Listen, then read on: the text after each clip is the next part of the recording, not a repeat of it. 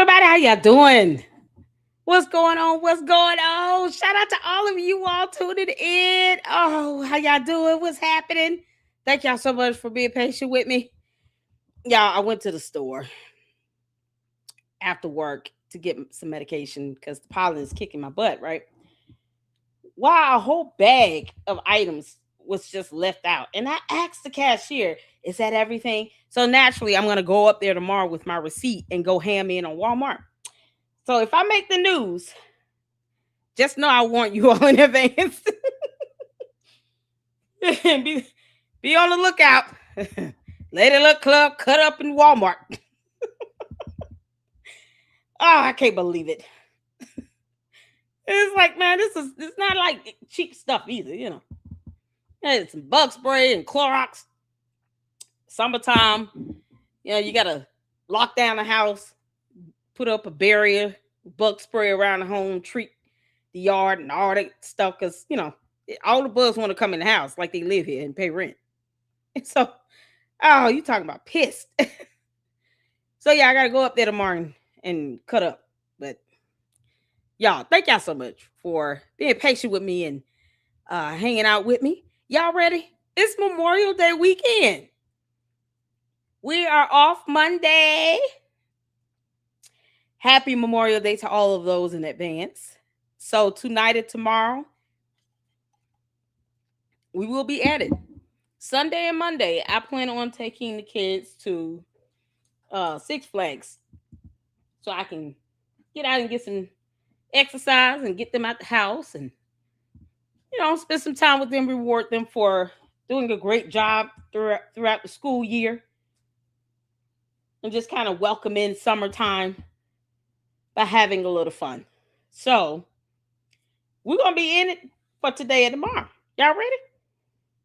Now, I may try to go live on Monday evening. Maybe Sunday. We'll see. I do plan on getting in the live stream for tonight and the one with Hunter Biden. Candace did. That's got to be a separate one, y'all. That's got to be a separate one. All right. So I do plan on doing those for sure this weekend. But we're going to, in this one, we're going to cover, now let's see here. We got the Facts Me Watch Party. We had started on that.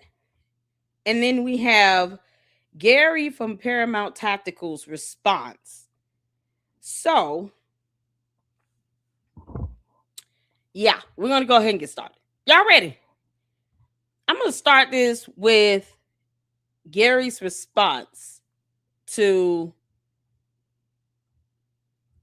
he responded to the Candy Asses and Baron Coleman, a simp who refuses to go and represent Candace in the court of law. Go figure. Is it Baron or Baron? What's his name?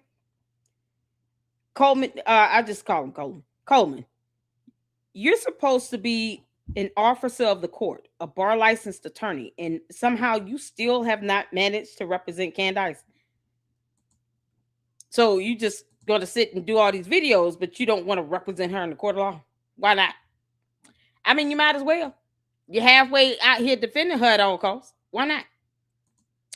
Because he's a punk ass. Can't make this up. So we're gonna start with that, y'all. All right.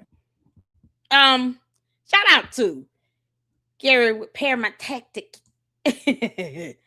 Oh, Edie Marie. Just kind of seared that in my head now. I can't think of anything else. Shout out to him. And man, the Candy Asses, boy, they try their hardest. They try their hardest to go in and do dumb stuff. And I mean, they took down cold-blooded Christians. I really think that the Candy Asses reported the Cold-Blooded Christians YouTube channel as spam. Because he, you know, catfishing. That's what she had coming. Candace, every person that reaches out to you is essentially catfishing you unless you're planning it. You know how you planned it with Mitch Snow and then raised money on a Save Go Now for his fake attorney fees that did not exist.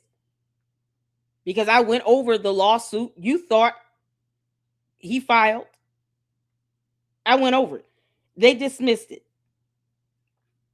So what attorney's fees were you trying to cover again? Or was it the potential attorney's fees that were forthcoming? Because perhaps you told him, look, we're lying really, really bad, and this is defamation. You're probably going to get sued. So I'll help you get started with attorney's fees, because $134,000 is not going to cover all of his attorney's fees against this federal lawsuit from Brian Harper. That's not going to cover it. Not from start to finish. It'll get them started, but it won't take him throughout the entire proceeding. And then if he get hit with a judgment that's equal to yours, Candace, even if it's 6 figures, he can't afford it. So he really gonna be asked out. And that's what he get. I don't feel bad for him at all. I hope they order him to pay $2 million.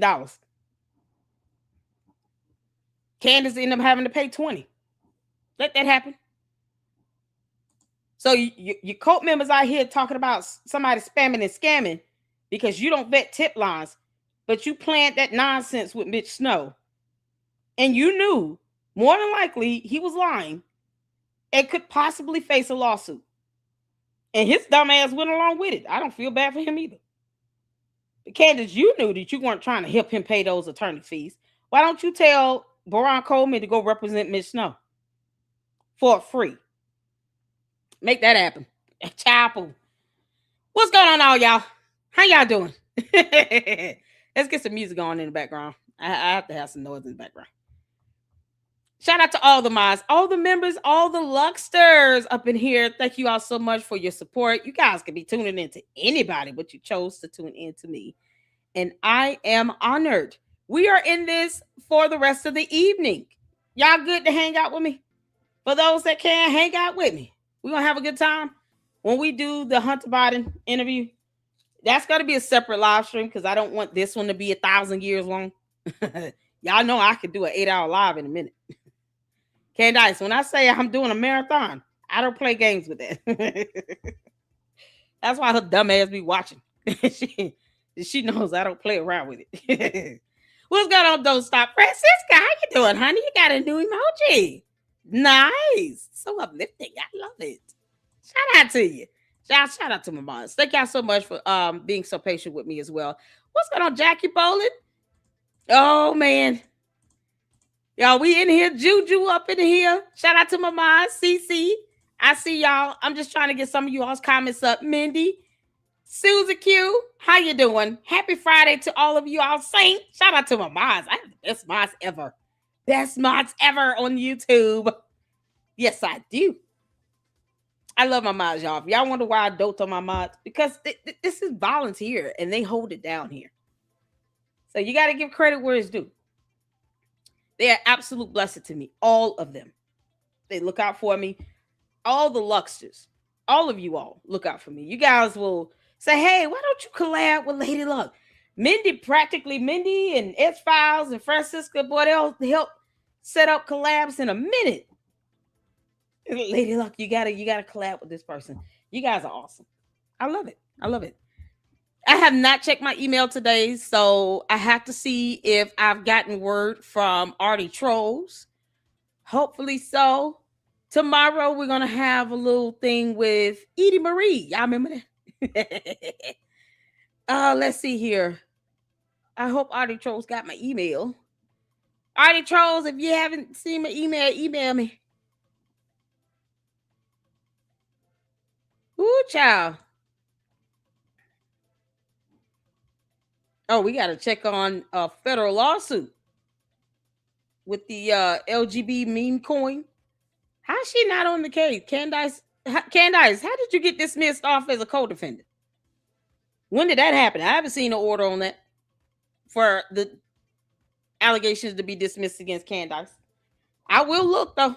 It's a federal lawsuit, so y'all, we have to go into PESA on that one. But I sure will look.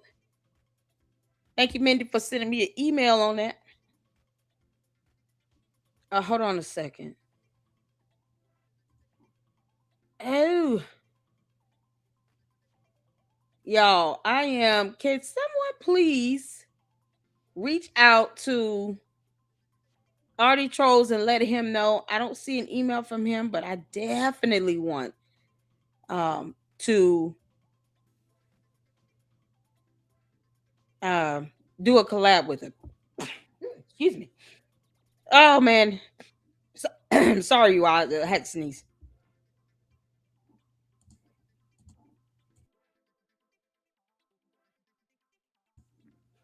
Oh, excuse me. Sorry about that. Oh man, this pollen is kicking my butt already. Okay. Yeah, someone let Artie Trolls know. I don't see an email from him. And y'all know oh man. I love the collabs. I'm digging it. So we'll be with Gary next week, Thursday, on the 28th. And I'm still waiting to hear back from Ami on a rescheduled date. So make sure you guys tune into that. I just moved the actual time up to a placeholder, but as soon as I get that word from Ami, I will set up the new date and time for the collab with Ami Kozak. It's going to be a ton of fun. Edie Marie and I will be hanging out tomorrow. I don't know if it's going to be pre-recorded or live streamed. Edie, you let me know, girl. But if it's pre-recorded, then it will be a special treat. And I will make sure that whatever video is pre-recorded is definitely going to be premiered over on E. Marie's channel as well as the LLC. I am here for the skits. I love, love, love her skits. They are absolute pure comedy. And we are here for that. I love that style of comedy as well.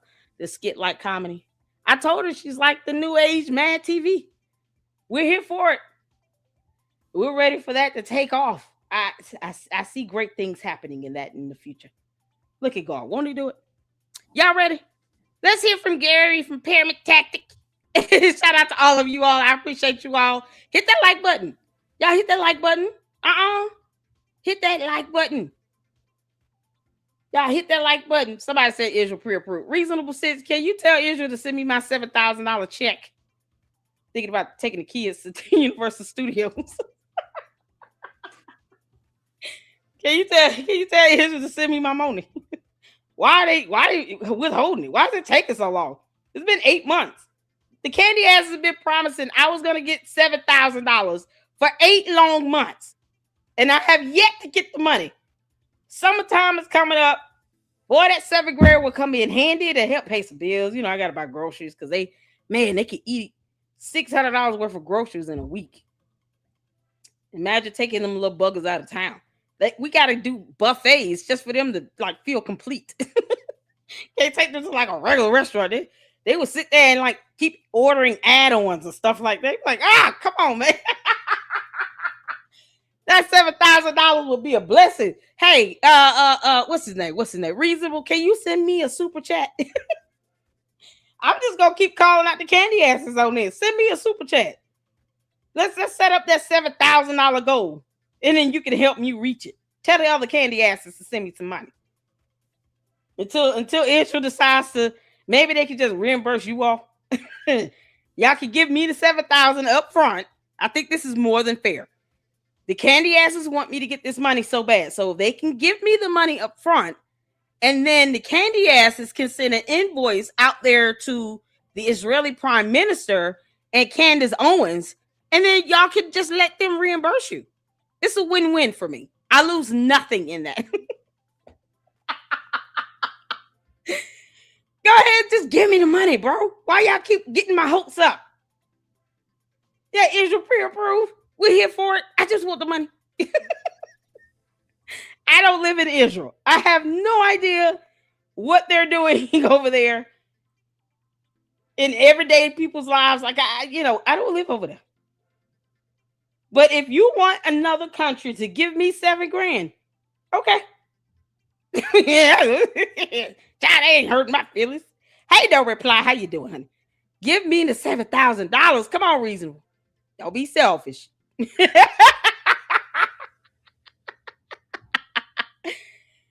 Don't be selfish. Give me the money. Come on, bro. Reasonable. Give me a super chat. Can you send me $20 in a super chat? Reasonable. Can you send Mama a $20 super chat? We'll wait. Taking the kids to Six Flags, you got this is expensive as hell out there. At a theme park. Y'all know how much a bottle of water costs at a theme park? Like $6 for a little 20-ounce bottle. That thing is gone in like 16 seconds. And you can't bring anything from the outside into the park. So you basically got to go out there and be full and happy. Maybe get a snack and then go out to eat for dinner after you leave the park just to save some money. You got 2 teenage boys. That's not always possible. They be out there 3-4 hours. Mom. Yeah, we're running low. We need some food. Like, what you mean you running low? Their stomachs are like bottomless refrigerators or deep freezers. You send me some super chats. Get them some bottled water out there. Oh, the candy asses. They're funny. Just gotta laugh at them. All right, y'all. Y'all ready? Hit the phone where you can see it here. Let's get to it. Oh, Gary. So, late last week, Candace decided to continue her coordinated attacks and smear campaigns on me, trying to slander me, defame me, and just lie, because that's all she has. She doesn't have the facts or the evidence on her side, so this is what she resorts to. And this video is to you, Candace, and to you, Baron. This is directly to you, but let's just go ahead and get right into what she's been saying. And speaking of lies and people who tell them, sometimes accidentally because they're just stupid, Paramount, not so tactical, doesn't understand what an alibi is. Okay, so we showed you the clip, the now famed clip of Erica and Andrew Colvett orchestrating this Fort Huachuca non-alibi behind the scenes. All right, so this is what she has put forth for months. This idea that I'm controlled by TPUSA. She said I've been paid by TPUSA, that Andrew Colvett orchestrated all of this behind the scenes. And she knows it's a lie. I've talked to her. Other people have talked to her. And she's seen this text message string that I'm getting ready to show you. Let's see who initiates this interaction and this information provided by Andrew Colvett. And I know she has this information because this entire text string was released by Alex Jones, but she doesn't show it to you because it doesn't perpetuate her lie. It doesn't perpetuate her false narrative against me and Andrew Colvett ultimately, as well as Erica Kirk. All right, so here's my text message initiating this whole thing to Andrew Colvett. Andrew, hope you had a great time at AmFest. I'm doing an expose of Mitchell Snow tonight at 6 p.m. So is Nate over at VFT and Jesse on Fire, who are both no friend of TPUSA and is still wholly aligned with Candace at 8 p.m. Can you provide anything proving Erica's whereabouts on the 9th? I know I've heard she was with her mother. Even give me a statement to confirm that will be helpful. Hard evidence is obviously better. And we can see that he responds at 7:30 to 3 p.m. I didn't see this initially, even after I started the live stream at 8 p.m. Hey, man, sorry, just seeing this. Been off of my phone. But it's worth saying, LOL, Erica wasn't in some fort in Tucson. The internet has gone insane. She woke up next to Charlie, went to the office with Charlie all day, woke him up from a nap before a fox hit, went to dinner with Charlie. Literally, people are lunatics.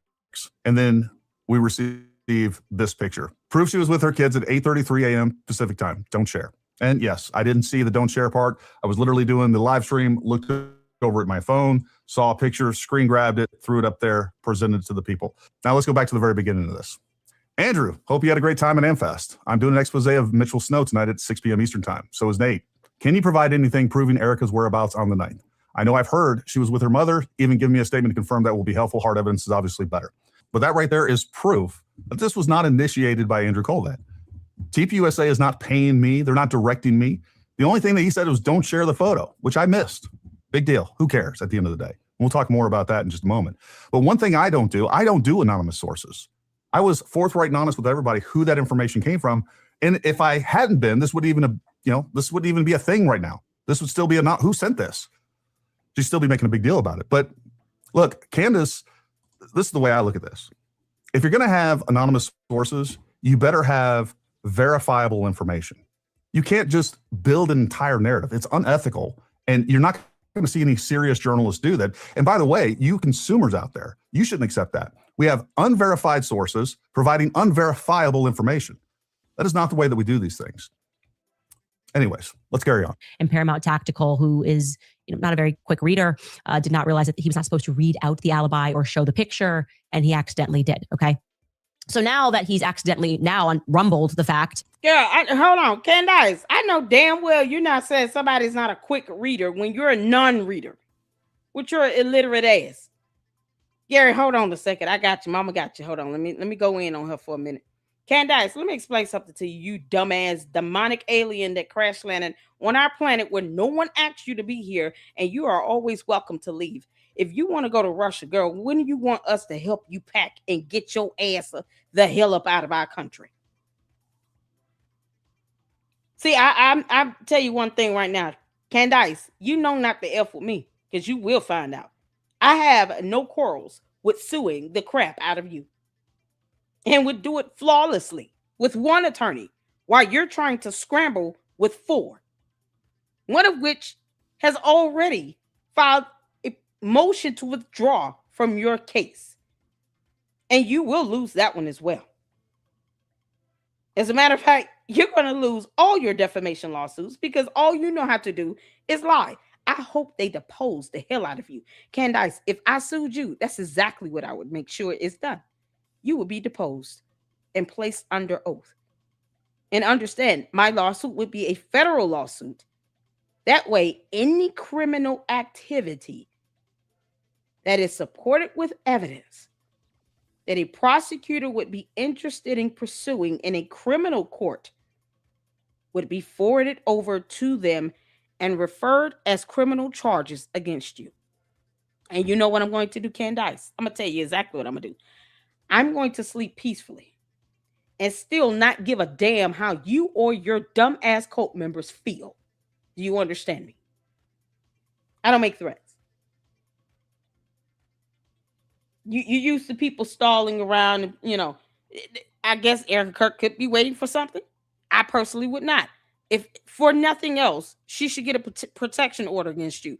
You have admitted to stalking another grown woman that owes you nothing. You don't have to pay her bills, take care of those kids. She does not have to pay your bills, help you raise your 4 kids that you had with your lavender gay husband. She doesn't have to do any of that. You are a non-MFing factor in the grand scheme of everyone's life here on earth. When I say we did not ask for you to be here, no one asked for you to be here. You choose to continue to breathe God's air and roam this planet as if you belong here when you don't. See, Gary, this is how you got to do it. You can't come at her with common sense and sensible things. You can't do that. She doesn't care. This is a PR stunt for her. Candace can't say the word beret. What are we talking about? Or bureau. Or spell the word evidence. These things go over her head. You can't be intellectual when it comes to Candace.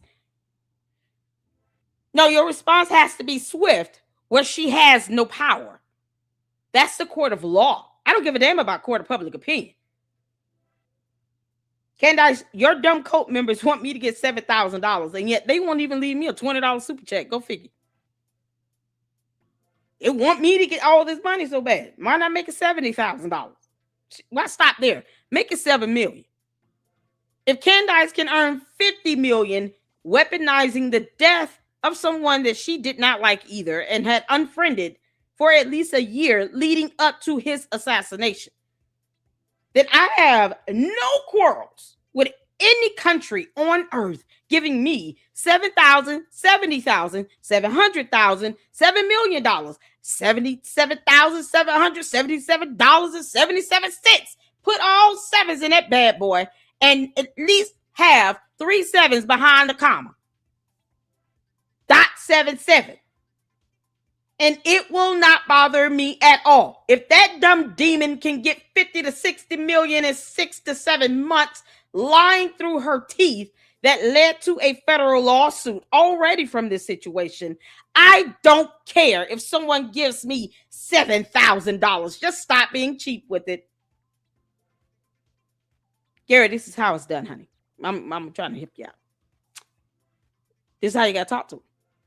The candy asses and Candace. I know you listening, you dumb heifer.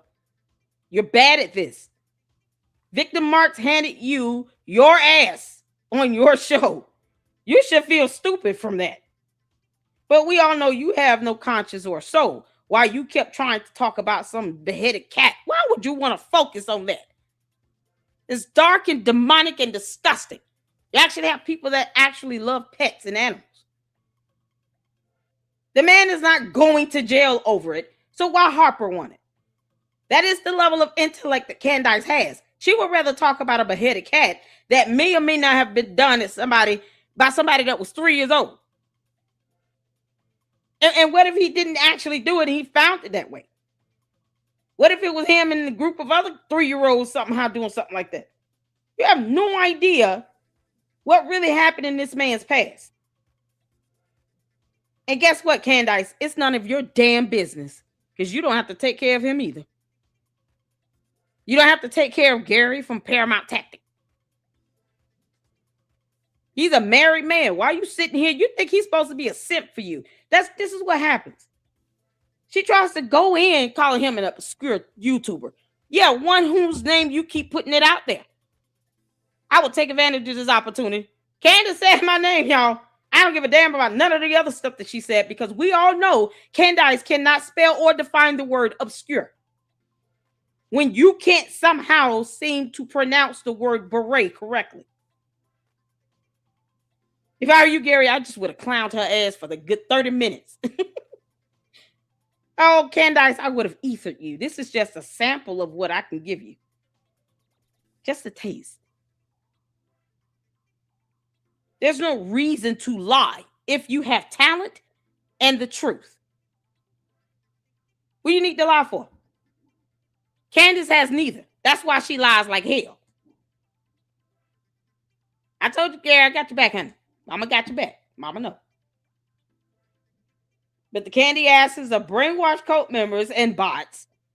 And they just copy and paste and repeat whatever she says. I wouldn't even try to reason with them, even though we're going to definitely listen to this. And I support Gary, absolutely, in his defense of this. I really do.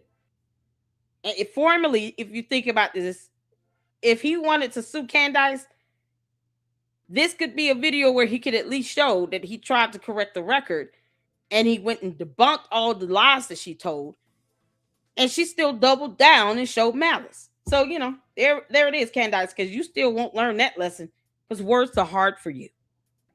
You know, 2-3 syllable words will break her brain. You got to use the simple words like red, blue, white. 1 syllable words with less than 5 letters. That's all she can handle. This dumb alien want to sit here and just go lying on people left and right. We're not going to your alternate reality, Candace. We don't care if somehow you discover a word called fantastical. And yet you claim to be some level of journalist while you entertain statements you called fantastical because you don't know what that word means. Candace, I can keep going. But for the sake of time, because we have so much to cover on your dumb ass, we're going to continue to let this play out. Y'all hit that like button. Candace, you don't want me to go scorched earth on you, girl. I will ether your soul, whatever you think you have left of it. You can make this. All right, so I find this funny and quite frankly rich coming from her. Oh, yeah, I have hundreds of hours of live streams covering this topic. And this is the one thing that she continues to go back to. This happened back in December. We're 5 months departed from that. And she has brought this up 4 or 5 times. And she's continued to push the false narrative that I was controlled and I'm paid for by TPUSA. It's a lie. Believe what you want, it's a lie. But as much as I appreciate her pointing back to the one mistake that she has, that she can point to, over hundreds of hours of content, I think it's especially rich coming from her, given there's an entire cottage industry of content creators that do nothing but produce her blooper reels. I mean, she's been doing this for over 10 years and she can't say basic words correctly. She doxed her own lawyer's address while online. And you want to come at me with this? And speaking of which, let's take a look at some of those. And big shout out to Nathan Livingstone from Milk Bar TV. Their new push is just that I'm stupid. It is a biennial joint military operation. Sex slave was hired by music mogul. Candace is dumb. She's really stupid. I am so very disappointed in Cash Patel, Dan Bongino, and Pam Bondi, who all made these grandiose promises. I am saying this in its true genitive meaning. She mispronounced the word. There's been so much toxicity. Given all the toxicity there, discussing their toxicity, we're going to go scroll through 300 episodes and look, and a CEO and a chairman has to compartmentalize. You can't compartmentalize. Compartmented. We knew a kerfluffle happened because this dress kerfluffle causes this whole race kerfluffle, a serious kerfluffle. She's ignorant. It was a philosophy class called Senior Sam, and he used to come in every day with a debacle. He hadn't yet committed the crime that creates that whole debacle. Taylor Swift was somehow involved in this entire debacle. The Kanye West debacle, Christ is King debacle, the Christ is King non-debacle, Jeffrey Epstein. Hold on. I thought that was her mantra. Why are you calling Christ is King a debacle? Not a debacle. Not a debacle. Because that is how that word is pronounced. Debacle. No, she's talking about debacles and all that. Candace, you actually are stupid. I don't know why you won't lean into that and just, at least make some comedy out of it. You're an idiot. You don't read. You're illiterate. You dropped out of college allegedly in your third year, to which you still have not proven that you actually attended a college. You all realize that we're basically going on, like, I'm not, but the idea that she went to college is based on what she said, but not what has been actually proven. Y'all realize that? Candace has not one time proven that she even attended college. Where's the transcript, Candace? Where's your enrollment documentation? Where are the photos or the videos of you on the campus? If you attended the University of Rhode Island, but you grew up in Connecticut, that's not a reasonable commute to go to that school. That means you would have had to live on campus. Who was your RA? Let's see if she knows what that means. Or the RD for your dorm. Who was that? What was the name of the RD for your dorm? What were the names of some of your teachers? You claim you majored in, journalism or English or both, even though the school doesn't offer that type of dual program. Who are your teachers? Show us a thesis paper that you wrote. And we want to see the grade, because as dumb as you are, I highly doubt you got anything above an A in English. Ain't no way in the hell she passed English. Candace, we want actual evidence and documentation that you attended that school, with photos and videos of you on the campus, real evidence that someone can identify you as a former student, a classmate, a teacher, the dean, somebody. Somebody had to remember you went to that school. Funny how no one has came out and spoken out on this and confirmed, you attended that school. I don't even know if her cousin even mentioned that. So Candace, we want evidence, because we don't owe you that. We don't have to actually go based on what you said about going to school and dropping out in your third year. You've never even proven that you were enrolled. You've never proven that you stepped foot on that campus into any building to attend a classroom for any subject. You've never proven it. So we want photos. We want transcripts. We want absolute concrete evidence and proof you attended any college in the United States of America for 3 years and dropped out. What the transcript would reflect that. Documentation from your school would show that you were enrolled and you dropped out. Nothing you typed up and drafted, because we will go behind you and vet. I have done it before. I will do it again. I will reach out to your school and vet anything you put out there to prove you attended that school for 3 years. What was your tuition like? What type of financial aid did you receive? You know the difference between a subsidized and an unsubsidized loan? These are words that she would not be able to reiterate on her own. And yet she has relatives that are well known, make decent wages, and she couldn't ask any of her relatives to help her finish out school for 1 year. You dropped out because of financial issues? Where's the evidence of that? We haven't seen any proof that this girl ever even had a loan. She said she had to take out loans to go to school. What loan? Name it. What's the documentation? See, Candace, this is what happens when you lie like hell. Everything starts to kind of boomerang right back on you. And I hope this boomerang effect hits you in your soft spot on the top of your damn head.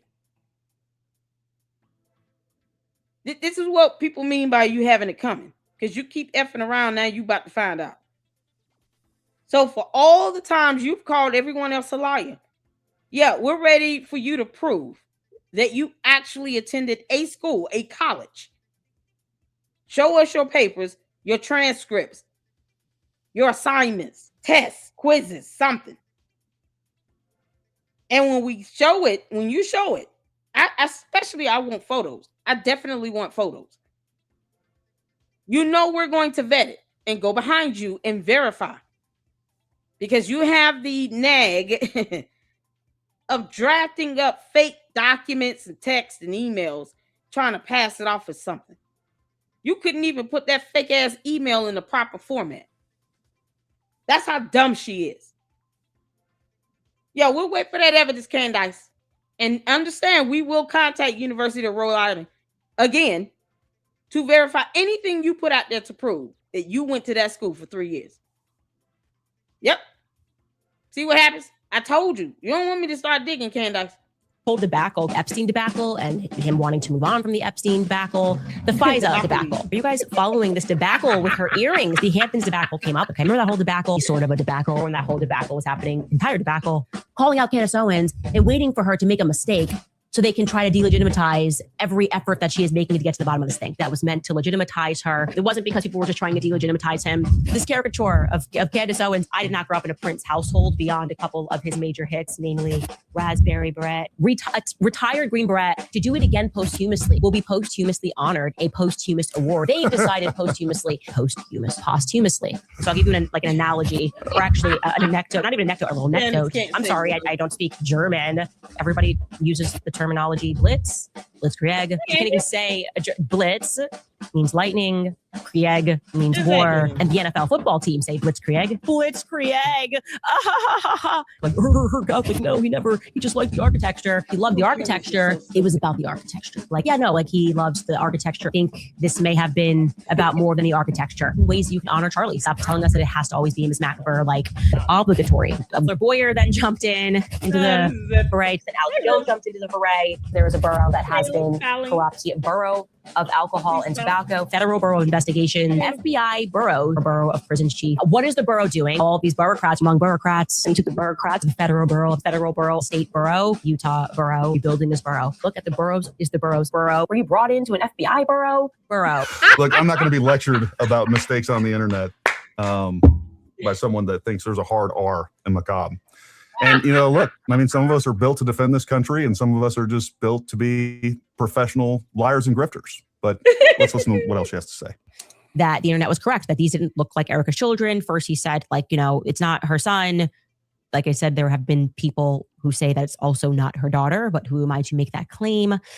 But people with direct knowledge and who know the daughter say that it is not her. Anyway, Paramount Tactical now is raging about that. And he says actually it doesn't even matter if neither of them are her children. It's not relevant at all. Do you know what an alibi is? If you're saying her alibi is she was with her children, it would kind of be relevant, Gary Melton, if these are in fact her children. Okay, so this is what he No, it wouldn't. What do you mean? These are in fact her children. How would that be relevant to anything regarding an alibi? when there are cameras and you have direct sources and contacts that live in her building. See, Candace, the issue with you is that you have foot and mouth disease. You put your foot in your mouth and then wonder why it's infected. You bring the bullshit into your damn body. You can't make this up. It is absolutely irrelevant to the kids being brought up at all when it comes to any alibi that you are not deserving of. You do not have standing to demand an alibi.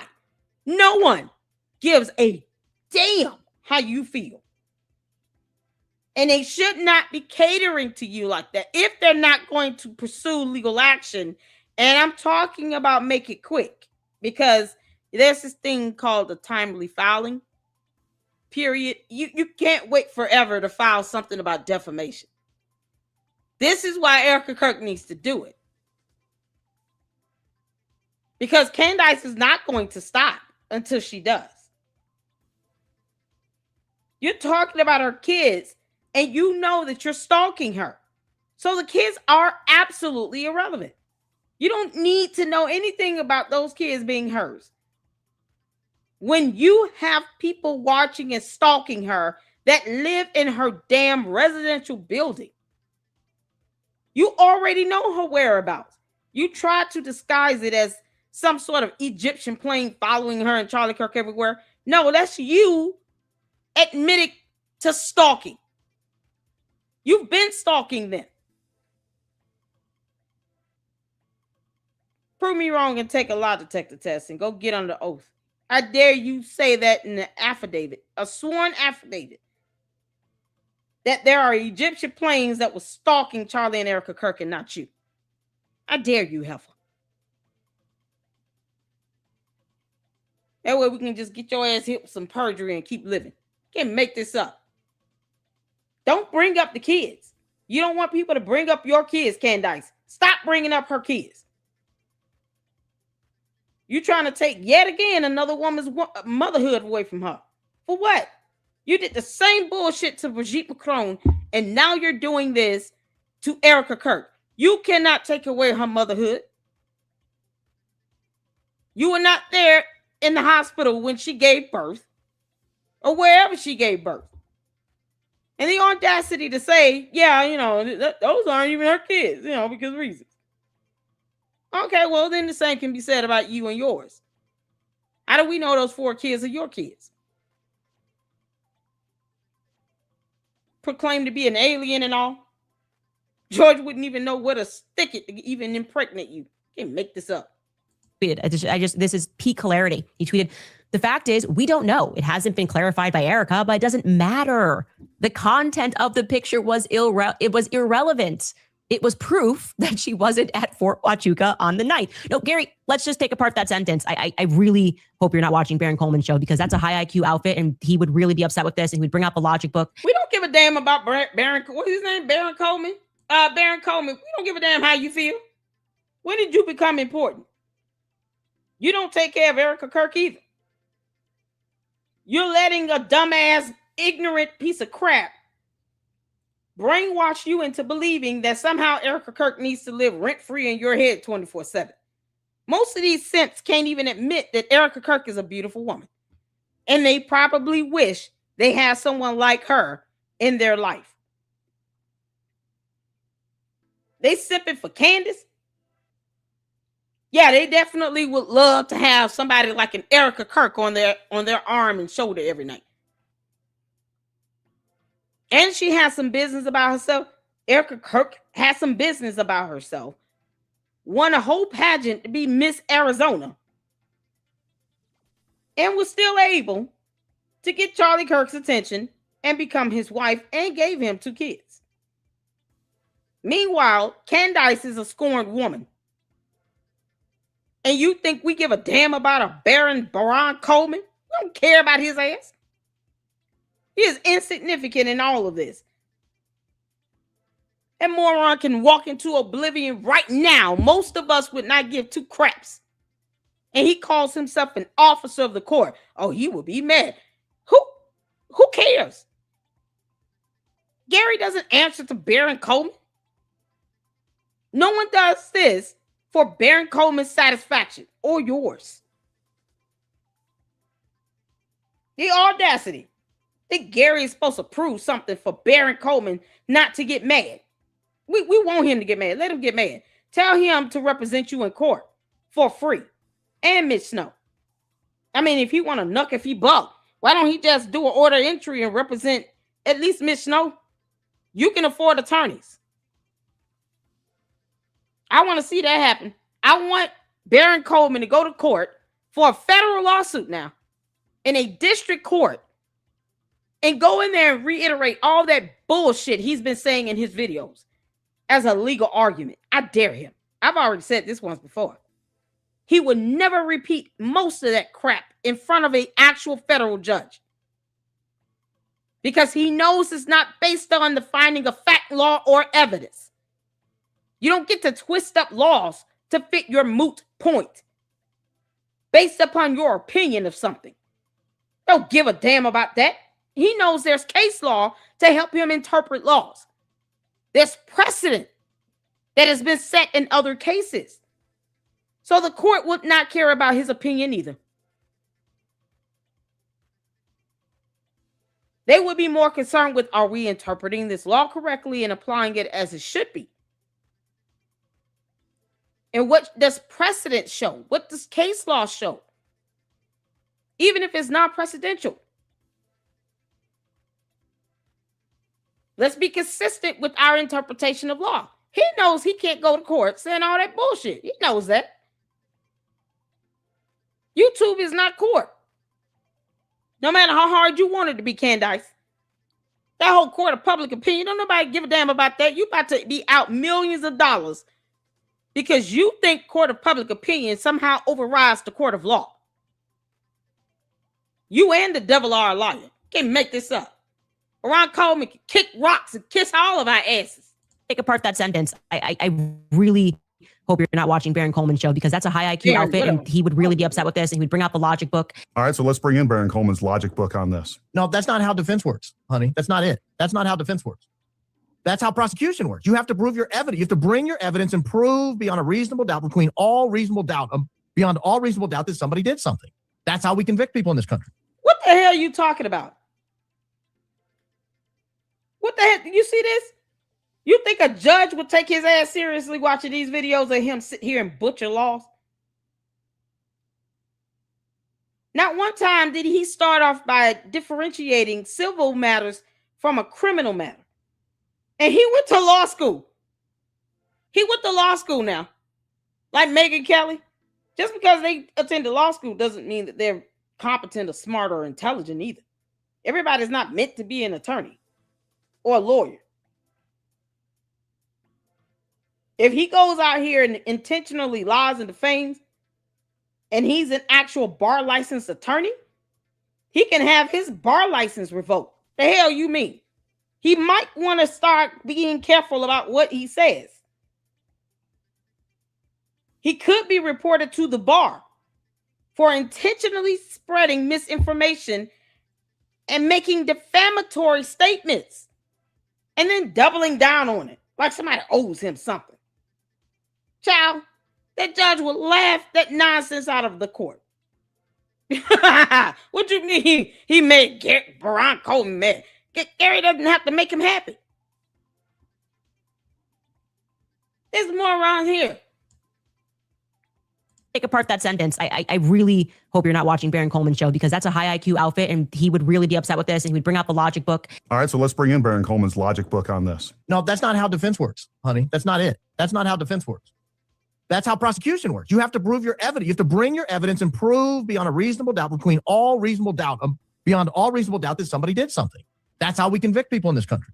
You don't get to convict them because the defendant can't prove he didn't do it. He doesn't have to prove a thing. He doesn't have to put on a single piece of evidence. He doesn't have to cross-examine a single witness. He doesn't have to review a single document. He can just sit there and say, prove it. You put on all you want and prove it. For example. Well, there you go. There's Baron Coleman's criminal matter. What does that have to do with the federal lawsuit filed by Brian Harper? If what's his name? Barron? You can't make this up. I want y'all to hear what he just said here. And he's an attorney. He's an attorney. He went to law school. Where the hell he went to law school? What's his bar license number? What state is he licensed to practice law? Does anybody know? This is unbelievable. But she said this is high IQ. When he is intentionally being misleading about the burden to meet when it comes to an actual civil proceeding. Part of going to law school is learning about the federal rules of civil and criminal procedures. And those court rules are in tangent. They're synced with laws. The court rule can't go against the law itself. And you mean to tell me this idiot thinks that in a civil proceeding, the burden is to prove beyond a reasonable doubt, and his dumbass went to law school? You can't make this up. His name is George Barry Coleman. Is it so George is the first name? He's in Florida. Oh, he's in Alabama too? Florida, Alabama, and Tennessee. You have this moron registered in 3 different states to practice law. And he is being intentionally misleading and deceptive about the burden to meet in a civil matter, not a criminal matter. So all of that he just said is moot and null and void. It is irrelevant when it comes to a civil proceeding. You can still file a federal lawsuit or a federal complaint, and it's not a criminal matter. This dumb piece went to law school. Bar number is 35489. Indiana University Moore School of Law from 2006. I wonder if he got a degree from a degree mill or if he actually attended the school. You can't make this up. Yeah, Andrew Tate is suing Nathan in Florida. Why, I don't know. Milk Bar lives in Australia. He's in a whole different country. State courts, Alabama, Florida. I just can't wear curtains. Y'all, this is crazy. Man, this is this is such an insult to the rule of law. Who all are attorneys up in here? Real to you, are you an attorney? I don't know why I keep thinking you're an attorney. If you're an attorney or you went to law school, you're a lawyer or an attorney, hit the 4. Hit the 4. Anybody that went to law school, you're a lawyer or even an attorney, hit the 4. Because I want y'all to hear this. I want y'all to hear this. Because lying by omission is also a crime. He can also be held legally liable for that. Because he knew when he made these statements that he failed to differentiate what type of proceeding this is, what type of case this is. He intentionally omitted that to make a moot point that proved nothing. And Erica Kirk still owes him and Candace Owens nothing but her ass to kiss. I want y'all to hear this. Lady said, I'm not a real lawyer. I just play one on TV. Oh, my God.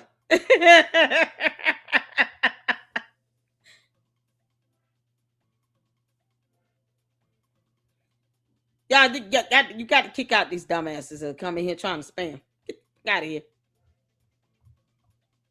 And understand, I'm telling you all candy asses right now, you're going to get your cult leader effed up with me. I have no quarrels with suing the out of her. And name as many of these candy asses as I can. Don't spam my chat. You can't come up with an actual real statement.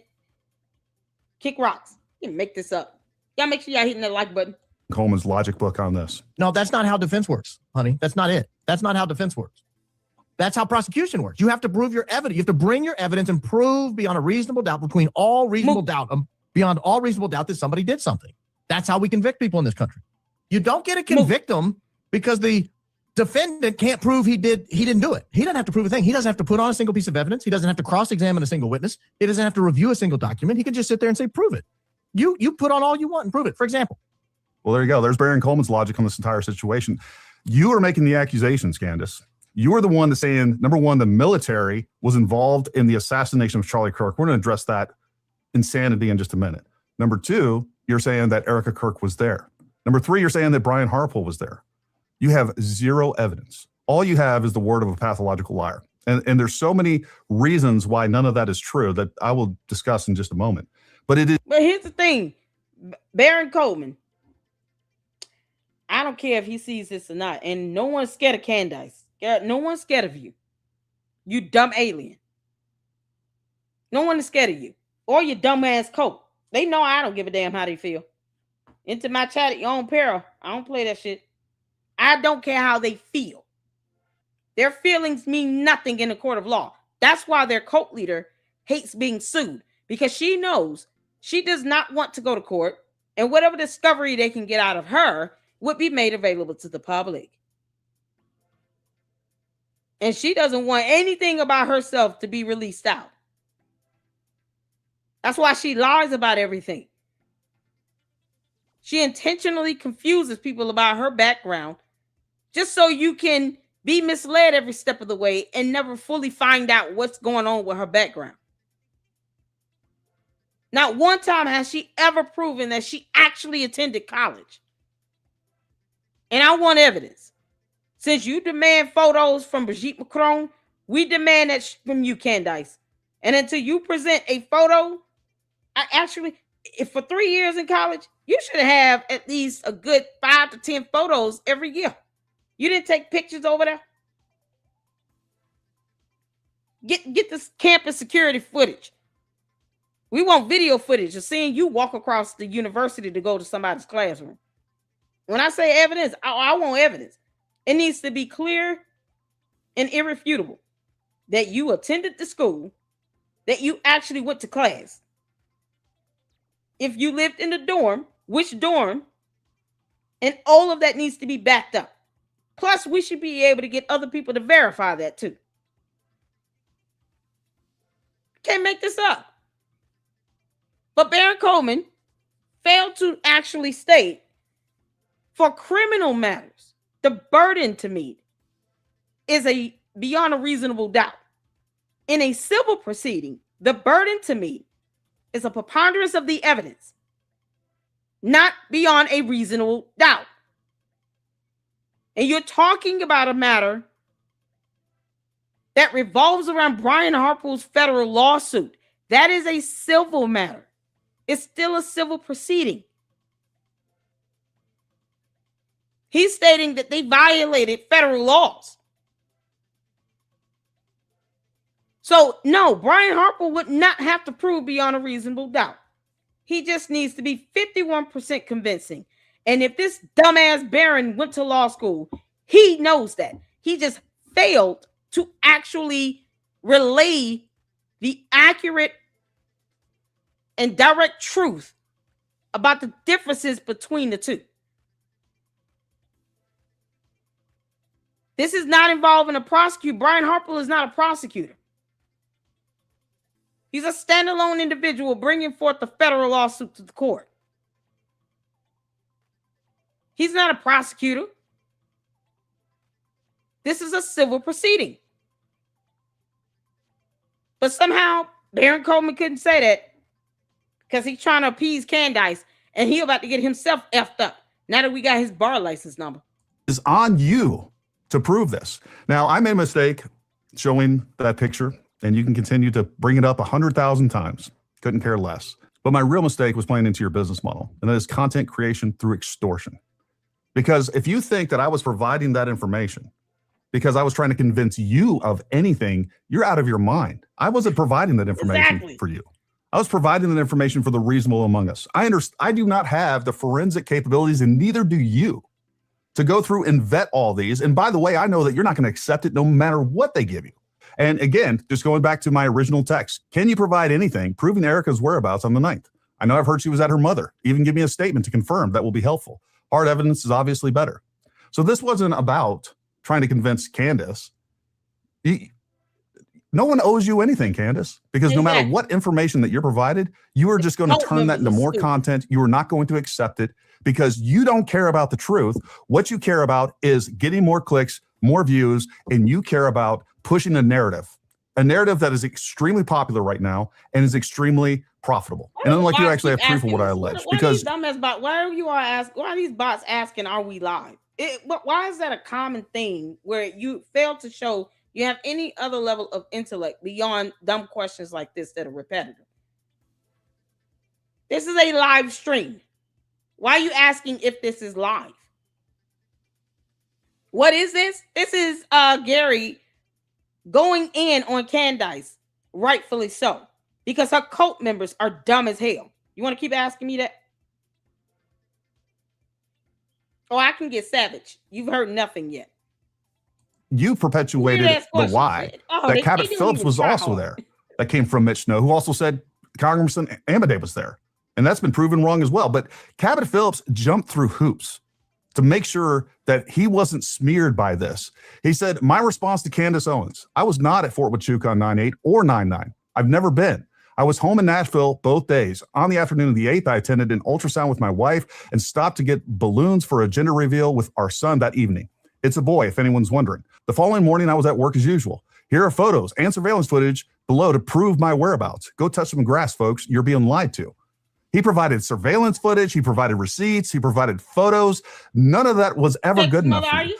And have you ever corrected the record about Cabot Phillips? Have you ever went back and said, hold on. Are you his mom?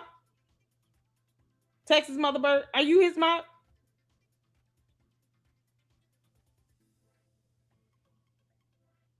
Are you his mom?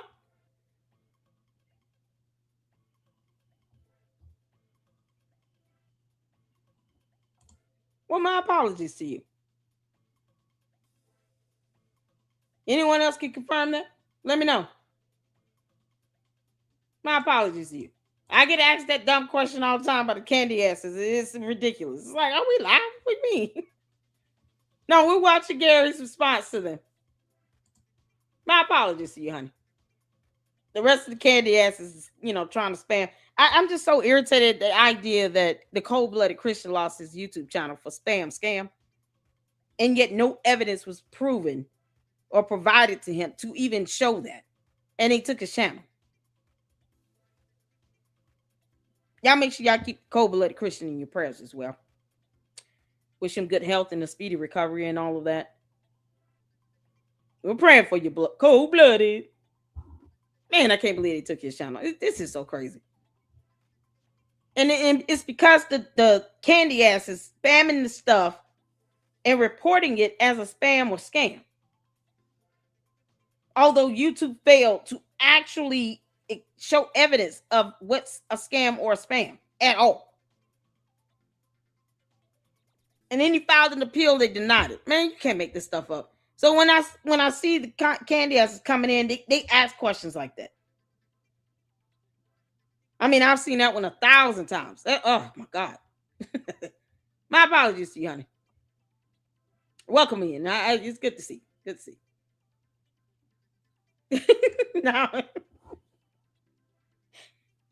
No, honey.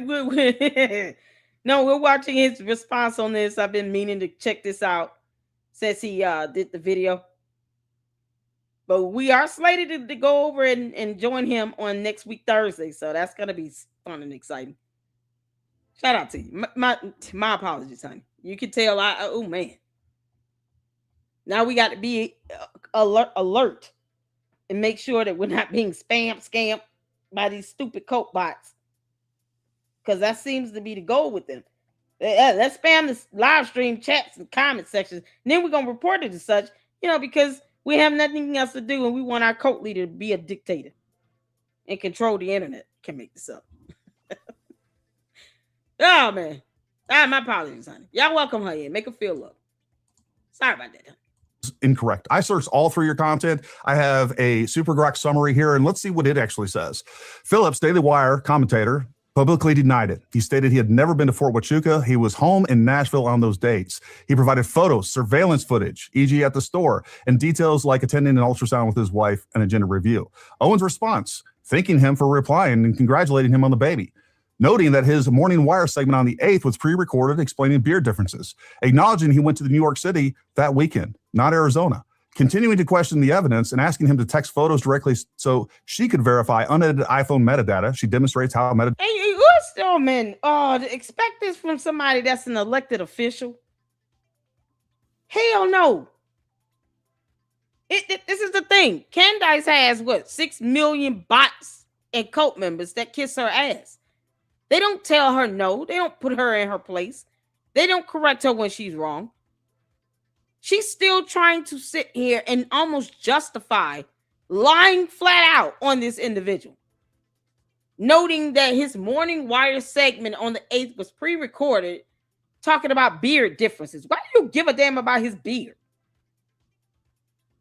It's such a stupid thing to bring up. That would be moot. It would be irrelevant in court. And if this person can't feel, if he wanted to sue Candace, he could. Whoever this elected official is, if he wanted to sue Candace, he could. Definitely for defamation. And here you see her doubling down. All that nice nasty doesn't get you anywhere, Candace, because the judge and jury would not be pleased with that either. Pull that nonsense in court if you want to. Go to court and think you're going to be nice, nasty, and sarcastic. I dare you. You can't make this up. And it's still asking for more information. Hell no. But she'll harass you into Kingdom Come about it. Same thing with Brian Harper. She actually harassed him. You are going out of your way with this pattern of behavior, as it's legally defined to be, where you are giving this unwelcomed attention to someone that wants you to leave them completely alone. Here you are still asking for more information. You think with him saying that there's plenty of evidence to prove that I was not there, and this is where it stops. So unless you want me to sue the crap out of you, stop coming for me. Hell you doing? She did the same thing to Brian Harper, demanding that he come on her show and answer questions and all this stuff. No, because your dumbass can't read and you can't come up with better content. Harassing someone to come on your show? Girl, if you don't kick rocks.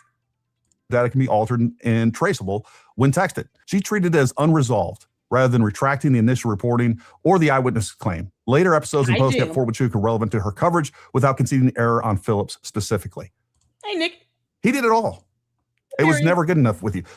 Candace, we wouldn't be in this spot at all if you'd have done what was ethically and morally required of you. And that is, if you are going to accuse people, you have a responsibility to provide actual evidence, provide such significant proof that Erica Kirk was there, Brian Harper was there, that there was this meeting at Fort Huachuca to assassinate Charlie Kirk. Provide such evidence that there is nothing to refute. That's your job. But instead, we've turned justice and logic on its head. Now it's accused people of whatever, and then they're forced to prove their innocence. That is the most un-American garbage thing that I've ever seen. And to try to force someone to prove it to her ass. And she's not a commissioned officer or an investigator of any sort. Certainly doesn't work for any federal government agency, even though she steals the CIA logo and the likeness of that image to make money by putting it on her merchandise. And they should be suing her ass for that. And they need to stop playing games with this, because more people should be suing Candace to put her ass in check and to remind her that we don't care how you feel or your cult members. We will take you to court and you will have to pay us all the money if you keep on with this nonsense. She's also not a judge or a jury either. So her so-called demanding of this stuff is laughable. A judge would laugh at it. As a matter of fact, Candace God is laughing at this right now. The idea that someone owes you something, like you're God.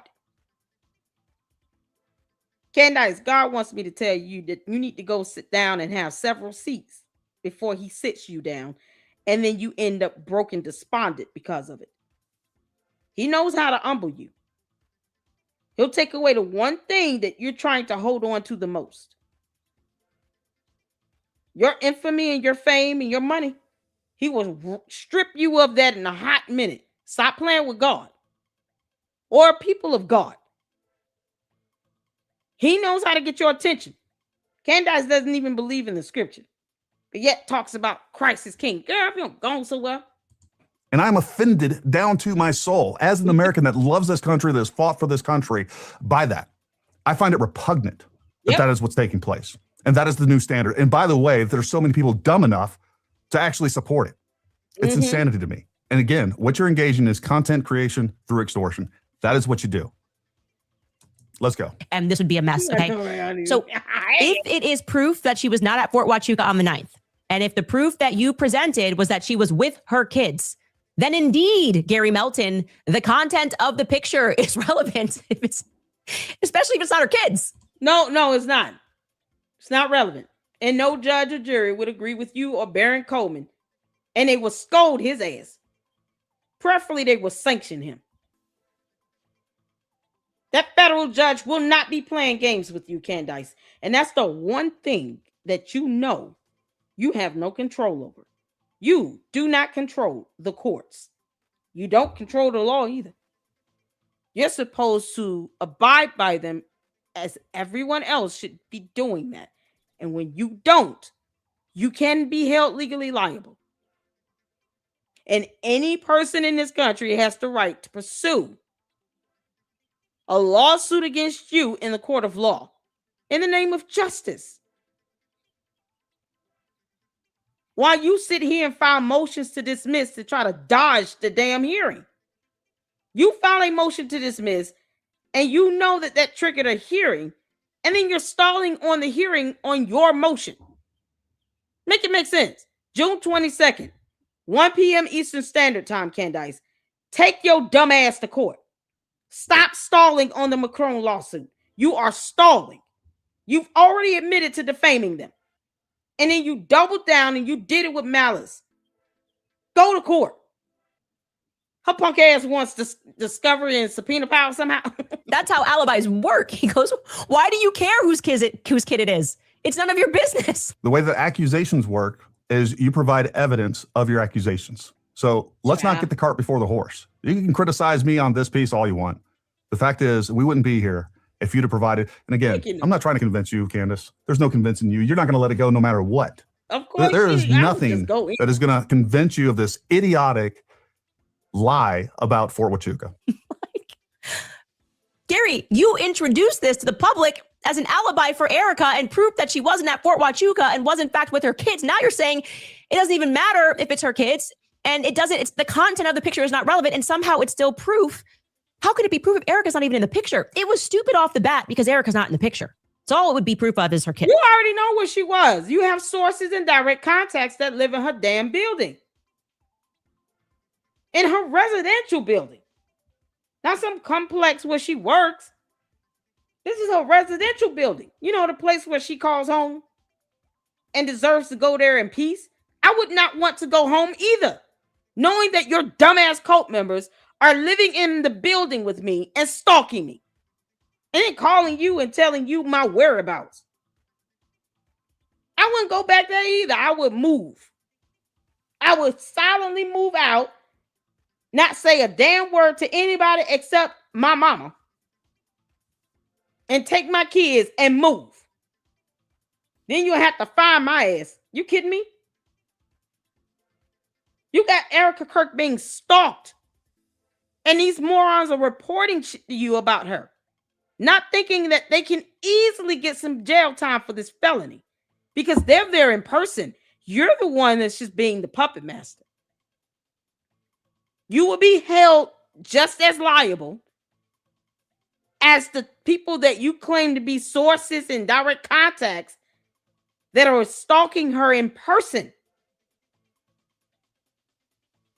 That's a felony. And you have no quarrels with that because you actually think you will be able to beat it. No, she's going to do a protection order. This is why. Because Candace doesn't care about leaving the kids out of this. The kids have nothing to do with this. Still, they have nothing to do with this.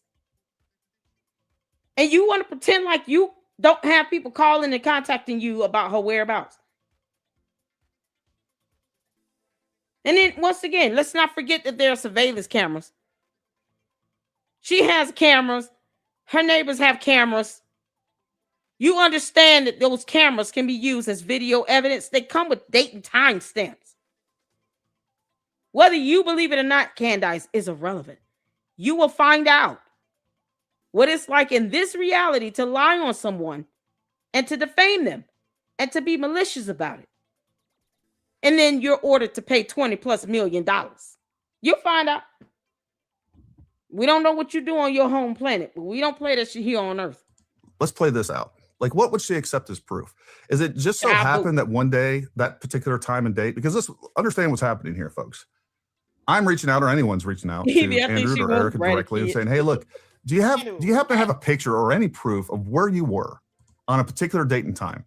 Like, if I asked you, like, look, on September 30th, 2025, I needed you to go back and be able to prove to me where you were. Most of you would not be able to do that. If you did, it's just by happenstance.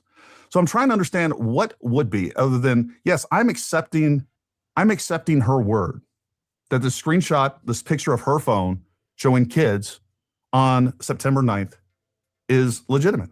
I don't have a search warrant. I have to accept it on its word. And again, I think most reasonable people will accept that. That just happens to be a picture that she took that day. But I'm curious of what Candace would accept. Is it like a selfie sitting next to an atomic clock? She wouldn't accept the damn thing. Candace, if Erica Kirk wanted to get this protection order issued against you and your so-called sources and direct contacts, it wouldn't be hard. The girl has a camera.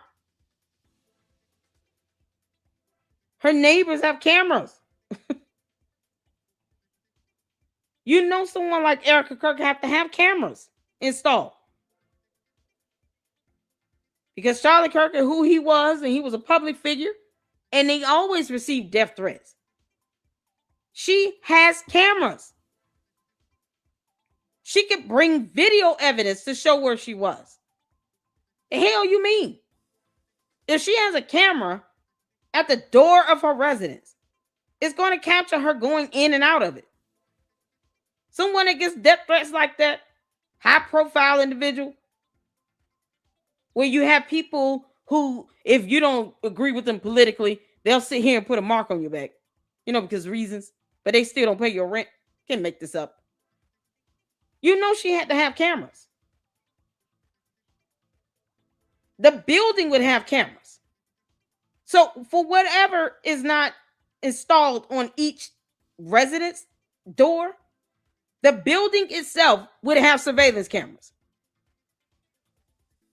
And I don't think, Erica Kirk and Charlie Kirk were living in the boondocks or anything.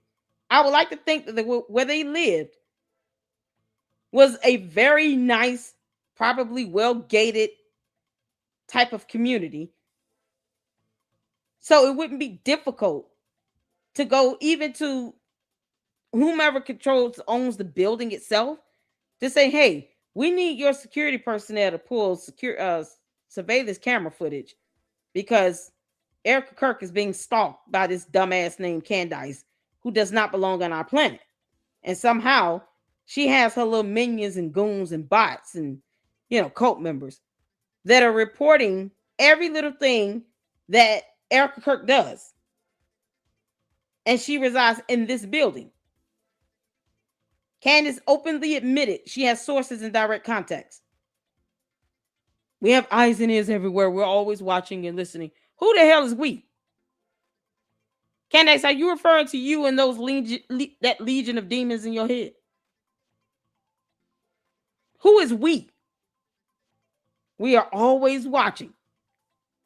No, you are always watching, Candace. You understand that video alone would be sufficient for Erica Kirk to get a protection order against you? and anyone else affiliated with you, it would not be hard, especially if they live in her building. Oh my God. Erica Kirk, please file this PO. While like a Buc-ee's in a background at a specific location with an address, like there's nothing that she would accept. And I find it hilarious, but continue on with your rant there, Candace. And somehow we should still accept it as proof that she wasn't at Fort Huachuca. I am very terrified. I'm terrified to understand that Paramount, not so tactical, served as a Green Beret. I'm terrified that China represents a threat, not because of their data centers that are expanding, but because they What might does this have to do with China? have smarter people than Gary Melton. Like this is a military. And this is coming from the idiot that can't say bureau. Beret. She got close.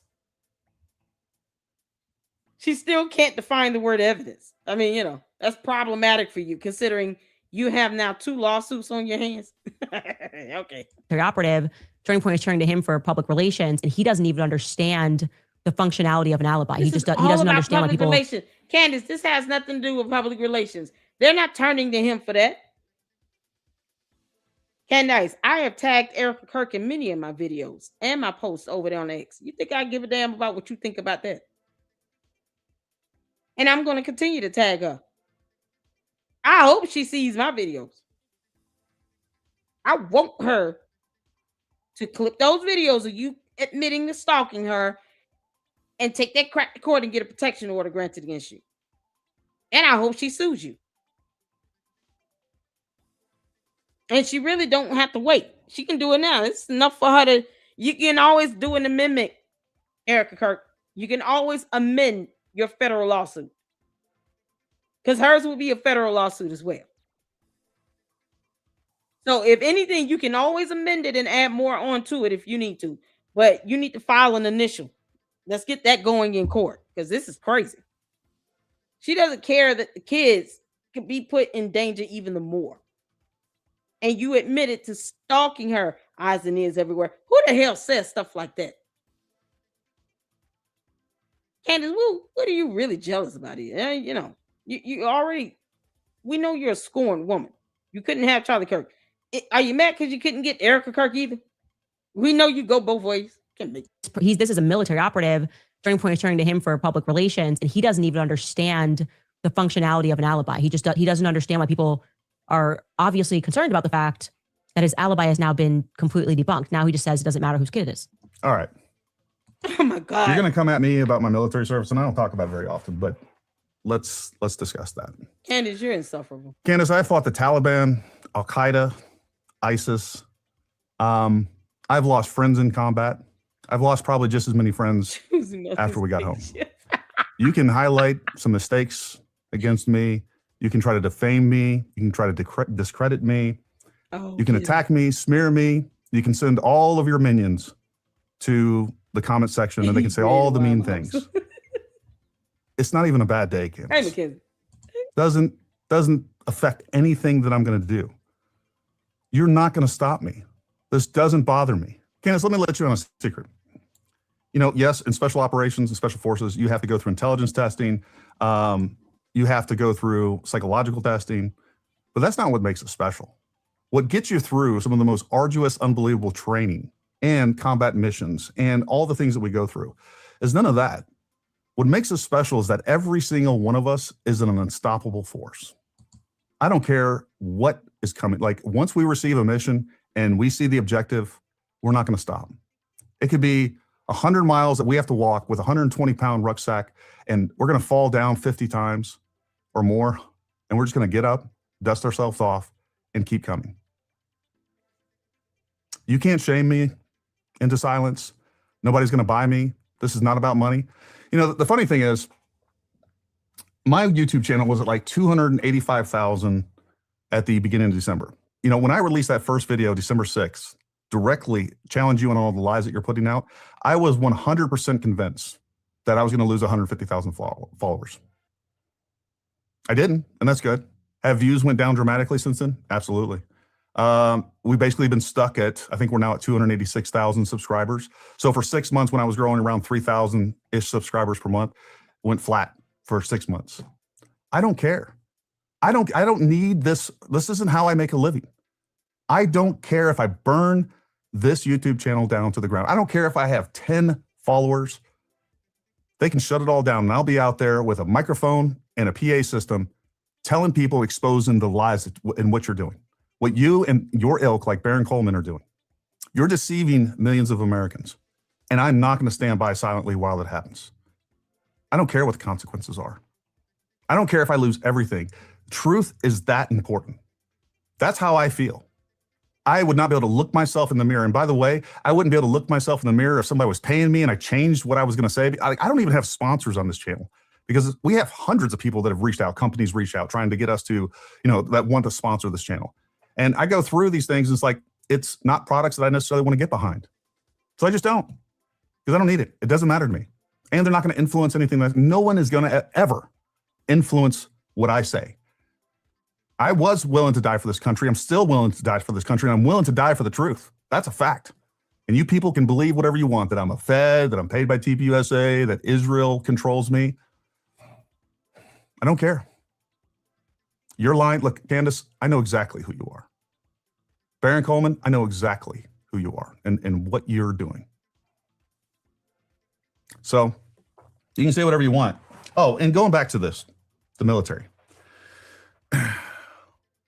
It's one thing to accuse Brian Harpole and Eric Kirk of being involved in the assassination of Charlie Kirk. That in of itself is reprehensible, with zero evidence and so much evidence against it, by the way, which is why you are going to lose that Brian Harpole defamation case. You're going to lose it, and I'm going to be there watching. But the other thing that really does piss me off and why I got so engaged. Project Constitution, I know damn well. Is that him in my chat? Project Constitution, if you're in my chat, you're going to get sued like hell. He had broken a lot. Broken a lot of updates. Chabo. To the point where he had to get hit with a cease and desist. Project Constitution be lying like hell. They definitely need to name him as a co-defendant. Erica Kirk for sure. And TPUSA. I wish Brian Harper would have did it. But TPUSA and Erica Kirk definitely should name him as a co-defendant. That idiot got it coming. And he still does it. Just because he was not named in Brian Harper's lawsuit certainly does not mean he cannot be named in others. He's such a simp. It looks like he need a bath. We don't do simps over here. I don't sit here and pump up simps. The real men of the Lady Luck Club will not allow that to happen. We don't simp over here. We don't do that. Chabu. Man, you can't make this up. This Project Constitution need to be sued for real. Go ahead. Go in, Gary. You're doing a great job. I'm loving this. With this whole Mitch Snow thing is because you are accusing the military of killing an American citizen on U.S. soil. Like, the military is not some abstract thing, Candace. These are the sons and daughters of America. These are the men and women that risk it all. I mean, even the training that they do. People die all the time. And then we're down there at Joint Task Force Southern Border.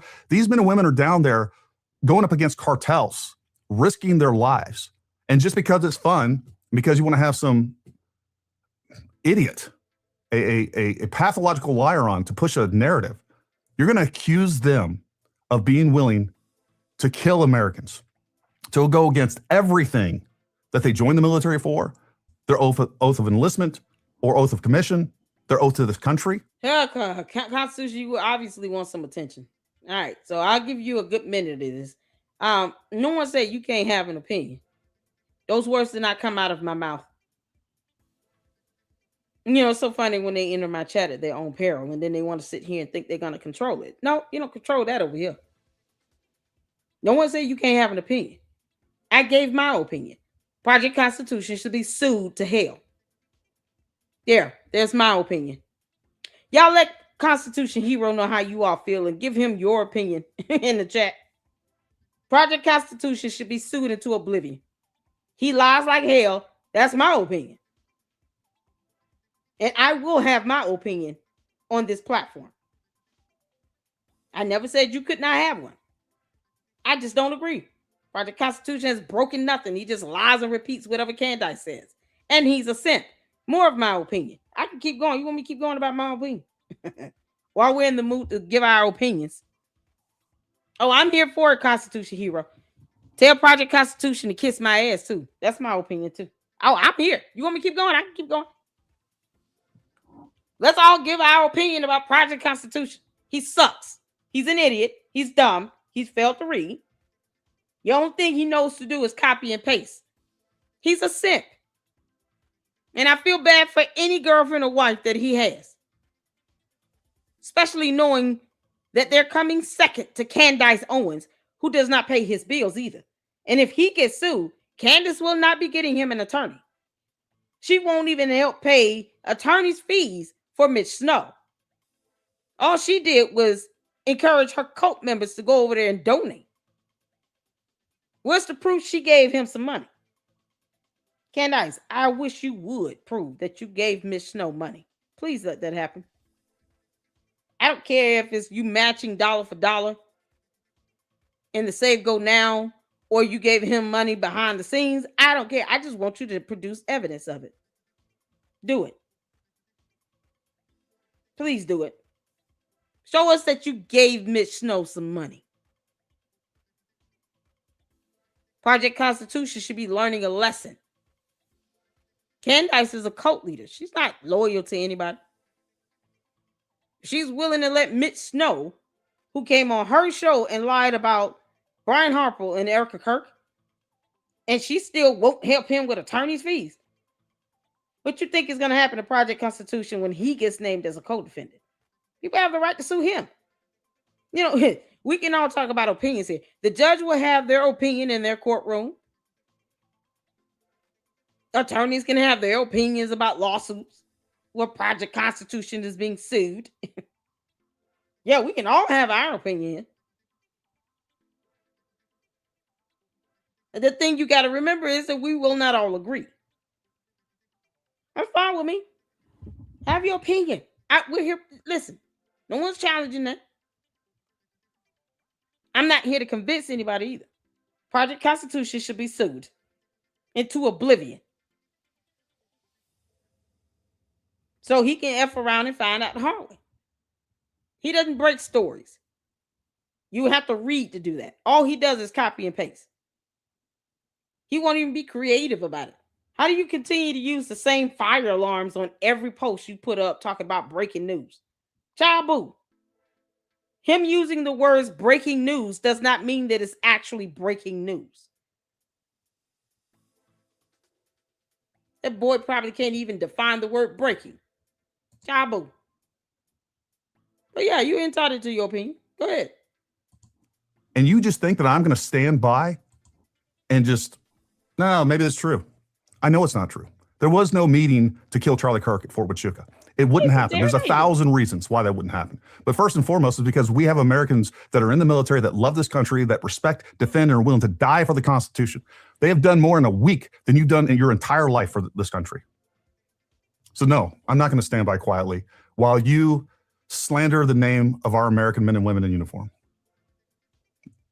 Let's watch some more. Still counts.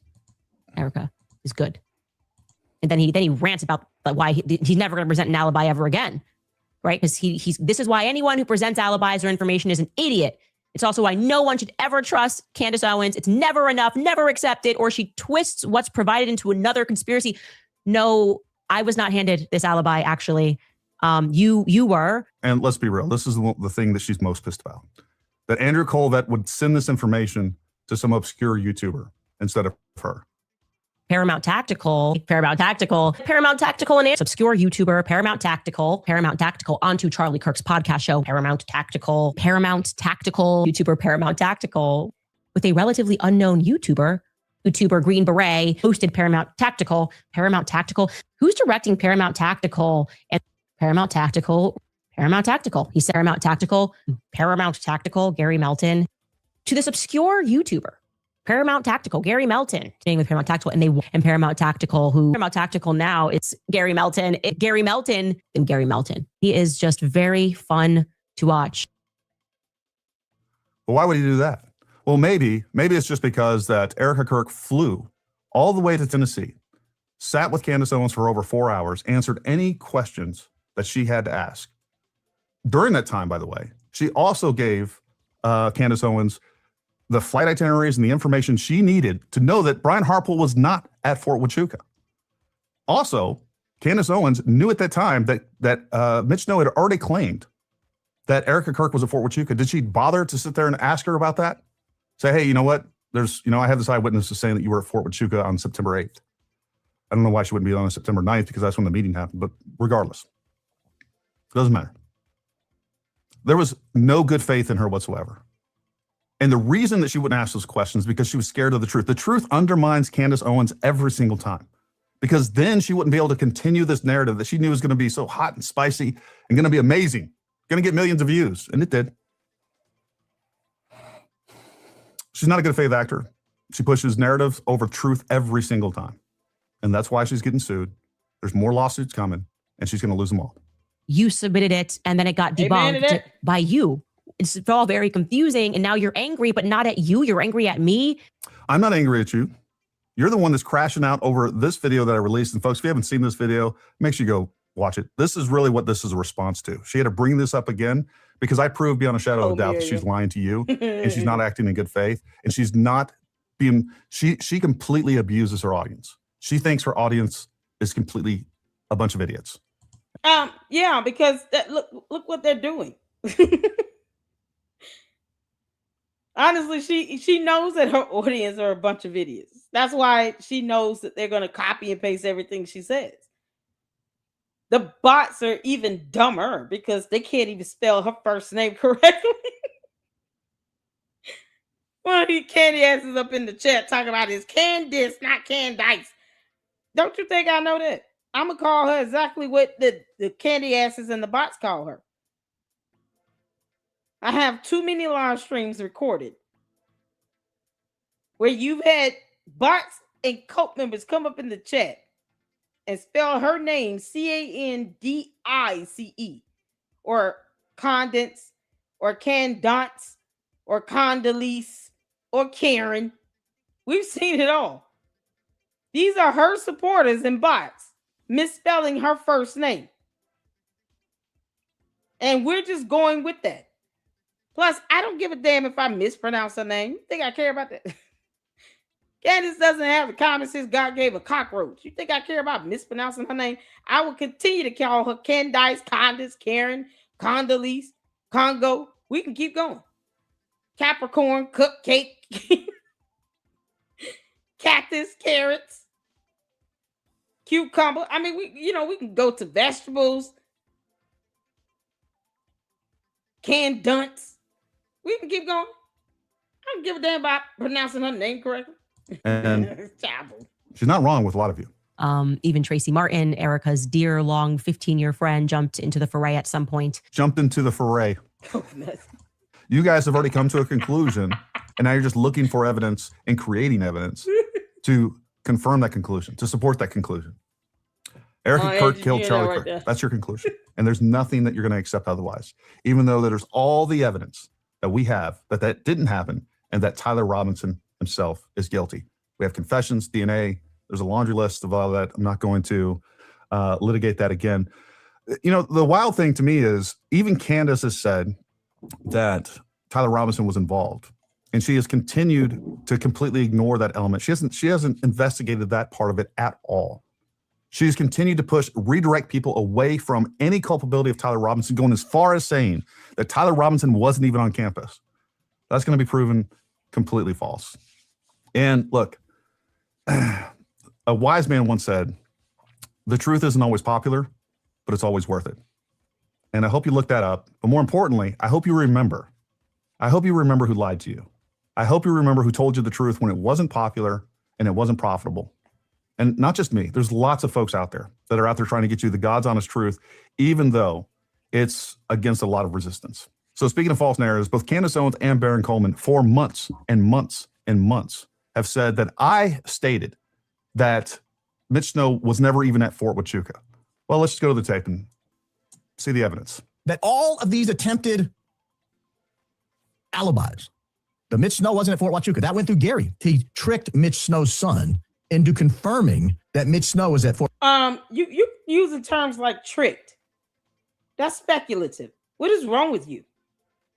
This idiot went to law school. You're accusing him of tricking anyone into saying anything. What do you mean? They need to really challenge his bar license. That's what needs to happen at this point. Baron Coleman's bar license should be challenged. You're directly, falsely accusing him of tricking somebody. You think he had to trick this man's son to come on his show while the son told the flat out truth about his father, Mitch Snow, whom Mitch Snow claims is the son of the Zodiac Killer? Mitch Snow declares that he is the son of the Zodiac Killer, someone who took people's lives for no reason. And he claims to be the son of the Zodiac Killer. We haven't seen any paternity test results or DNA testing on that to confirm that. All of these years, why the hell has he not come up before as the son of Zodiac Killer? Why would he just frivolously throw that out there again? But you don't have any heat for Mitch Snow claiming to be the son of the Zodiac Killer. And you're accusing Gary of tricking the son into a conversation. Don't you think it would be more profitable for him to actually, for the son to actually take up for his father than to actually say the truth about him? Because all the son would have to do was go on Candace's show and then get a bunch of more interviews and lie like hell. The son told the truth about his own father. You cannot take that away from him, Baron Coleman. You can't say the son was tricked or anything. The son is a grown-ass man. The hell you mean? This is why he would never be able to say this stuff in the court of law. Because the opposing counsel would object to him quick, fast, and in a hurry. You're categorizing this as some level of deception or trickery from Gary to the son of Mitch Snow. All because the son said that Mitch Snow was a liar. Why do you care, Baron Coleman, that Mitch Snow is a liar? You're a grown-ass man. Why do you care about that? You care about another grown man lying like hell. You're mad because his son told the truth about him? Why do you care about Mitch Snow? But yet you won't demand DNA evidence at all from Mitch Snow to prove that he's the son of Zodiac Killer. Are we picking our battles like this, Baron Coleman? Your bar license should be challenged and revoked. If you actually think that you wouldn't be able to make that argument talking about he was tricked, knowing the son could easily go in and debunk your dumb ass. Gary literally could slam dunk a lawsuit on Candace and Baron Coleman right now. And Mitch Snow's son, his grown son, will probably be more than happy to go to court and testify. You cannot force that boy to say that he was tricked. If he goes to court and testifies and says, no, I went on this man's show on my own accord, and I told the truth about this sperm donor I call a father. Why are you trying to speak for the son, Baron Coleman?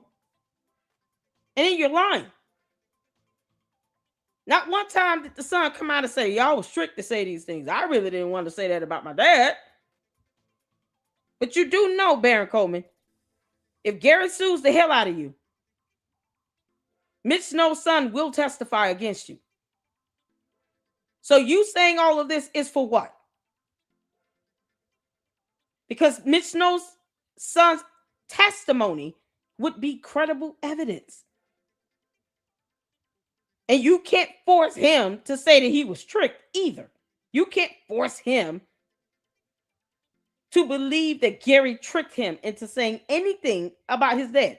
He knows his dad better than you know yourself, Baron Coleman. You don't think this boy knows his father well enough to know that he's a liar? And somehow Baron Coleman is offended that people call Miss Snow a liar. While Miss Snow claims to be the son of the Zodiac killer with no genetic DNA testing. You mean? Boy, this the hypocrisy of it all. This is coming from somebody that went to law school. Baron Coleman went to law school. See the evidence. That all of these attempted alibis, the Mitch Snow wasn't at Fort Huachuca. That went through Gary. He tricked Mitch Snow's son into confirming that Mitch Snow was at Fort Huachuca. That was not known. In fact, that was hotly debated. Objection. You would have to prove that he tricked anybody. How old is Mitch Snow's son? He's got to be at least, 25 years old? He is well into adulthood. He is a grown man. So if Miss Snow's son comes out and calls you a liar, Baron Coleman, then what? Then you've said all of this nonsense and buffoonery for nothing. Go read a book. What the hell wrong with him? At the time, if you remember, if you go back in time, when the Mitch Snow idea first populated, there was a lot of doubt whether he wasn't the idea. Candace brought him on her show. Oh, he really is this stupid. Baron Coleman is an idiot. And you are making any real attorney look bad right now. You are an insult to the rule of law. You know you would not be able to prove that Gary tricked any other grown man into speaking candidly about their own father. He knows Miss Snow better than you, Baron Coleman. Hell you mean? As a matter of fact, the son said that Miss Snow was not even a part of his life. So what the entire F word are you doing? The video alone of Miss Snow raising that hammer to his wife that he's still illegally married to because he refused to just go through the divorce process would be sufficient to tear his credibility into shreds. And guess who else's credibility is going to go along with it? Candace and Baron Coleman in Project Constitution and all these other dumbass idiots that failed to read a book. So keep connecting your credibility to Miss Snow. It's going to land straight in the hottest parts of hell where it belongs. Was even there. All right, folks. Again, this is a very common tactic with disinformation. What they do is they confirm, they show you proof, or say they even confirm the non-material elements of the story. All right. I can confirm you were there. Who cares? Who cares if you can confirm this guy was there, or you can confirm that he stayed at a freaking Best Western somewhere near Fort Huachuca? None of that matters. What matters is you confirm what he's saying or anything. I mean, she confirms nothing ever. I mean, that's the problem with all this stuff. I don't doubt that he was, matter of fact, I'm quite sure he was down at Fort Huachuca. Look at that. I'm quite sure he was down at Fort Huachuca. He also got removed from the military base, Candace. You want to know why? They thought he had some suspicion object in his bag.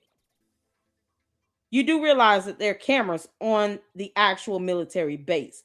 All of this shit is unnecessary. And I'm glad Gary is doing this. Nothing wrong with making a record. But Candace's dumbass argument is still stupid. Because the military base has cameras. There are witnesses that would be able to attest to him being on the base and being kicked off of it. He was removed from the military base. We don't care about that. We don't care what the hell. That's like worried about whether or not he, went to McDonald's last week. Like, why do we care if he went to McDonald's? Why do we care if he was at the military base? What matters is if he actually saw Brian Harper and Erica Kirk, especially when he said that he would not know anyone or recognize anyone at TPUSA except Charlie Kirk. So how the hell he recognizing head of security again? All of a sudden, he can recognize the head of security with a 95 to 99% accuracy after stating that he would not be able to recognize anybody at TPUSA except Charlie Kirk. So if you don't recognize anyone, you certainly should not be recognizing the head of security or Erica Kirk. And yet you didn't take a photo or a video or anything of them. No evidence to prove that he saw them.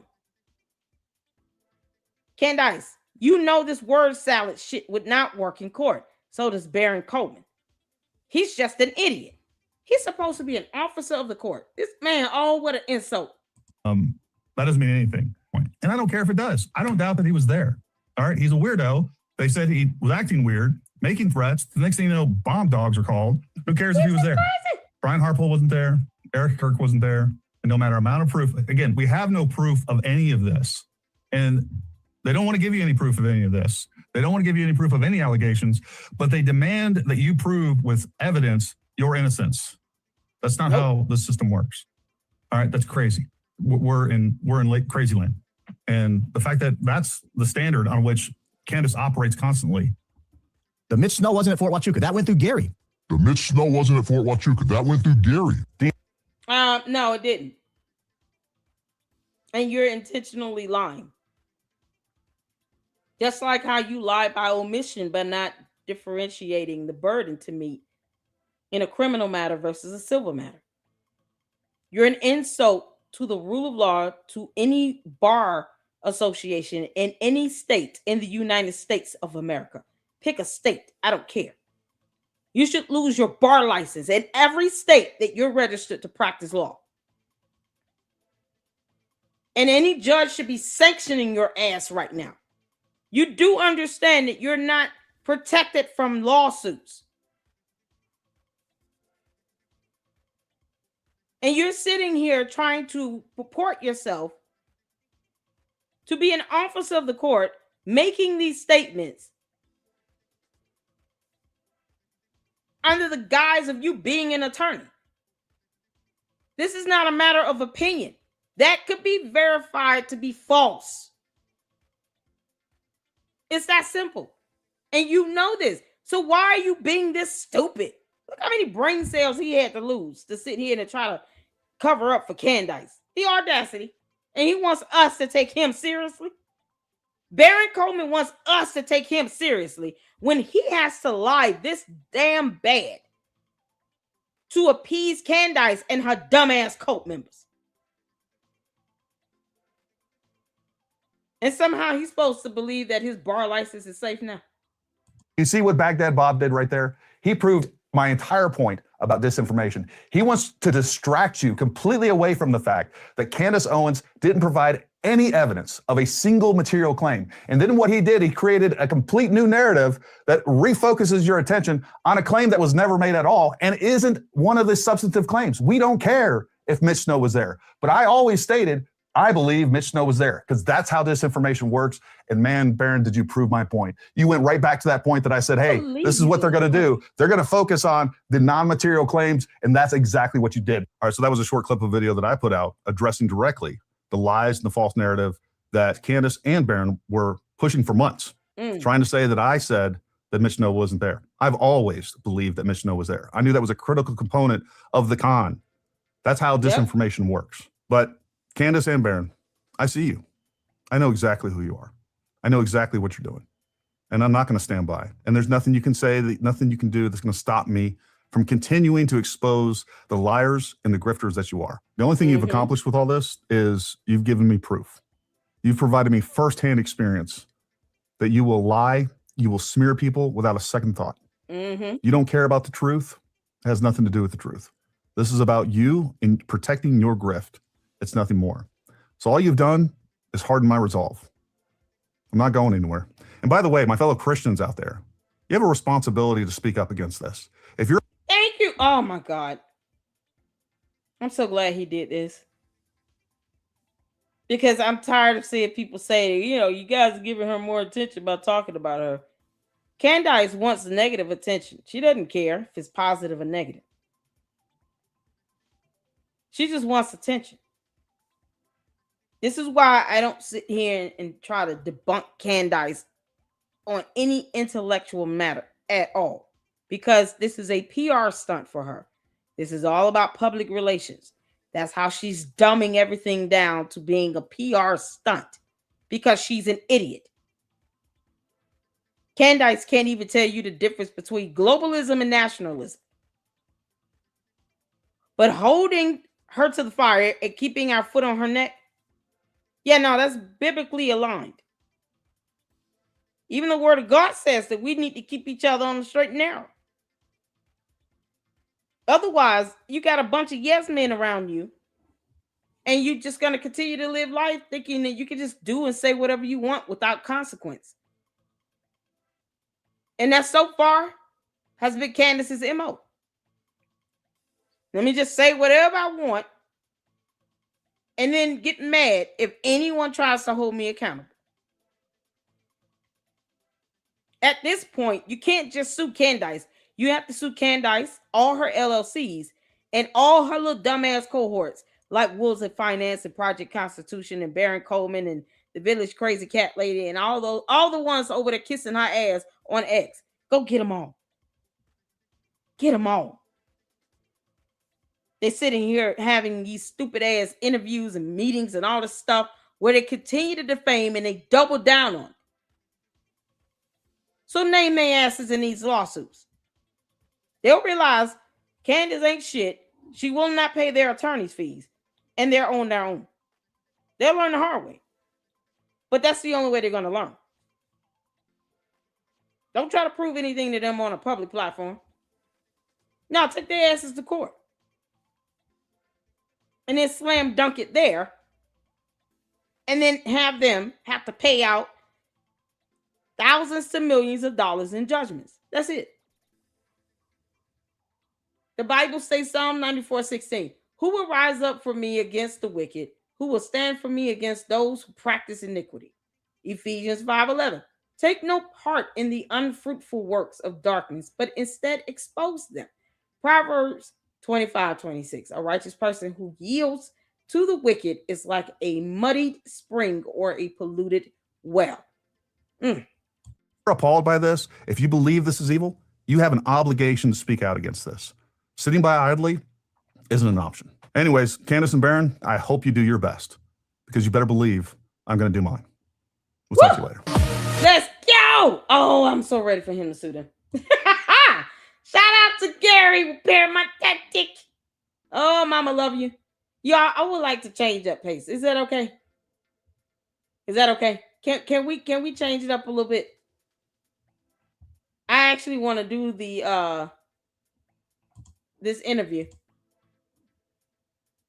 For those who want to see it. I know many of you asked for me to go over the Candace and Hunter Biden interview. Can we do that? Hunter Biden. Y'all mind? Or do you all want, if y'all want us to go over, because we can just do the Fax Me, Bride of Candace. We still gonna go over that. We can do that tomorrow. Because Sunday and Monday, like I said, I'll be taking the kids out to have a little fun and get out the house and all that good stuff. They earned it. There's some good kids. I have some really good kids.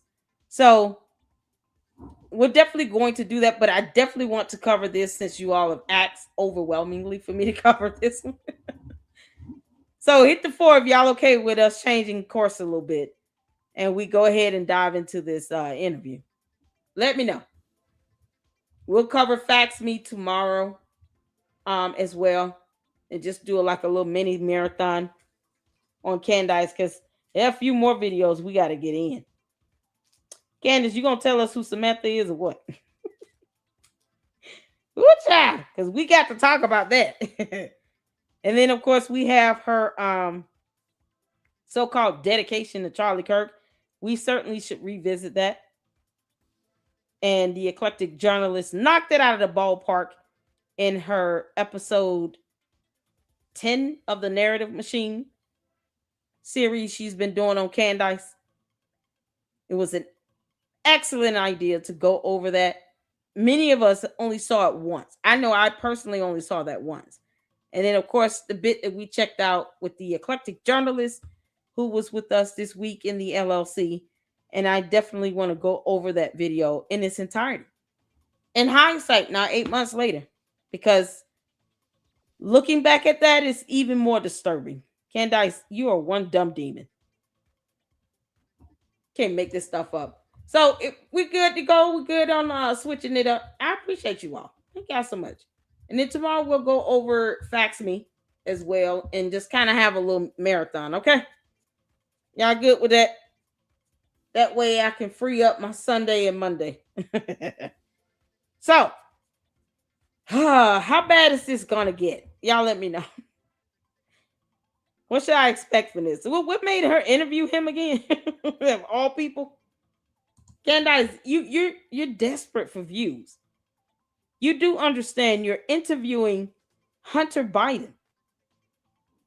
You couldn't stand him, remember? Now all of a sudden you're giving him a platform. I don't know him. I don't follow him like that. But I just find it very odd for Candace to have gone after every single Democratic anything for the last, 6 good years? Now, all of a sudden, let me interview Andrew Weinstein and Hunter Biden. Candace would interview Jeffrey Epstein if she could. She's just going after views. She don't give a damn about nothing. Oh, my God. And we have an awesome thumbnail that I'm going to put up. I'm going to change the title of this live and, of course, change the title of the other lives and cancel the ones for Sunday. And we'll just do a marathon tomorrow. So we have an awesome thumbnail that we can utilize for this. Y'all, it's going to be on point. Mira, I got your email. Thank you so much. Let's see here. I think Mira sent the thumbnail. Y'all, shout out to Mira K. Mira sent the thumbnail. I'm going to show y'all this photo right quick before we start. Candace, we got to, in between clowning you out, we got to laugh a little bit. Oh, my God. Hold on. Oh, shout out to Beer. Oh, you said, it's such an awesome thumbnail. I said, this is going to be the thumbnail for this live. The live that we go over with this interview. I would love to have the whole video in Muppet form.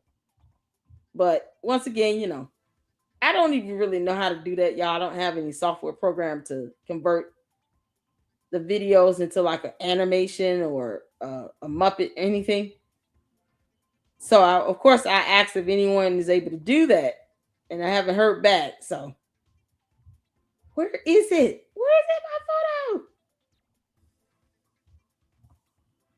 Hold on. I'm sorry. Hold on, y'all. Okay, here it is. Oh, what am I about to say? Oh, y'all. This is so epic. It's so epic.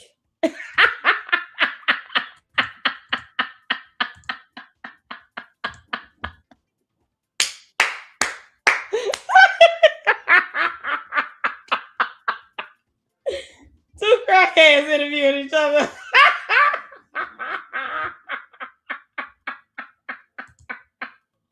Can y'all imagine the whole video being in this version as a Muppet?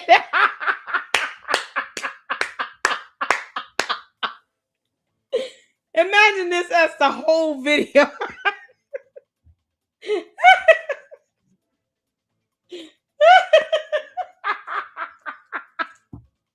Oh, man. Y'all, we don't play around in the Lady Luck Club, man. Can't nice. Oh, we just gonna clown your ass until Kingdom Come, okay?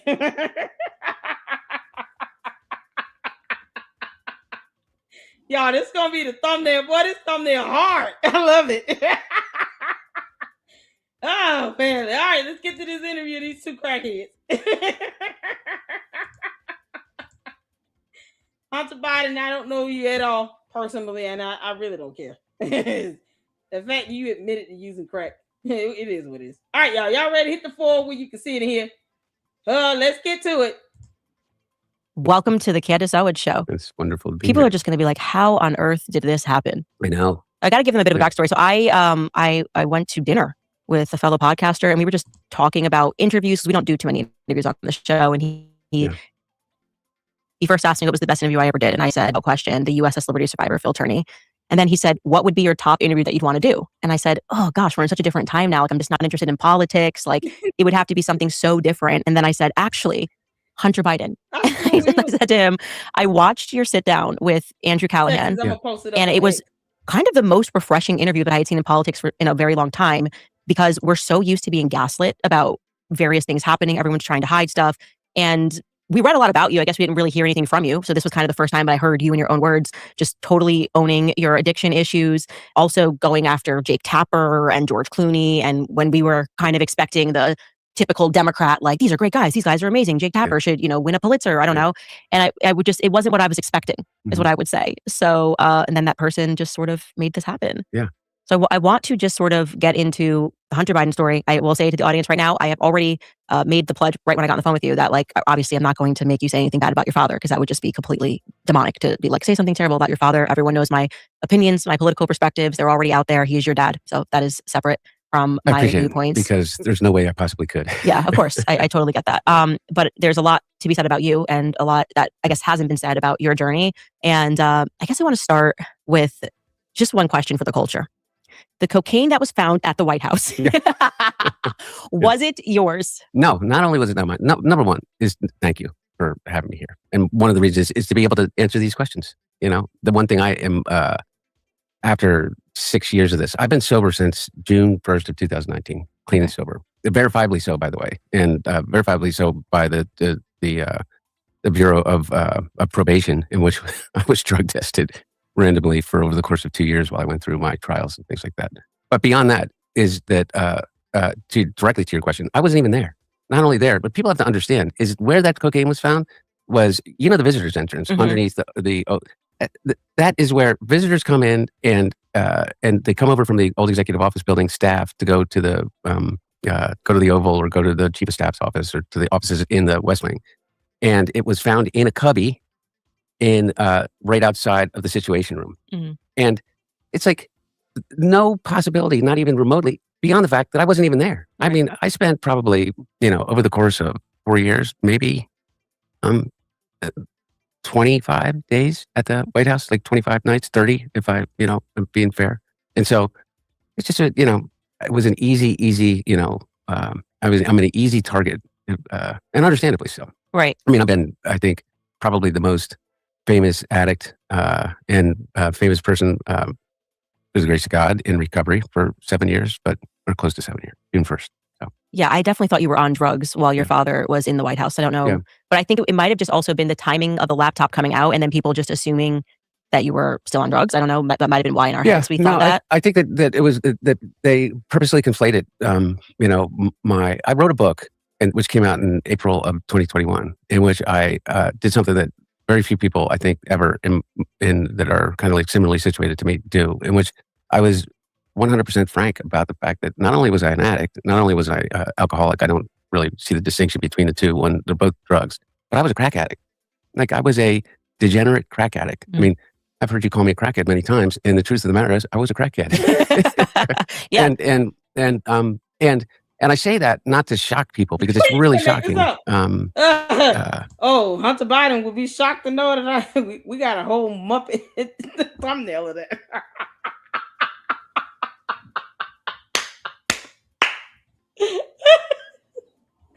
Oh man, he's gonna be so pissed when he see my thumbnail.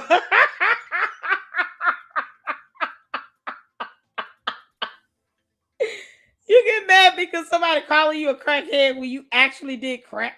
What do you mean? But yeah, I mean, we're not saying you're still doing it, but once upon a time you were a crackhead. You did crack. You took it to the head. Crack cocaine carries such a stigma to it to begin with, but I say it because I think that there are so many people. I know there are so many people. I think that there's, at any given time, 30 million Americans that are either in active addiction or in recovery. There's not a single person that I know that hasn't been impacted by addiction at some level, in some form, personally, or with someone that is 1 degree of separation from them that they love. No one that I know. Least of all me. Yeah, and part of that, one of the reasons I'm here, the stories that you tell about that in terms of my family, your family, and there is where the common ground is. for me, I can 100% say this, is that a friend of mine gave me this quote about 2 years ago, and it's become my mantra. It's Mother Teresa. It was attributed to Mother Teresa. Is if you want to change the world, go home and love your family.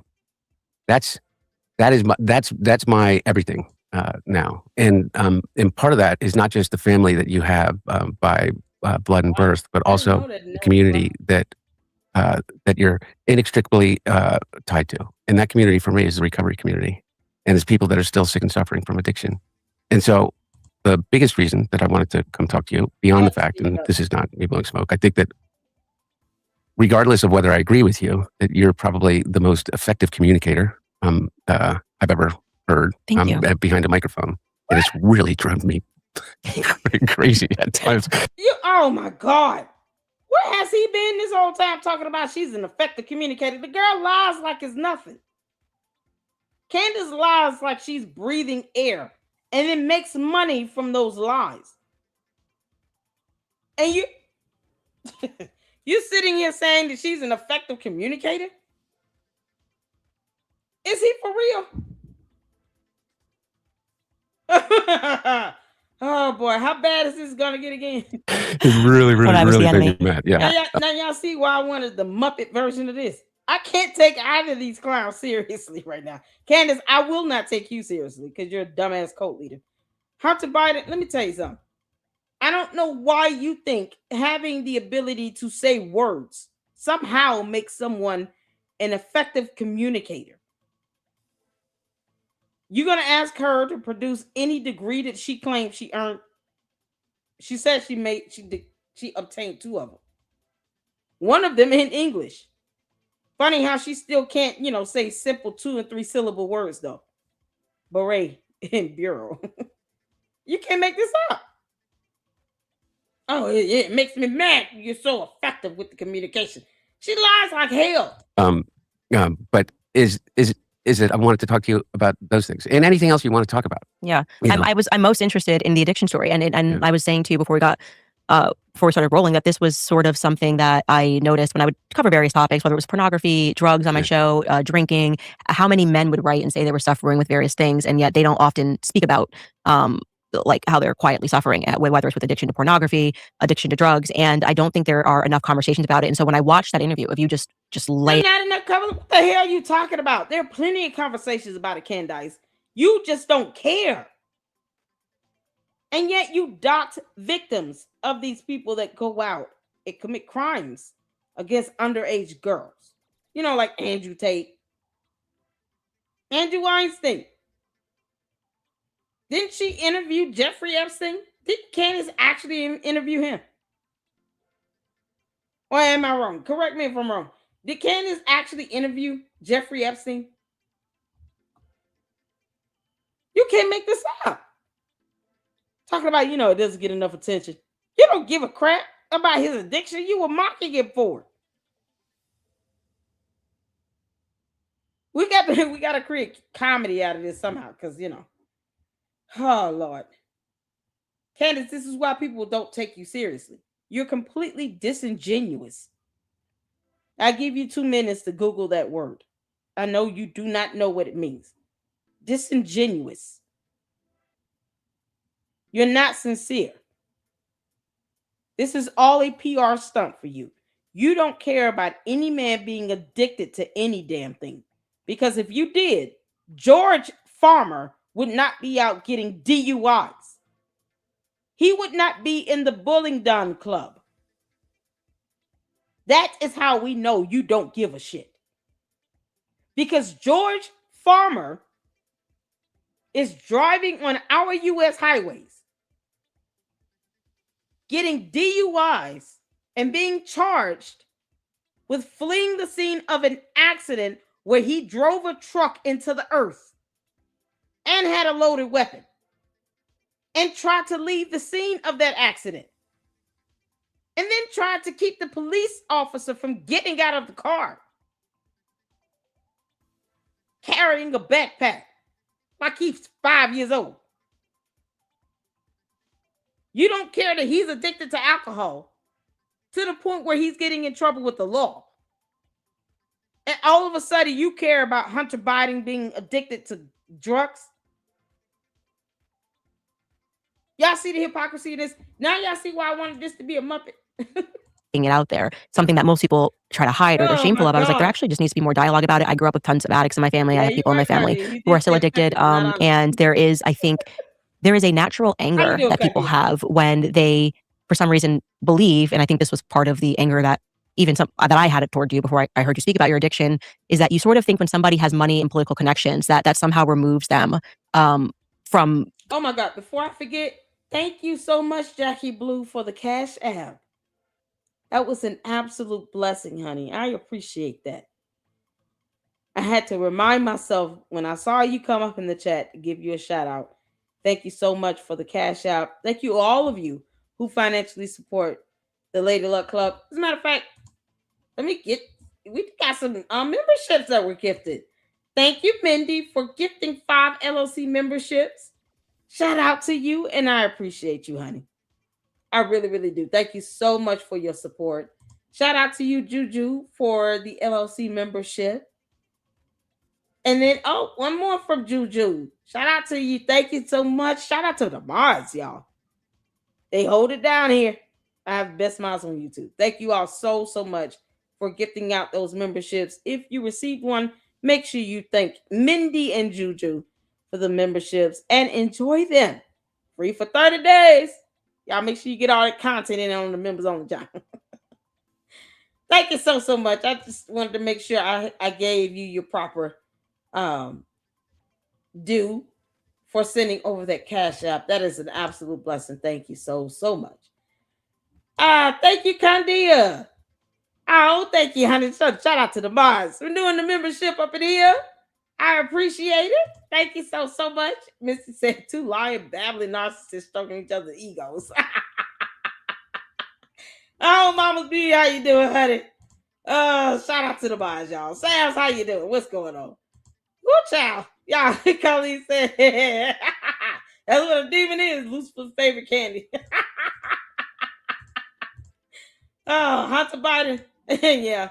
We're not calling you a crackhead right now, but we're saying you were a crackhead. At least the Muppet version. Going through these sorts of barriers in life. So when I grew up, it's like, okay, like you have uncles, whatever, that are addicted to crack. You have cousins that are doing crack, whatever it is, or experimenting with meth and drugs and those things. Candace, which of your cousins were addicted to crack and meth and all of that? Because your cousin, you actually had a cousin do an interview on another YouTuber's channel and said that everything you said about your upbringing was a lie. And that your mother ensured that you and your sisters and your brother were on the up and up. At least your 2 sisters. Why don't you talk about your brother? Candace is the middle of the 3 girls. Did y'all know that? She has severe middle child syndrome. Hopefully people can understand why. I don't care how she feels. She has middle child syndrome to the max. Obviously, the Candace did not get enough attention and love in the household. So she claimed. She also claimed she ran away from home. And there's no evidence on that. And her cousin debunked that. So as opposed to Candace being grateful for having 2 parents in the house and for having a loving home and environment where her mother made sure she was on the up and up, Candace would rather lie and say that her parents put her out at 14. She went to live with a boyfriend, for 6 months. Somehow she was charged with harassment and arrested at 17 years old with that. Then turned around and created a damn website that docks people, especially kids. And now she's still making money off of being a pathological liar and a cult member. And everything she said about her background, her cousin debunked it. So which one of these cousins was on crack again? Things, and then you see someone that has a life of privilege, and for some reason in your mind you wrongly go, okay, that can't happen. And it did happen. And I'd like to hear like how you got addicted, like what was actually the story, your path toward addiction. Yeah. So thank you for let me talk about that, or asking me about it. And I really mean it. It's one of the things that traps people. I can only speak about myself, but I think that people that are in that are addicts or that are in recovery also you find out really fast is that you're not as terminally unique as you think you are. Is that, and one of the things that that is really important about addicts talking to each other and talking about it is that realization. Because one of the things that traps you in your addiction is shame. Mm. And you like me are Catholic, and we have learned that, Is that guilt why you is interview inappropriate. him? Candace, is that why you interviewing him? Because he's Catholic? Because otherwise, you two have nothing in common, and you don't care about people going through recovery, getting any treatment for any addiction.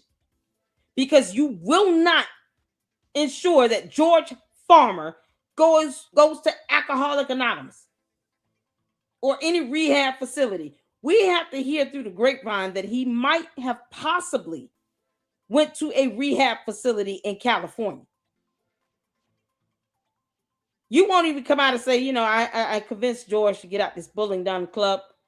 They keep him drunk all the damn time, and I'm sick of it. You can't even get your own lavender husband in some sort of rehab facility. He's an alcoholic. You understand how much alcohol it takes to be 3 times over the BAC limit in the state of Tennessee to get behind the wheel of a truck and crash it into the earth hard enough for the front driver tire to completely come off the wheel. Do you understand how inebriated you have to be to have that type of accident? How fast he would have been driving behind the wheel of a car? And you don't think George Farmer needs to go to rehab? But you want to sit here and talk about recovery and treatment from addictions.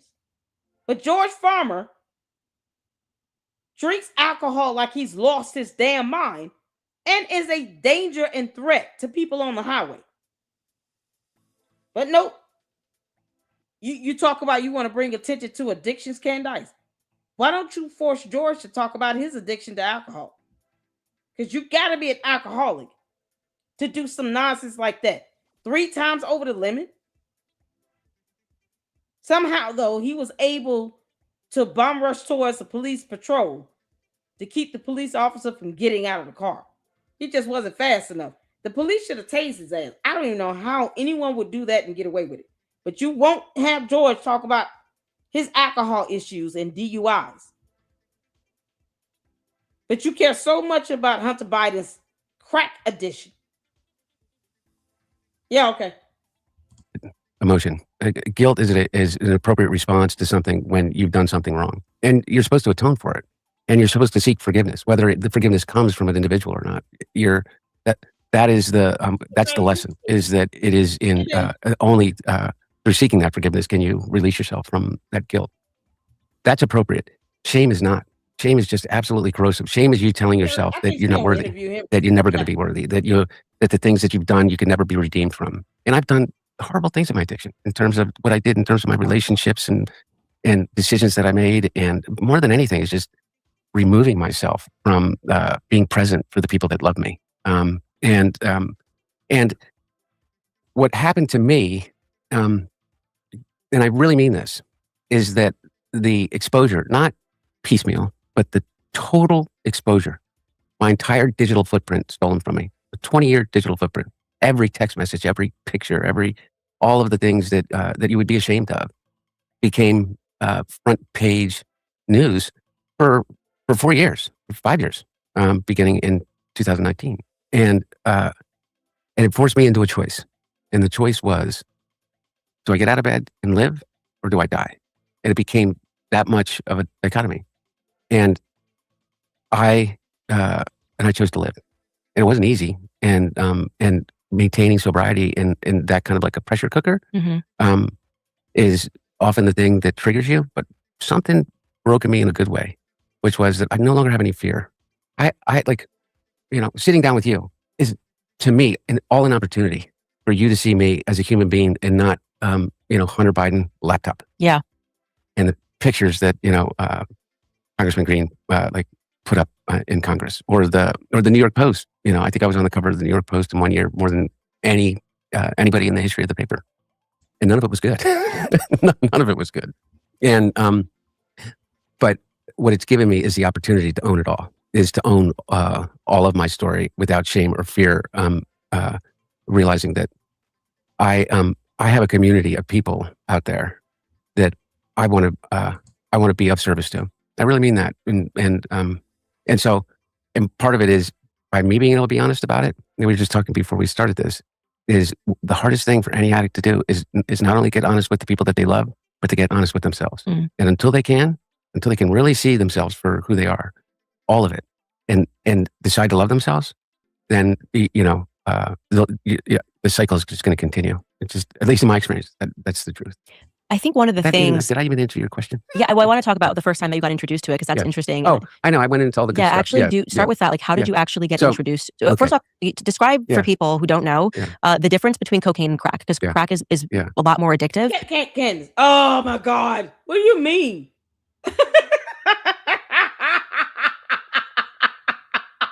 Oh God.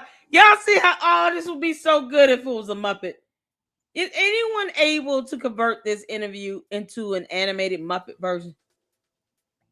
I don't care if it's like 5 minutes of it. You got to visualize this as two Muppets sitting here with missing teeth on crack. Like, y'all. Oh, my good grief. Did Candace won't make George Farmer go to AA?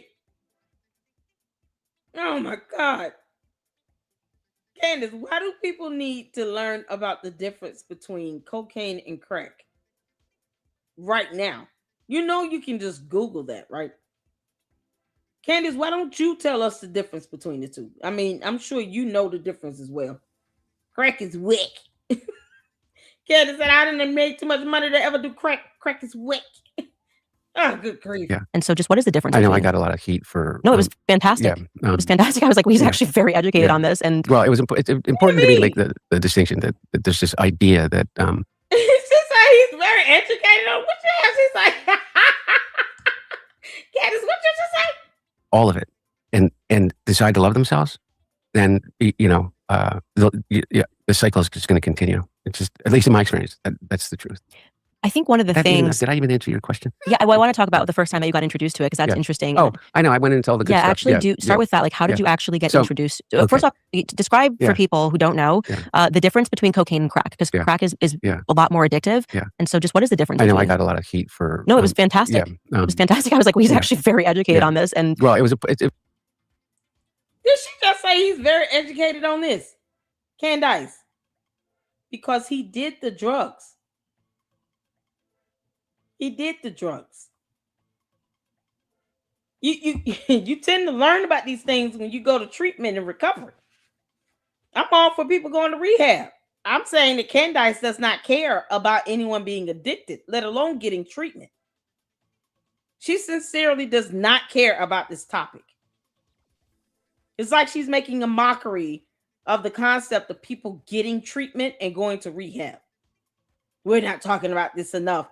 Didn't we just have, didn't we have a whole opioid epidemic in this country? It's still going on. You understand that people are still using meth. People are using hardcore drugs that can have an instantaneous effect on the body by simply touching it. Police officers and personnel have had to use gloves to handle certain drugs because of the deadly effects. They have to carry narc pens with them to actually utilize in case they come in contact with certain drugs. Where the hell have you been, Candace? You know what? You dumb alien. I don't even know why I'm asking that. Candace is an alien. She doesn't care about our human problems on Earth or the aspect that anyone is addicted or getting treatment or anything. She doesn't care. She's been completely oblivious to the opioid crisis, epidemic. She doesn't care about any of this shit. Candace does not care about any of this. Important to me to make the distinction that there's this idea that that there's this kind Thank of you, a Tracy. secret Narco. kind of special enhancement God. to powder cocaine that makes it into crack, and you know you have to have some technical degree in order to be able to do that. And Exactly. No, let's start all the way at the beginning. I think that I'm genetically predisposed to be an alcoholic. I do believe that there is a genetic piece of it. I do believe that my brain works differently as an addict in terms of the way in which my synapses fire once they're introduced to the dopamine hit and the serotonin increase that occurs because he just said. I do believe that there is a genetic piece of He said, I am genetically predisposed to be an alcoholic. So that will mean that either your mother or your father were alcoholics. Are you serious right now? But yet he doesn't want people calling him a crackhead.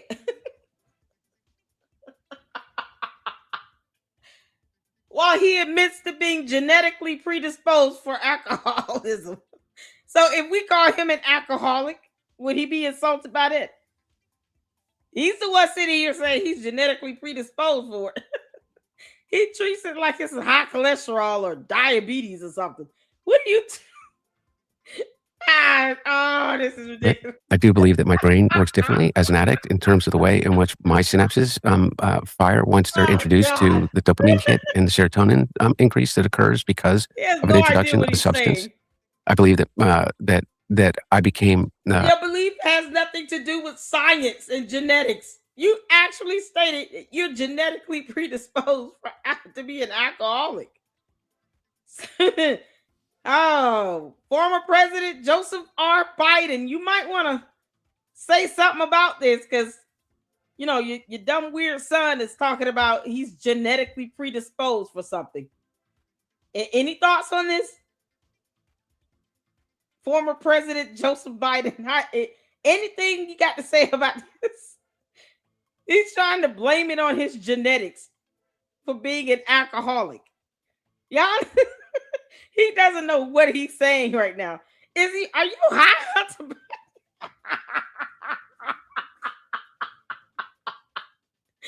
You do understand that you're basically saying my parents set me up to fail to become an alcoholic because of their DNA and genetics.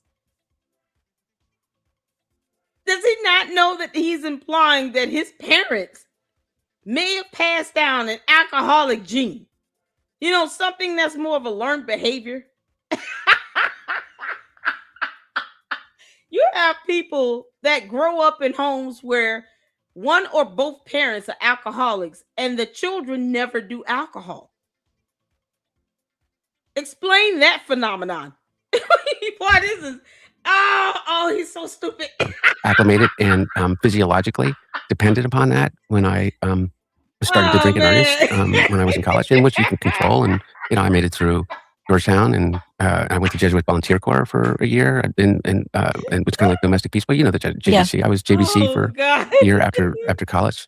And then I went to Yale Law School, you know, was married, had my oldest daughter when I was a first year law student, and made it through all of that and made it through my first years of employment, drinking probably more than everybody, than most people do, but completely functional. And one day I woke up when I was 33 years old to my brother calling me and saying, "This has got to stop." You know what? Let me say this.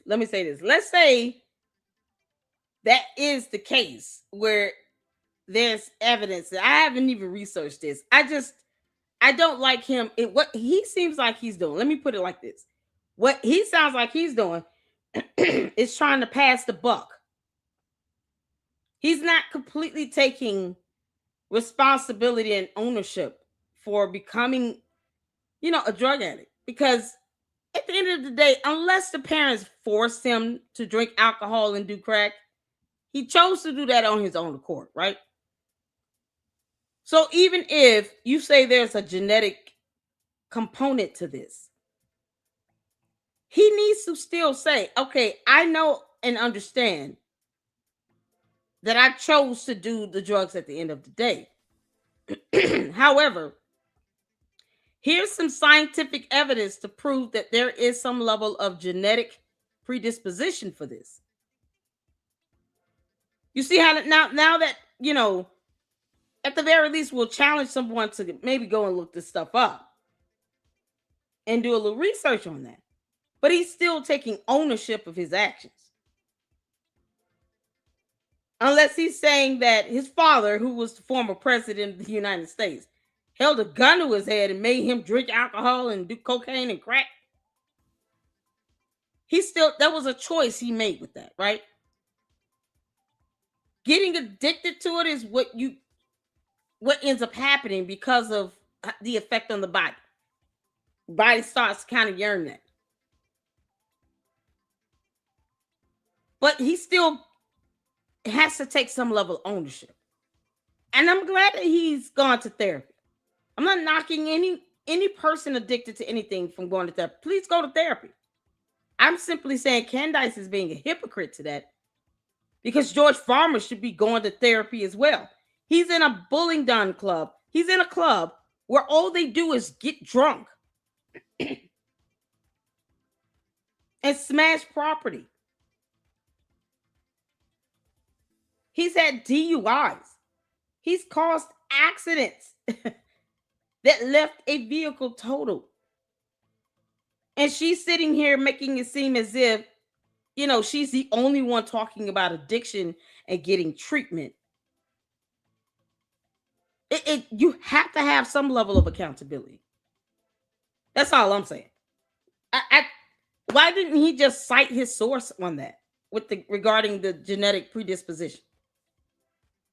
Did he do some level of genetic tracing to be able to make that statement? It is the implication of this. It's like saying, my parents were alcoholics and they passed the gene down to me.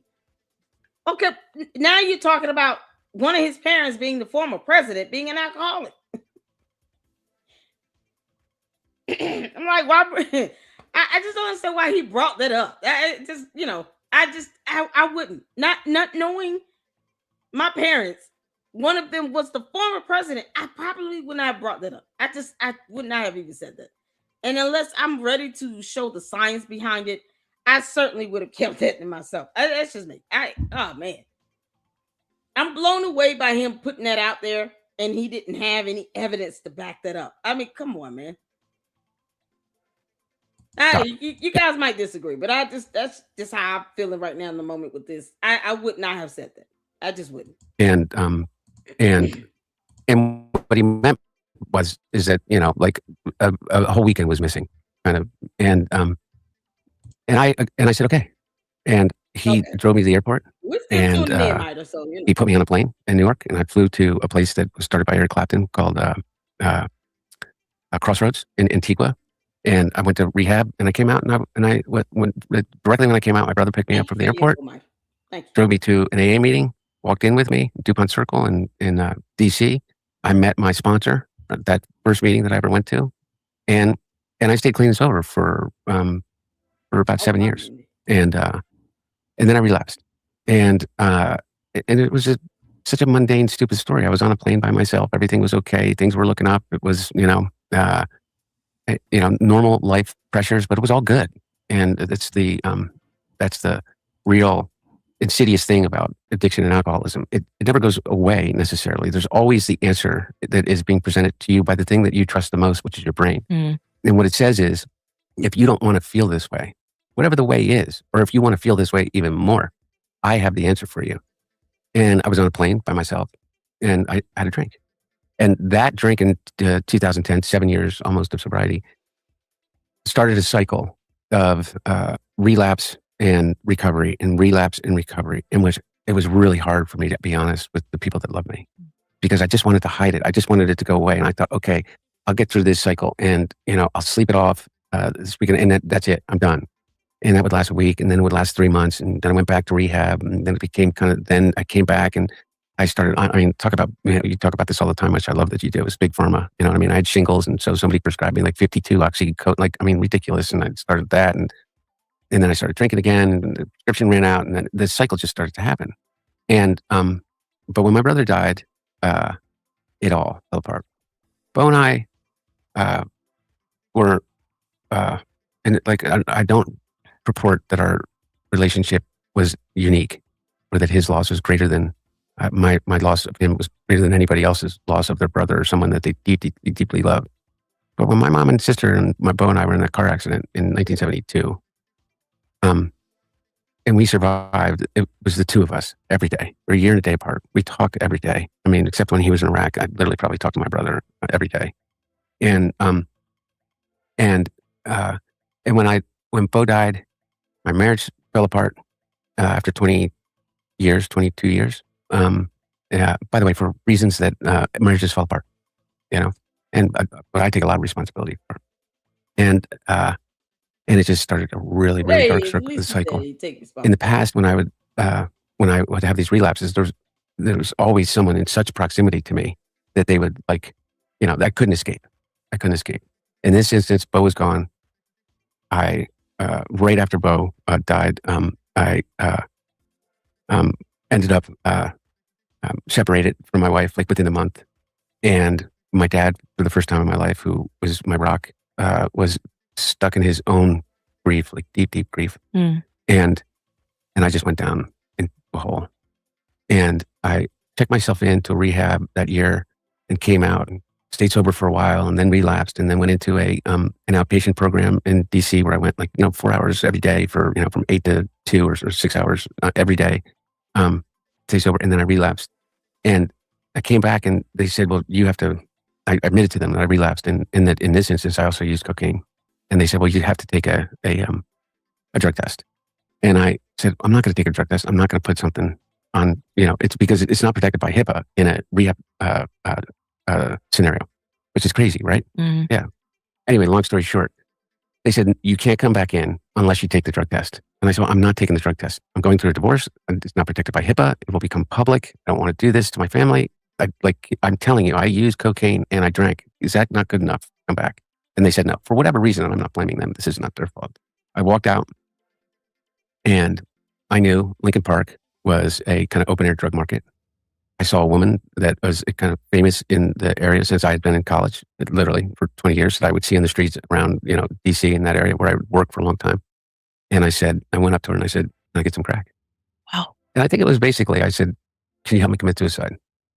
I mean, I don't think, I know that now in looking back, it was the coward's way. And I really mean that. I was a coward. I didn't go and just do it. I said, let me do it this way, and really, really, really drag everybody down with me along the way. Let me figure out the way not only to kill myself, but to maybe kill my dad, really hurt my family, particularly my 3 daughters who adore me and I adore, just the fact. And I smoke crack. And the difference between crack cocaine and powder cocaine is this. And I really, truly do not want to give a roadmap for people to be able to do this, because I swear to God, it'll kill you. But it's sodium bicarbonate, which is baking soda, water, heat. That's it. That's all. That is the entire difference of it, which allows it to be ingested through smoking. And the combination of those things makes it so that it affects your physiology much faster than it would be if you just use powder cocaine through your nose or in any other form other than intravenously. And it also allows you to ingest more faster than you could possibly ever ingest by sniffing cocaine up your nose. The combination of that, the combination of combustion, ritual, and the ritual meaning the way in which you have to, I can still feel my hands doing it, Mm-hmm. is, becomes this ritualistic thing with the combination of combustion, which is, and you learn, if you really study things about addiction, is these kind of key components of oral fixation and things like that. No. And I got made fun of about it. And I had to fast forward. I don't want him giving a breakdown on how to do all that. Oh my God. Candace, why are you asking him to give a breakdown on this? Are you serious? Girl. Ugh. just go find more for close to a 2-year period of time. Wow. And it took me to places, I wrote all about it. And I got made fun of about it. And, people think that, when I wrote my book, clawing through the carpet to find crack cocaine and, Parmesan cheese and I know it's a real laugh line, but anybody that's ever been an addict like that, they don't laugh about it. It's devastating. Think that you were that person. Mm-hmm. You can see yourself doing it. Just devastating. And so what happens in addiction so often is people not only, they can't admit that. They can't even admit it to themselves. They just block it out. They go, they get 30 days clean. They come out, they go back into the same exact situation that they were in before. And they think, I'm just not going to do it again. I'm just going to stay, I'm going to make it. I'm going to make it. And what will come up is that they'll wake up in the morning and they'll remember that time in the motel with the person, the prostitute that brought you the drugs, and that just stole your wallet and all your and all your drugs and everything, and you had to you were clawing through carpet to see if there was anything there, and you smoke whatever white that you found on the ground. Like, it's the shame. Is thinking of yourself like that, regardless of who you are, regardless of where you came from, whether your dad's the president of the United States or it doesn't matter. And they don't admit that to themselves. They don't admit it to anyone around them. Don't ever say it. And you know what happens? They never lose it. And it sits like right here, like in the back of your head, and it pops up. And you just feel so disgusted with yourself that your brain immediately tells you, regardless of how far away you are from a drink or drug, like, I know the way not to feel this way. I know exactly how to feel this way. You're going to die if you keep feeling this way. You need to take a drink. And that's always how it starts. I mean, alcohol is the most dangerous drug in the world, just by virtue of the amount of destruction and devastation that comes personally into the people around people that are alcoholics. And I don't find any difference between being an addict and an alcoholic. But that's where it starts. And that's where it started for me. That's my story until I met Melissa and got clean and sober. And I've been so, almost 7 years now. All right, you guys, some moments change everything. And for a woman facing an unexpected pregnancy, seeing her baby vitamin C cleanse, father does for a living. And I think everything, it's simple. Cream is my favorite part. And I guess people don't realize, like, you're going through this and you don't get to decide what your father does for a living. And I think that's probably why people separate it as well too. Because like I said, there's this idea of what a politician's family is supposed to be. Yeah. And you obviously are, because I genuinely understand what those sorts of addictions do. I don't think people realize you're just not even yourself. Like, it's like a demon, as the best way to say it. And maybe I'm taking a Catholic take on this, but like, it's like a full demonic possession when you're in the throes of these drugs. And I mean, this was actually a great benefit of A&E doing intervention, because people could really see these moments where people will choose the drug over their family. They will choose the drug over their kids. They will they'll choose the drug over literally anything. And for people who, and I actually tend to agree with you that I've wondered myself if there's something genetic, because I'm not wired that way. Yeah. Or maybe I just haven't found the drug that would do that to me. But like, I would say that, like, I've just never been, never had something and was like, oh, I just need to have that again or want it again. And I've seen friends that they have something once and they're like, want to do this every second. And I go, that's very interesting. Like, it's almost like you're made of something different. I'm certain of that. And the science is certain of that. And anyways, we all can, I think that we all can. Candace, didn't you say you were addicted to Adderall? What you mean you've never been wired that way? You've never been addicted to something? You actually say you were addicted to Adderall and did a whole article on it. What you mean? I thought you were able to relate to this. Now all of a sudden you're saying you've never taken something and you can't relate to that? What are you talking about? Pick one. Either you can relate to this or you can't. And if you can't relate to this, why are you doing it? You said once upon a time you were addicted to Adderall and your lavender gay husband is addicted to alcohol to the point where he's wrecking whole vehicles, getting caught driving 3 times over the limit. When are you going to tell him to go to therapy? I'm all for people going to therapy. I think if you want to get clean and get delivered and set free from drugs and alcohol, you should definitely do it. Go get you some treatment, rehab, everything you need to be successful. But don't sit here and be disingenuous and then turn around and say, you've never taken anything and you've never understood that and you've never been addicted to something. You've been addicted to Adderall. You can't make this up. Because people could really see these moments where people will choose the drug over their family. They will choose the drug over their kids. They will they'll choose the drug over literally anything. And for people who, and I actually tend to agree with you that I've wondered myself if there's something genetic, because I'm not wired that way. Yeah. Or maybe I just haven't found the drug that would do that to me. But like, I would say that, like, I've just never been, never had something and was like, oh, I just need to have that again or want it again. And I've seen friends that they have something once and they're like, want to do this every second. And I go, that's very interesting. But you did have a drug where you wanted to do it again and again and again. It was Adderall.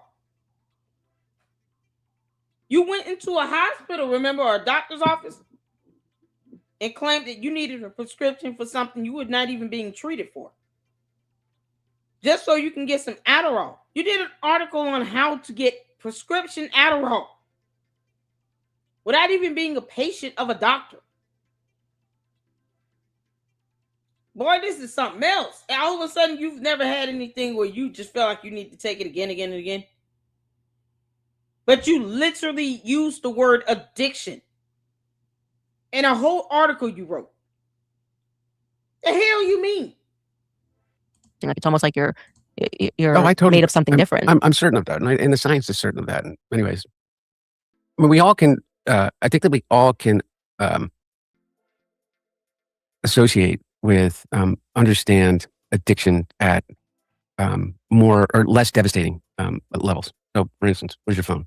I mean, you basically have a packet of heroin. Right. We all do in our pocket, Yeah. constantly giving us that dopamine. Which, by the way, we can get to talking about that because I think that we are not nearly as divided as people as we think that we are. I think that bag of heroin in everybody's pocket is feeding them a lot of that division. But so we can all kind of understand the compulsion to do things. Whoa.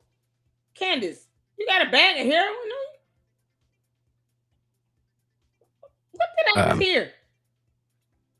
Associate with, understand addiction at more or less devastating levels. So, for instance, where's your phone? I mean, you basically have a packet of heroin. Right. We all do in our pocket, Yeah. constantly giving us that dopamine. Which, by the way, we can get to talking about that because I don't have a packet of heroin on me. What the hell is that?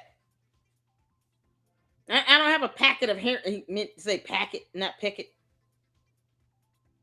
I don't have a packet of heroin on me. Who has a packet of heroin on them? Y'all carrying packets of heroin on you all? Candace, you got heroin on you?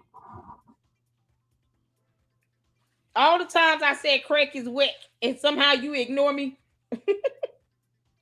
You got a packet of heroin on you, girl. He said this. This came out of his mouth.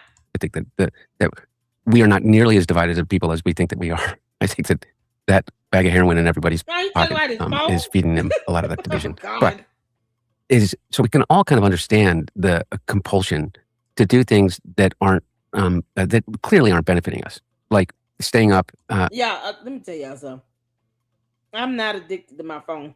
I've had the same phone for like 3 or 4 years. I actually need a new one. I need 2 phones actually, because one for me to do live streams in the car, and the other one that I just have for me. So one for the channel, my business, and then a personal one. So I actually need 2 phones. But I'm not addicted to my phone. You can't make this up. There are days where I go without checking my email. I don't even listen. I went two whole days without checking my personal email, and sometimes not that I plan on it, but go 2-3 days without checking the Lady Luck Club email. And you guys send me great information over there. Because life gets in the way. When you're working and you're occupied 8-9 hours of the day, you got kids, you got other things going on. Yeah, I mean, the phone is the last thing I'm thinking about being addicted to. As a matter of fact, I know how to cut it off. So he's describing a phone to be a packet of heroin. People are addicted to their phones. Not all of us are. And I don't know if there's some sort of rehab treatment for phones. Like, has anyone ever gone to treatment and rehab for a phone? You're going to have cell phone anonymous? Is that a thing? Yeah, okay, bro. Until 3 o'clock in the morning and going through your For You page on TikTok. Mm-hmm. Every mother, father can watch their teenager do that and go, God, this is awful. And I'm going to take his phone away. And then they turn back to their phone and they start going through their phone. Like, and I'm, I am not any better. So we can kind of all understand that compulsion. It's when the compulsion becomes just so the blast radius continues to grow. Mm-hmm. So the difference between being a addicted to your phone and being addicted to crack cocaine, I'm not saying are the same, but at least we can. They're not the same. So why bring up that example?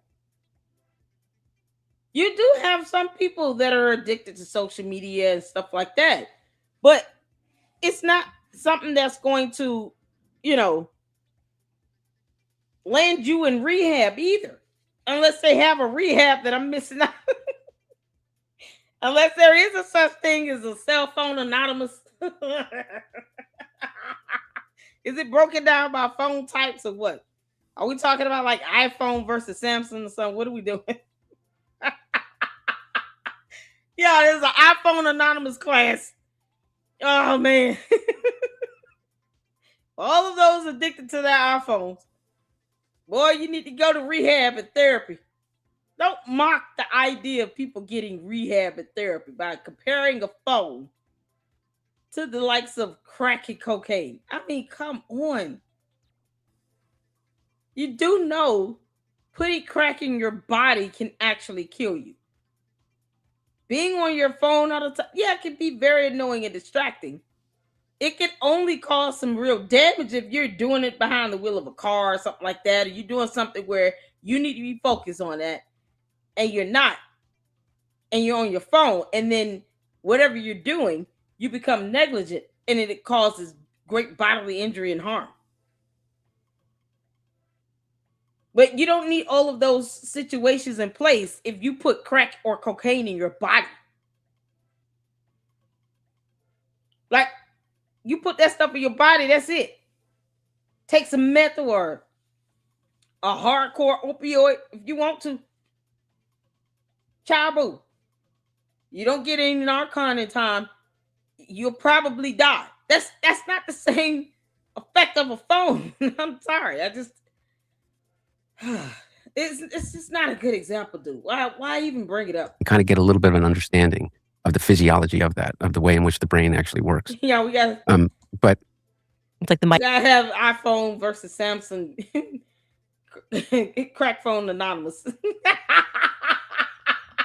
We got to do a segment of that. Micro versus the macro. Yeah. Yeah, exactly. And everybody has the micro. But so you can see the micro impact of it.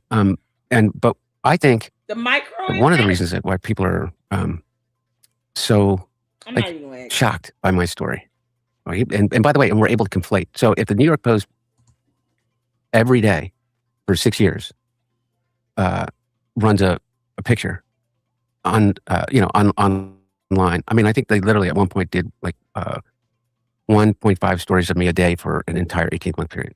Okay. And in each, it didn't matter what the subject was. It was a picture of me naked with the prostitute, with whatever, and with crack. You're sitting across from someone that dove into the buffoonery of it all with reporting on that.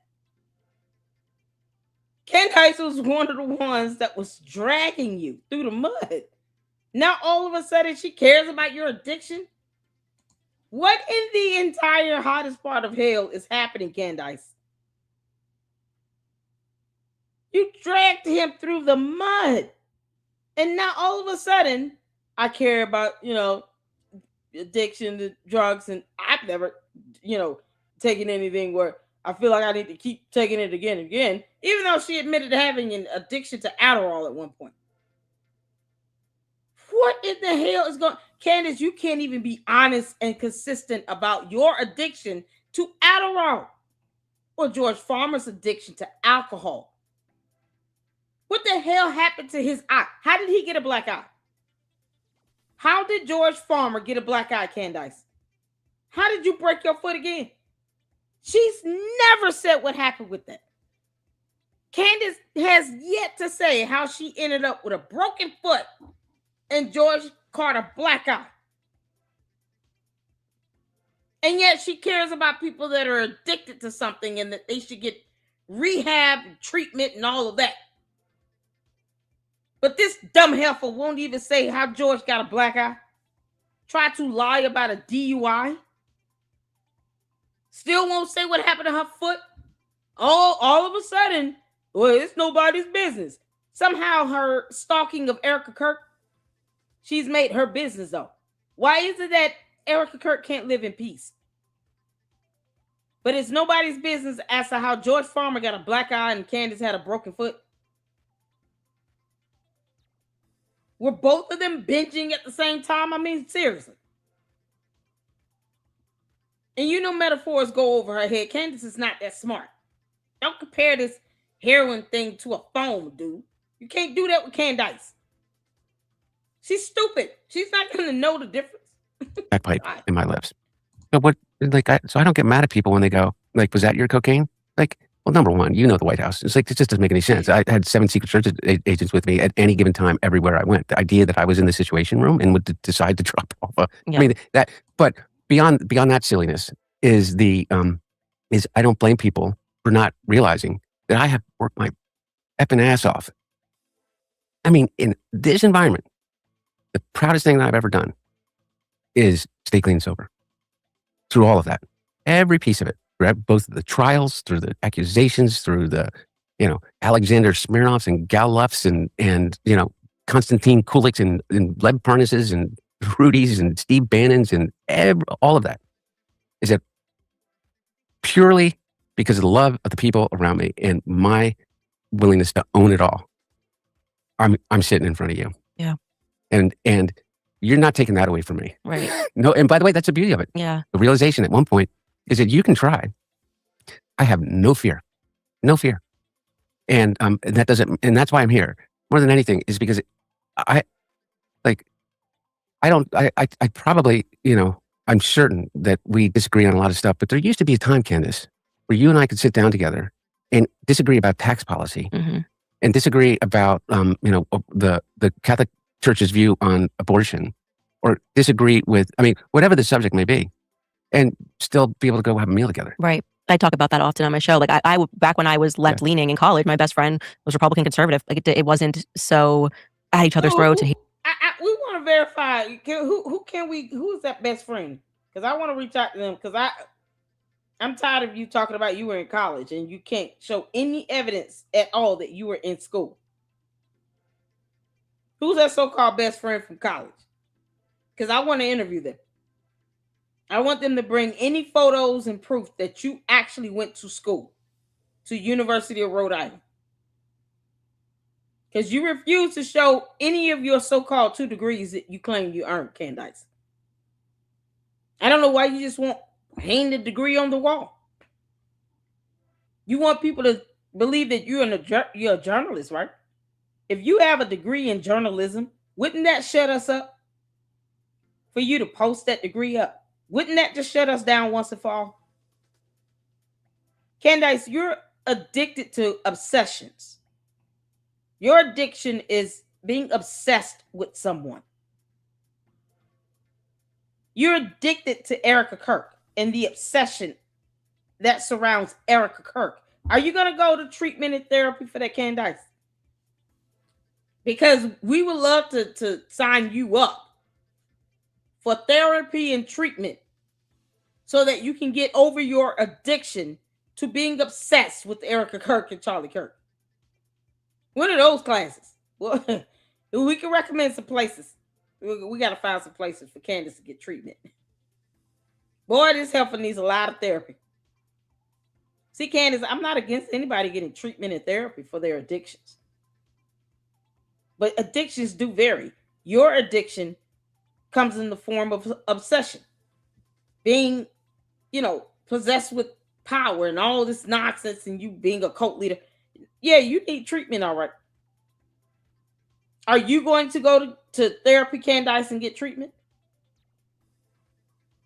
You can't prove that you're a journalist, so you can't say, I'm doing all of this under the guise of being a journalist. You won't even show that you have a journalism degree. So since you can't show us proof of a degree earned in journalism, and in English, which is absolutely laughable when you can't say words like beret and bureau. At the very least, you can at least prove that you attended a school and dropped out of it. Why would you go back to somebody being in college with you and you've never proven you went to college? Yeah, we need to sign Candace up. It's got to be an obsession, Alcoholic Anonymous type thing going on. And that packet of heroin. Oh, Candace. Hopefully the DEA will kick in your door for that. Hating each other and wanting to destroy one another. And, you know, you can kind of see the good and the bad and go, well, you know, this is why I have this perspective, and perspectives could change. And that was allowed too. You know, I think about what it was that, just revisiting what made a lot of people, including myself, so angry about you. Or I guess it wasn't really about you. It was the gaslighting. It was the letter that came from people saying it was Russian propaganda. That is what is driving us crazy about the Epstein files right now. It's what's actually leading, ironically, to the collapse of the MAGA support, is we don't want to be gaslit. Yeah. And to be fair, it wasn't you. That's why it was so refreshing. You were like, yes, I had a crack addiction. This is me. I did this. I was with hookers. Yeah. But you weren't speaking for you. And there were literally a bunch of people that were coming out and saying, this is not real. Yeah. And that is the most infuriating thing, because everyone's average. Everyone can connect with addiction. Everyone can have this conversation. Actually, if you would come out and I probably, in that environment, obviously, maybe there would have been a different result, because we were at each other's throats. No, exactly. But that is what made people so angry. Yeah. It was like, nope, he never smoked crack. It wasn't real. Yeah. The laptop is Russian propaganda. We're like, guys, what is this? Yeah. By the way, here's the problem. What the hell is she saying? Steve Bannon saved, and Rudy Giuliani saved the quote unquote laptop, which, by the way, is bullshit. If we can agree on that gaslighting, I will agree on the gaslighting of this. Is that it was never a quote unquote laptop. There was a hard drive of stolen and hacked material, wherever it came from, whether it came from a Delaware repair shop or whether it came, like Leparna says, from Dmitry Firtash, who was trying to sell a hard drive, Hunter Biden's, in Ukraine. You know, that they were looking for before the laptop repair shop guy was ever the twinkle in the eye. Just go back and look at the record. Okay. So here's the thing, is you're absolutely right. And and this is like the freedom of being able to say this is like, yeah, they should have let me go out and talk. Yeah. But it was 2 weeks before the campaign. And then and then the election was over. Steve Bannon, it goes on and with his buddy Gao, you know, the Chinese billionaire that's now in prison, and, you know, that is like a Chinese spy or whatever, you know, where he got arrested on his boat and all that crap.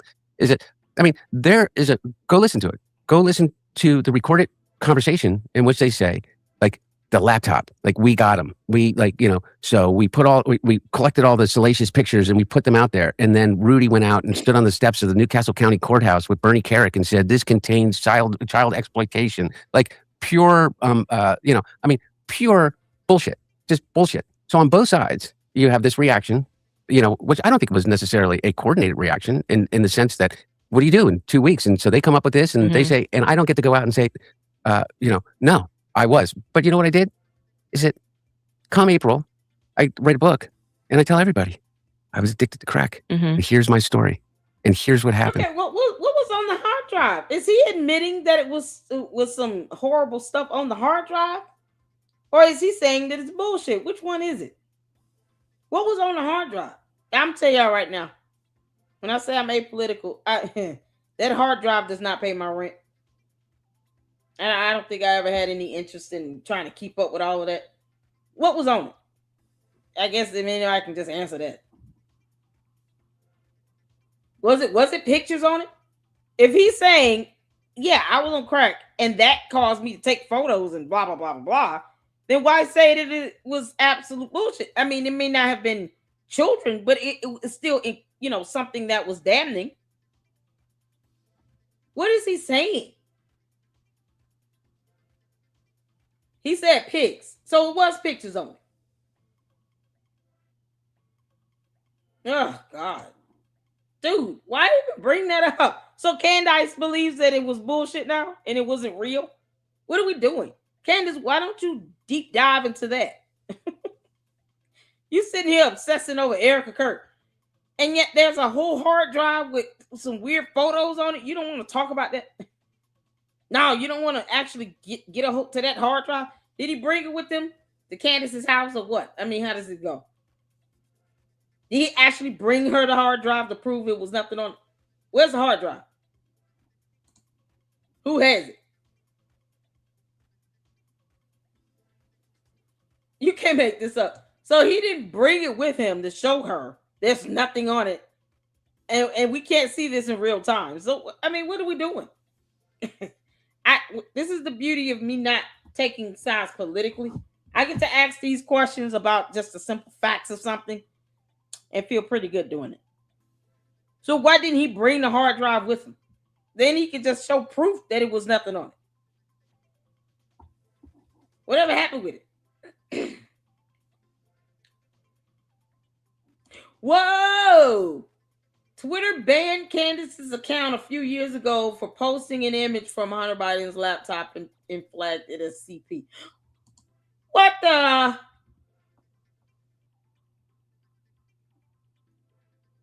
What the hell? So there were real photos of kids on it. See, here's the thing. When we don't see what was on it, how did she get that photo? What the?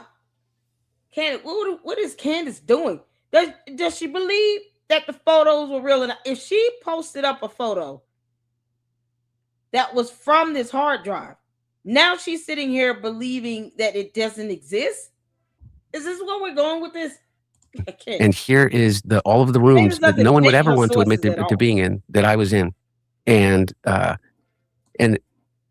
it was like a blip on the radar, because everybody was now fighting about whether there was kind of a suppressed story on Twitter and whether there was this gaslighting from, and by the way, I am not here to defend any. But then it's part of like the political machine where they're like, we have 2 weeks to go to the election. Right. We're going to do this denial, because we can't afford this right now, essentially. Yeah. And then we're going to table this, make it past these 2 weeks. Yeah. And then by that time, first and foremost, By your the way, father won, right? Yeah. So, and so people are angry. They feel like the election's been stolen and that there was this entire collusion to cover a laptop, which if it was on the other side, they may have done too. This is what DC is. It's politics. But that is where I think the anger came from. Yeah. And it was just like, I get it. How dare you gaslight us? And then people then start making you this focal point of it never had anything to do with me. Right. It was kind of bigger than you at that point. You know what the laptop proved?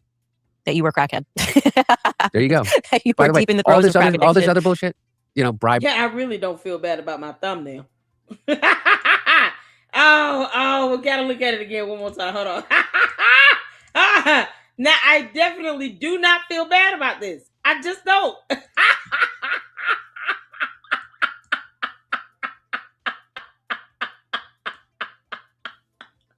I just don't feel bad.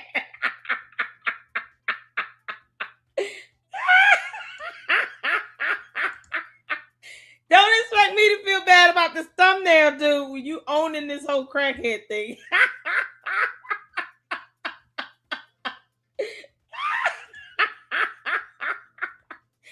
Oh, get it in, hurry up. We gotta start the show in 5 minutes.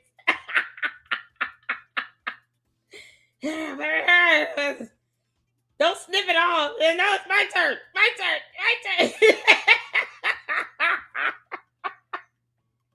Candace, I feel nothing laughing at this photo. Oh, man. That's what happens when it's just pure comedy at this point. You can't make this up.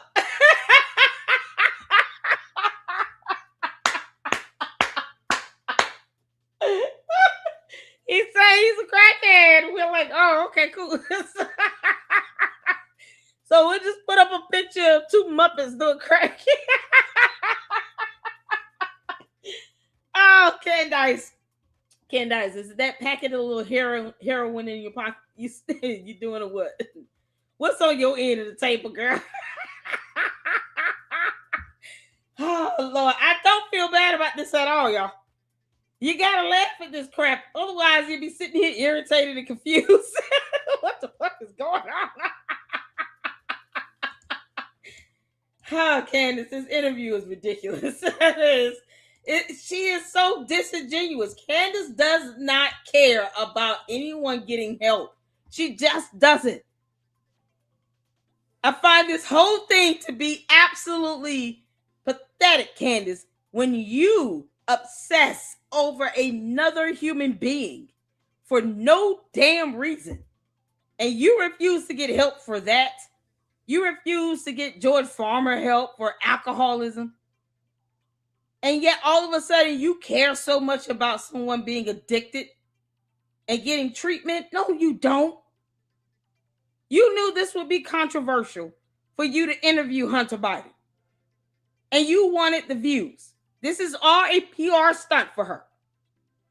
You have to keep this in mind when you're watching this. This is nothing more than a public relations stunt for Candace Owens Farmer. That's it. The same heifer that can't prove she actually went to school for 3 years and dropped out.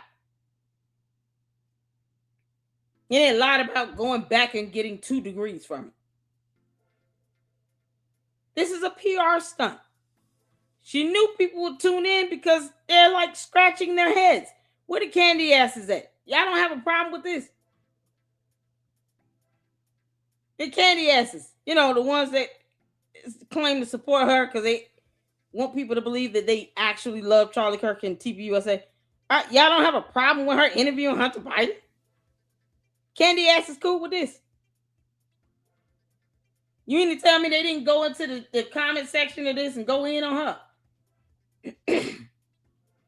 Candace, I'm going to your comment section. Respect to Candace for not bringing his father in on this. Not a Daily Wire move at all. Former addict, he is hitting the nail on the head with addiction. Lord, thank you for deliverance. Thank you for humanizing drug addicts and giving them a chance to tell their story. These, you really think these people here are supporting her because they're conservatives and they have views that align with conservatism? No. It's so refreshing to see 2 adults having a respectful discussion. What the hell? So the candy asses don't give a damn. They just don't care. They don't care at all. I'm telling you, the type of people that are supporting Candace now are those who never cared about Charlie Kirk, TPUSA. They don't care about Erica Kirk. They don't care about conservatism. They don't care about any of that she claims to be aligned with. She claims that she's a conservative. She claims that she's a Republican. And once upon a time, she claimed that she was a Trump supporter. See, I'm apolitical, Candace, but I get to say this and be consistent. When you claim that you're still aligned with conservative values, and you make statements such as, I've never taken anything that caused me to want to take it again over and over. But yet there's an article of you admitting to having an addiction to Adderall.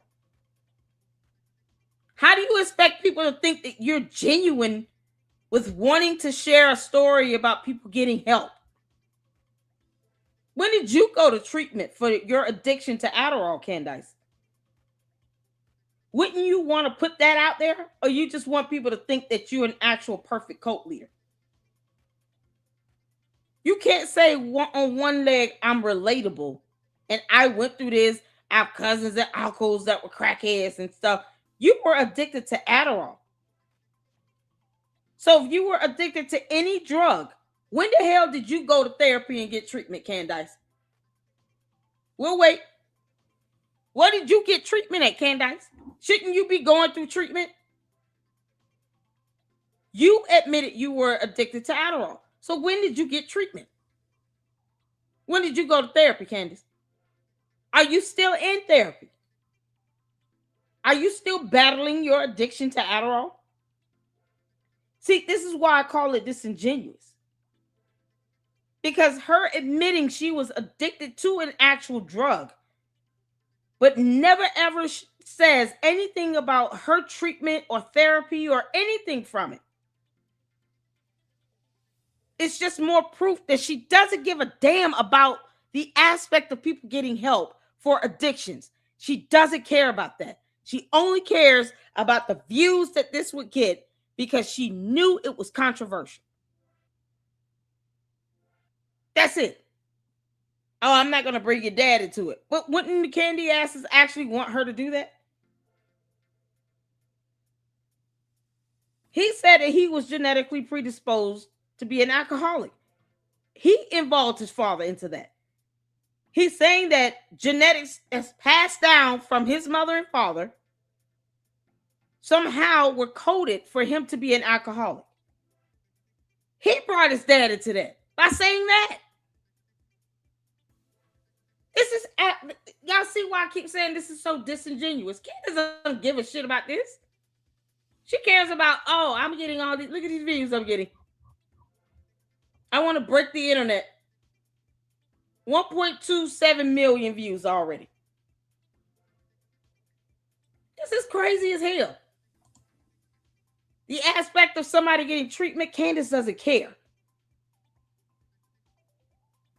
And as you all can see in the comment section, Candy asses don't give a damn either. Bribery and all these other things that they investigated up and down during the Trump administration with a Trump-appointed U.S. attorney, with the Trump-appointed U.S. attorney, the only U.S. attorney in the country to stay on and continue to prosecute me, who then became special counsel after I got a plea deal. Because I paid my taxes late. I paid them with penalties and interest, and I owned a gun for 11 days. While they say I was addicted and check that box. Mm-hmm. That's it. Everybody has all the information. It's not like the Department of Justice has my digital footprint in every text message, every email. And there's not a single one in which you find that would in any way support. Yes, I know that the genetics go beyond mother and father. I'm saying she stated in the beginning she didn't want to bring his father into the conversation, but he essentially did that by saying that he was genetically predisposed to be an alcoholic. That brings him in. Like, we can't really skip the generation unless there's some testing to prove that it was not something a part of the father's DNA. We have to assume the genetics are being passed down, and naturally you're going to have some of your parents' genetics embedded in you, right? So we can't just completely ignore the father. If he did not want to bring up his dad, he probably should not have made that statement. That's all. That's the point that I'm making with that. I'm not saying that there's no genetic predisposition, but with him saying that, he effectively brought his father into the conversation. If you want to keep your dad out, then don't say anything that can allude to something going back to your parents or grandparents or great-grandparents or however. You know, does it make sense? I would not have even made that statement. If I want to leave my parents out of something, I'm not going to say anything about genetics, knowing that part of our genetic makeup includes DNA from our mothers and fathers. That's all I'm saying with that. But yeah, you're right. It does go past the parents, but I don't know what is, other than him admitting to being a crackhead and doing drugs and all this stuff. What is the heart of this interview right now? Because Candace doesn't care. She's completely disingenuous. Even if he's serious about owning it and you know, telling his story about going to treatment and all these things, she's not. This is the last platform you should go on if you want someone to take you seriously. Candace Owens' platform is not the show to go on if you want to be taken seriously by a little bit. The really serious accusations of enriching himself somehow, or none of it's there. So I own whatever you want to call it. I own the laptop.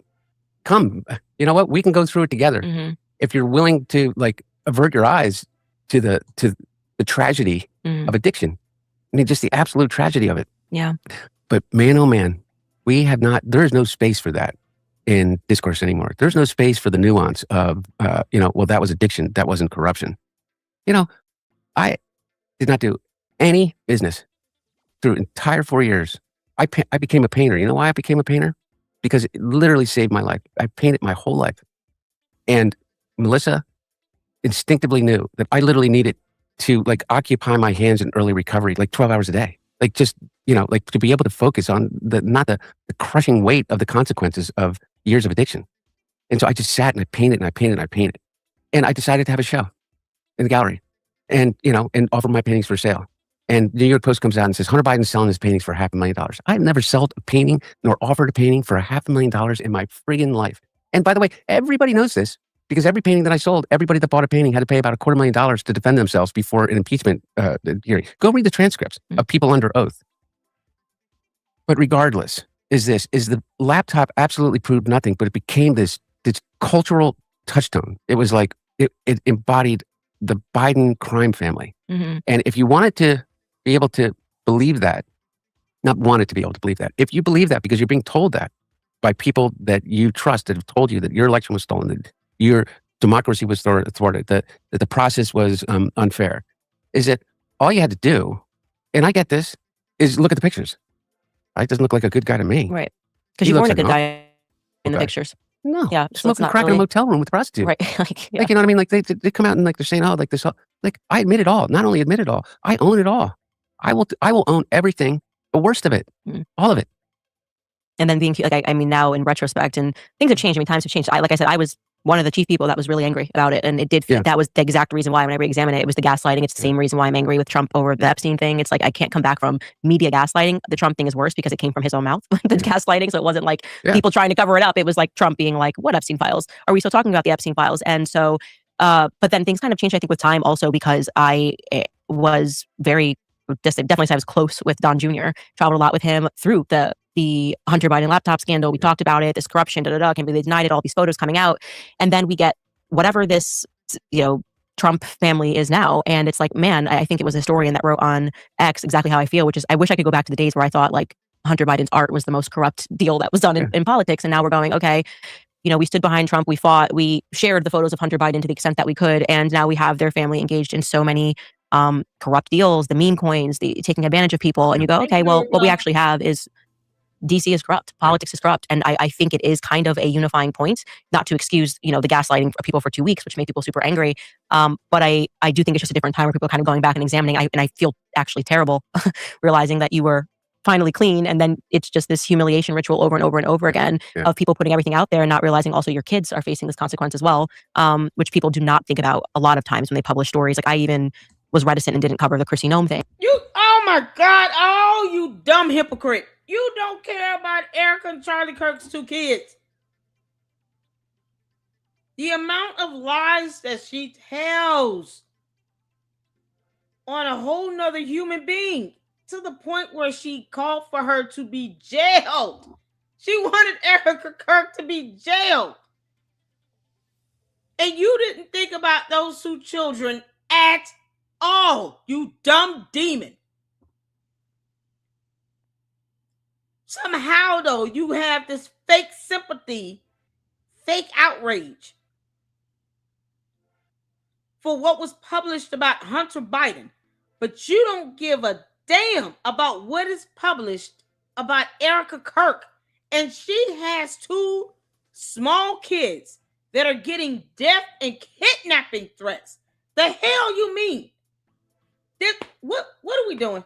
Oh my Candace, I'm about to rage quit. Girl, this is oh my God, you hypocrite. Candace, you're such a demon. You know what she's doing? She's proving at the very least she can't go to court and decry that she was willfully ignorant. Didn't know that she was having these headlines put out about Erica Kirk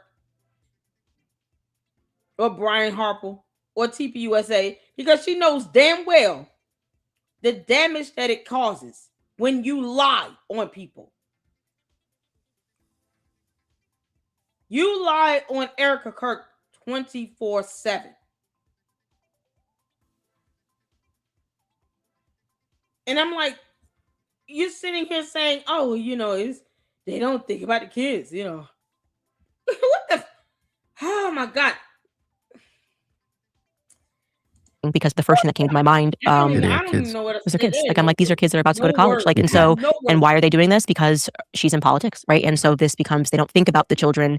And yeah, I mean, I think now that I have kids too, I think there's just like, wow, they don't sign up for what I do for podcasting. Kids don't sign up for that kind of stuff. Yeah, number one, though, kids are way more resilient than you think. So much tougher. And I know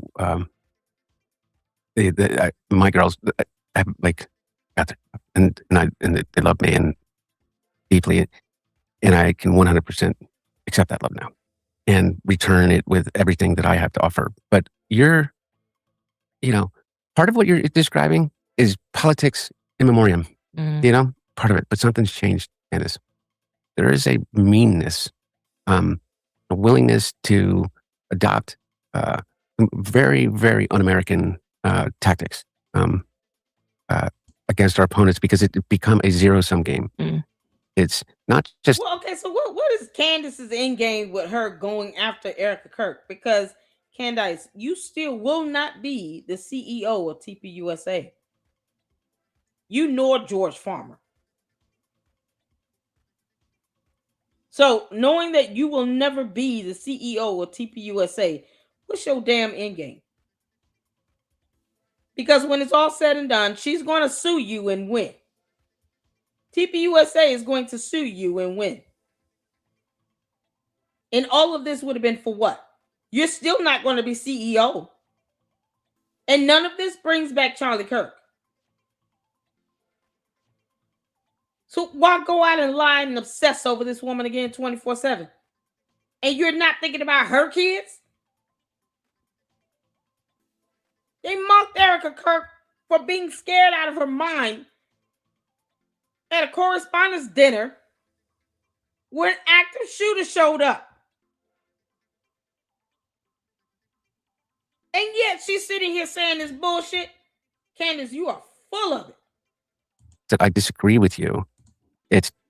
You need to be punished. You need to be punished for what you believe. You know, there's this incredible show. I really want to meet them one day. I don't know if you listened to it. It's called The Necessary Conversation. Have you listened to that? Incredible. It's a brother and a sister who are progressives. One lives in LA and like one lives in Austin, or something like that. And she runs a bakery. This sister and a mom and dad. And they are ultra MAGA. And I think they're like in, Missouri somewhere. Okay? And I mean, like, don't take their caps off. Trump literally can do no wrong. He's playing 4D chess on the Epstein thing. I know he said no war in Iran, but, he must have a reason for it. And you can't convince, like literally, but they have this conversation. And they have real issues with each other. Like the daughter gets really mad at the dad. Like, Dad, you were a jerk to us when we were kids. You made me. But then she has this conversation with her mom who loves animals and like taught her about empathy.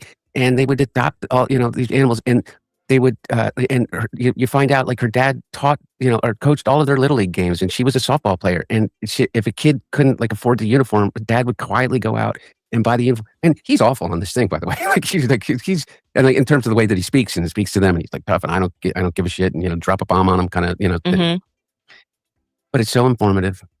Is that before? That's a normal family. That's a thing. Before, you and I could meet at a restaurant in Georgetown, and your husband and my wife, and we could have dinner together, and like with Tucker, I knew Tucker, you know what I mean, and like you could have dinner together and think that what Tucker was saying was crazy. And I don't agree with, and I don't agree with, half the stuff. But you know what it didn't mean? It didn't mean that I thought that he should be tried for treason and executed. And that's what happened to me. And I mean that not figuratively. I mean it literally. That's what people were saying. And that's what people of real importance. Oh, shit. He's saying this to Candace. Candace wanted Erica Kirk to be jailed for a crime that she couldn't articulate. Off to jail, Erica Kirk, at least for questioning. You gonna ask her about this? Are you gonna ask Candace, why did you want an innocent U.S. citizen to be jailed and questioned? But yet, when Victor Marks asked you about a guest that came on your show that had knowledge of another person making a death threat about unaliving Victor Marks, and the FBI and the sheriffs are having a hard time finding that person, all of a sudden you haven't spoke to anybody, you have nothing to do with it. But you wanted Erica Kirk to be jailed for what reason? You tried to tell Victor Marks, Candace, be careful, you can't accuse somebody of having a warrant. But you wanted Erica Kirk to be thrown in jail, and she committed no crime.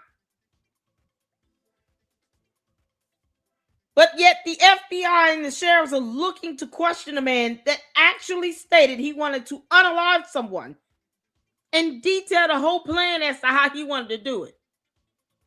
Somehow people have to be careful with that piece of shit. Not being accused of having a warrant for his arrest. That's soon to come.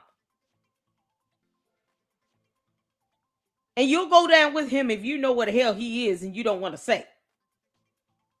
You're not that smart. You will not be able to best any federal investigator. But you wanted Erica Kirk to be jailed. So is he going to ask about this or what? How hypocritical is this going to get?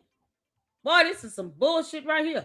We're saying those were the words that were coming out of the mouth, and I'm paraphrasing of people like Steve Bannon and people like Rudy Giuliani, people of authority, and it changes everything. Is how can you even have a discussion? For instance, how could I go out and talk about How could I respond? Was that cocaine mine? Like, what do you want? You want me to take a drug test? Because I'm taking a drug test almost weekly for the Department of Corrections and Probation.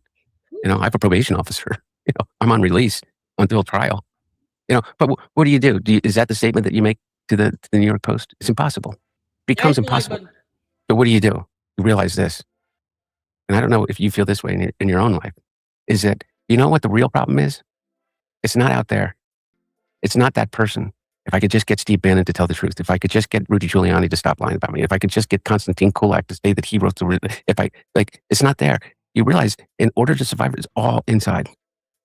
Every single piece of it is about figuring out how to love yourself, not live in that shame. And in order for you to be able to be of service, first starts, to Melissa, like return the beautiful thing that she gave me, which was a chance. To be of service to my dad, to return the unconditional love, which is not love without consequences, not love without accountability. It's just knowing that no matter what, even through the consequences and being held accountable, that person still loves me. All right, you guys, when I think about the future, I picture a little moments. Oh, there's a special discount about my dad, my grand. It's like, okay, apply that for some reason. There's a special discount plus free shipping for my listeners.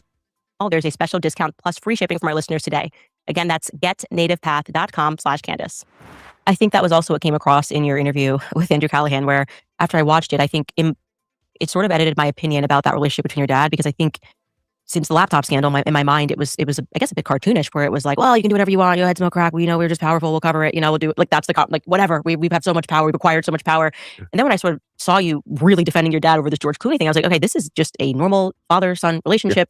Like, people can't apply that for some reason when you're talking about a president or somebody that has access to power, but he just loves his dad. And this is the way any normal person would defend their dad. If they said something about your father, if they said something about your son, like, this is so normal that I think that's what was a bit resting for me. I was like, this is very normal dynamic. He doesn't care if Jake Tapper's on his side. He doesn't care if George Clooney is on his side. That's his dad that you're talking about. And he's having a natural reaction that I would have if someone was talking about my dad, my grandparents, my sister, my cousin, even when they do something wrong, by the way. Like, it's like, okay, no, but like, that's my family member who did something wrong. Kids. And so you have no right, and I will breathe fire. No.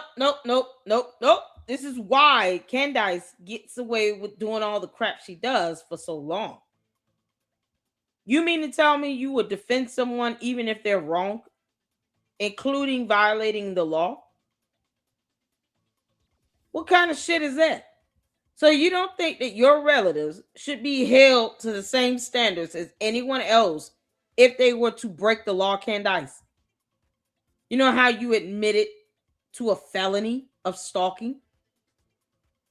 You don't think you should be held accountable against the law? You're out of your damn mind. If your mom, dad, grandparents, your cousins, your auntie, your uncle, your mammy, I don't give a damn. If they want to get mad because you actually are held accountable for admitting to committing a felony of stalking, they're going to be mad from now until kingdom come. I don't give a damn. You can't shield someone because they're genetic relatives of yours when they go out and actually do something wrong. That's the opportunity for you to correct them. But if the consequences of their actions lead to them having some sort of legal consequence, then that's what should happen. Because you're the product of what happens when you ignore it. And you have 2 sisters and a brother. None of your relatives can tell you, go sit your dumb ass down somewhere. You're wrong. And you're stalking somebody. This is why you're going to lose your lawsuits. Go to court and think you're going to be able to claim willful ignorance if you want to. Or your relatives to be able to get you out of this. Hell no. If they get in the way of it, all you're going to do is piss off your attorneys and the other party's attorneys, the judge and the jury. You don't shield people when they're wrong. One thing I having a godmother in my life who's now a retired federal judge,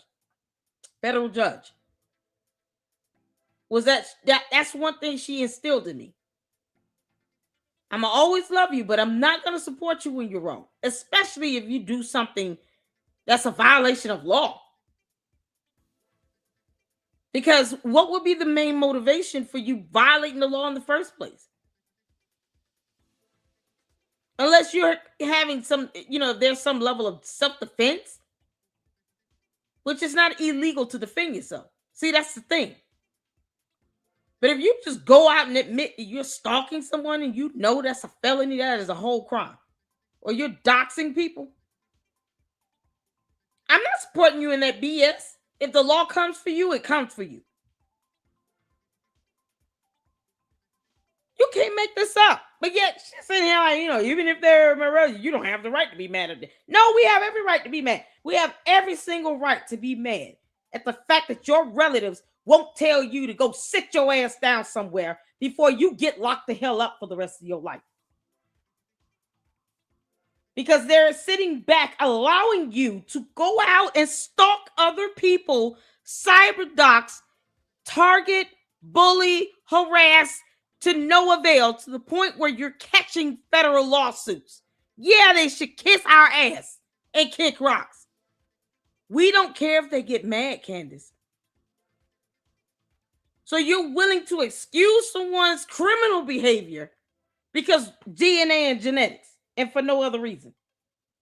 Yeah, okay. I see how the rest of this interview gonna go. Someone, and that's kind of, and you're right. And now it's getting dirtier. The games people are playing are dirtier, and it is about wanting you to feel unsafe. And I think that is something that is so new when you have people posting your address, posting where you are, knowing that you have children. And yeah, I really do believe, and it is over perspective. Like for me, it was me changing my mind on Israel. And suddenly I'm getting the New York Post treatment, and I'm getting all these people coming after me, and I'm going, this is my perspective. You're welcome to try to debate me on why I feel the way I feel about which is because I have two eyes about what's happening in Gaza. But to do these tactics where you're trying to destroy people feels very... No. Nothing's got those lawsuits, Candace, just go to court. You're trying to tie in being sued for defamation when we have anti-defamation laws in place. Here's why we have laws that says that you should not defame people. There are federal laws in place that outline what defamation is defined to be in the court of law. And when you violate the law, there is a consequence for that. And it can be pursued in a court of law as a civil matter. Meaning, Candace, you're going to have to pay some damages because you failed to read a damn book, and your relatives won't get in your ass about this. No, they think it's okay for you to create a website where you're doxing children and minors. Until they tell you the truth. I hope that this disturbs them forever. You can take that how you want, Candace. You can kiss my ass too. Very, very new to me. Yeah, let's be honest. I hate that phrase.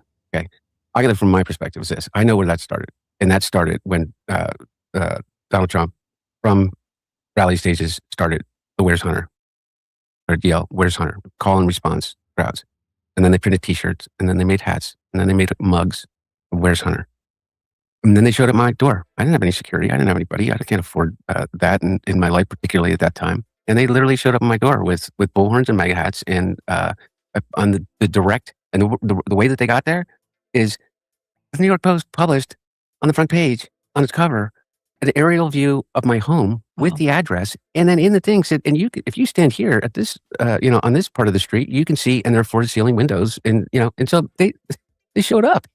Wow. And Alyssa was 6 months pregnant at the time. She got in the car because she was alone at the time, and sped off, and they followed her, and they ran her off the road. She panicked, and then she got, and they did it again, and they surrounded her, and that's new, man. That is new. And like similar to you, is it like before I sat down, I heard where you live, what the level of security that you have or didn't have, and what your perimeter of your property is like. How the hell do I know that? And how is that even remotely safe? Because you have people who now you basically spoke your truth, and they decided that you cannot exist, and so therefore, no, she didn't speak a truth. She lied like hell. That's why she's being sued. You moron. I don't care about your political values and beliefs. She lied, and she defamed, and she intended to do so, and did it with malice. Nope. She's being sued. She puts out people's addresses and doxes people because they wear green hoodies. What the hell are you talking about, boy? Hunter Biden, what the hell are you saying? This girl has doxed minors. She had a whole website dedicated to that. You mean? Well, oh my God, the ass kissing going on in this interview is insufferable. I don't know what's going to happen, but for some reason, I think it's appropriate for me to say, tell you what Candace's address is, who lives there, and the level of security she Tim has. Pool doing that was one of the most. It was so obvious By the what way, he was doing. My dad said to me, "Is I have to stop saying the F word." But it was no, it was like seriously. That to me was like it's a declaration of war. Like they know I homeschool my kids. They know, and he's describing the security apparatus, and he's doing it in this rant, trying to be impassioned about the fact that I don't support Israel or I don't support whatever his motivation was. There was zero reason that you would be describing the perimeter of my house outside of wanting someone to get harmed. And like, first of all, like I'm not like Tucker Carlson, and I say this all the time. People, you put out other people's addresses. You doxed a donor because she was Jewish and gave TPUSA money. You are actually stalking Erica Kirk. For goodness sake, you have sources and direct contacts that live in this girl's residential building. You admitted that you have eyes and ears everywhere and that you're always listening and watching her. You are stalking her, and that is a felony in the state of Arizona. What in the entire hell do you mean, Candace? No one is advocating for you to be put in harm's way, but you actually lied about an assassination attempt on your life with zero evidence. Where's those transactions to Club Descent? You know, from the French president, you claim we're paying Club Descent $1.5 million, was it? To take you out? Where's the evidence of that again? What are those transactions? But yet you didn't file a formal complaint to the FBI because you're an idiot. And he's sitting here, you know, like, well, in your situation, did zero research for this. You mean to tell me he didn't hear about all the other videos of Candace being debunked on every level, being challenged to present evidence? Somehow Hunter Biden didn't read any of those posts? Consistently being asked, present the transactions. You claim somebody called you and said the payments were being made from the French president to Club Descent for your assassination. Now, obviously, there must be a paper trail. Where's that paper trail? What the hell is it? Candace, I thought you had candy-ass cult members and living in France that were going to get that paper trail for you. Where the hell is it? Where are those transactions? And he couldn't seem to look that shit up. Oh, my God. Or even ask her right now, hey, did you ever come across those transactions from your assassination attempt you claim was coming from France? You said it was going through Club Descent. Here's the X post that you put up about that. Did you ever get those transactions? Who was the person that called you? That high-ranking French government employee. They work for the government and they called you and told you this. Did you ever get any emails or a screenshot of that stuff? Why didn't they just send you over evidence? Can you post up the transactions? Why you didn't ask her this? You say you earned 2 degrees, one in journalism and one in English. Can you post up the degrees? Can I see it? I mean, I'm here in your house. Where's your journalism degree? I don't see it on the wall. There's so many questions he could have asked her in real time. What is ass kissing session is stupid. That's why I get so worried, because when Tucker gets accosted in public, he just has this like total happy warrior demeanor. I will claw someone's eyes out for my kids. Like I am not the property to try. We will shoot you. Like I will shoot you and I will kill you and I will happily go to prison. But before. Oh, okay. Well, then don't get mad when you get sued, you dumbass girl. You know, that's a wrongful death lawsuit too. Because you probably would not wait for that person to get on your property to try to claim, you know, stand your ground and any of that. Candace doesn't have a clue on how that law works. Oh my God. No, she's just a murdering type. You know, I would shoot you, I would kill you, I would happily go to prison. Candace, I'm gonna snip this because you know these words came out of your mouth.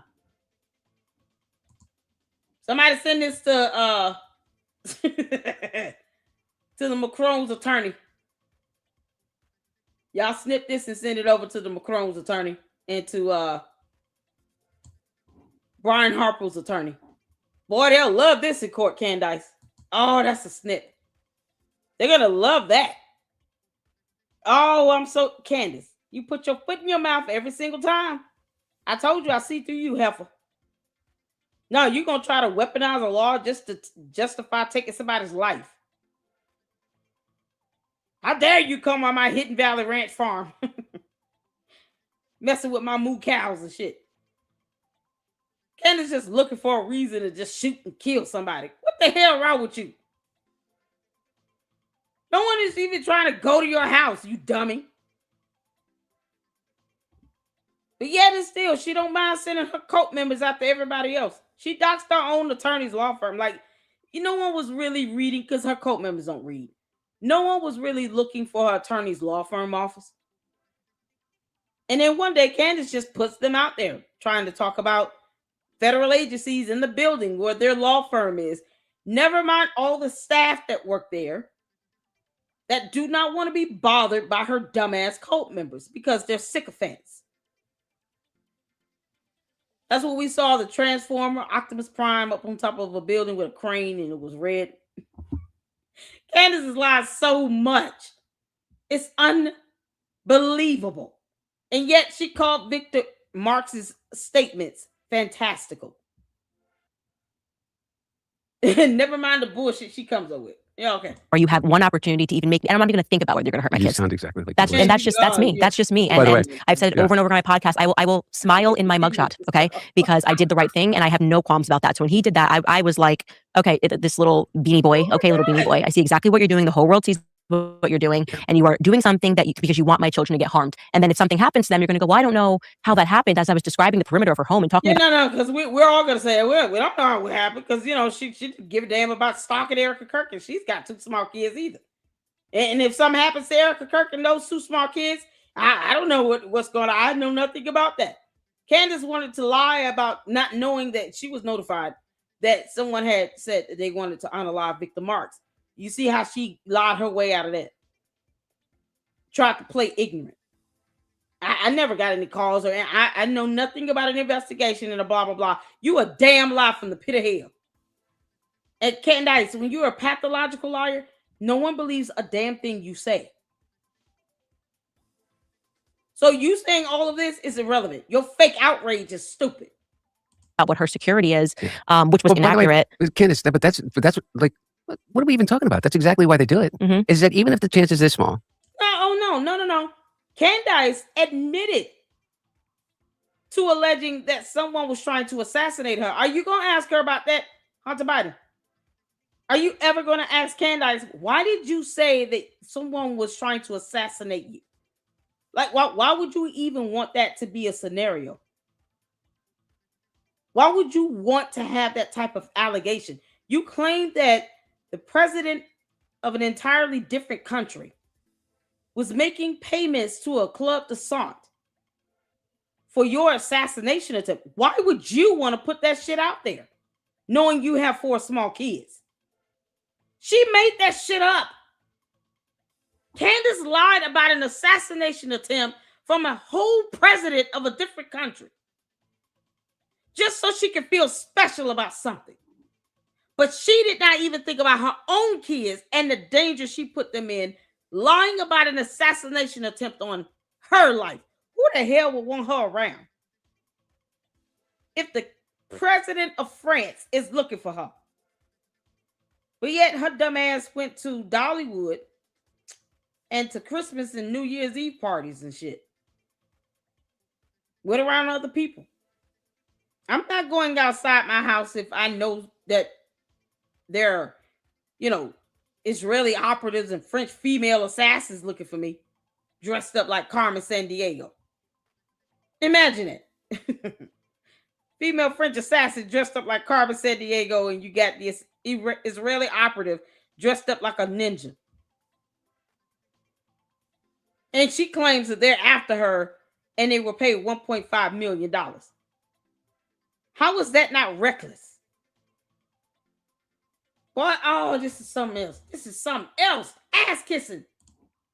The reason that they do it is exactly that, is to make you really afraid, not for yourself, for your 4 kids, Mhm. for your family, for the people that work around you. It's like, and by the way, I'll tell you, is that I have the same approach that I think Tucker has to it, which is, then I don't know, which is basically like, I can handle it. Like, I can diffuse the situation. I can do it. Melissa, people kill you. Yeah, I'll kill you, and I'll ask questions later. And she did exactly the same. And you know what really worries me? Is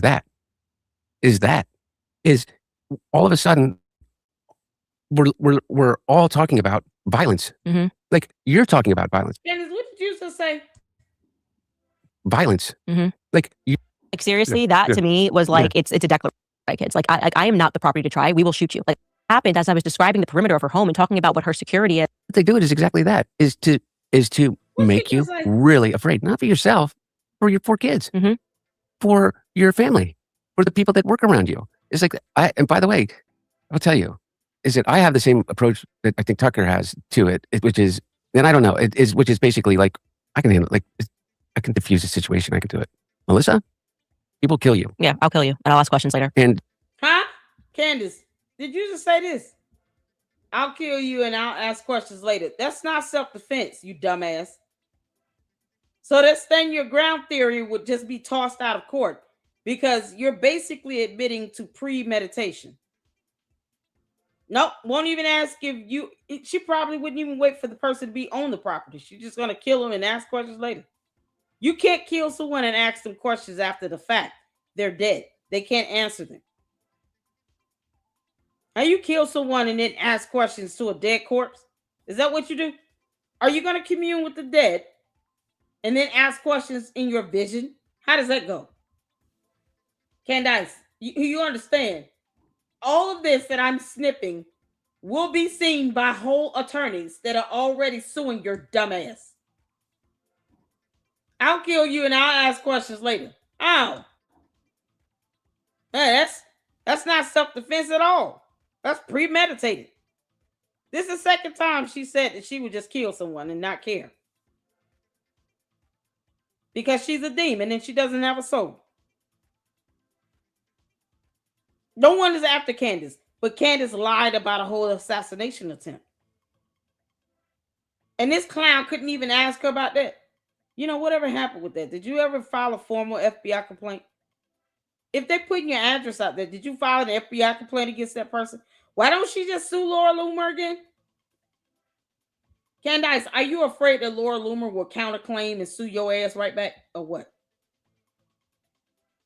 You think you get to lie on people and defame them, and then when they say, okay, well, here's what you're hiding, and there are receipts and evidence to prove it, somehow, now you think you should just kill this person and ask questions later.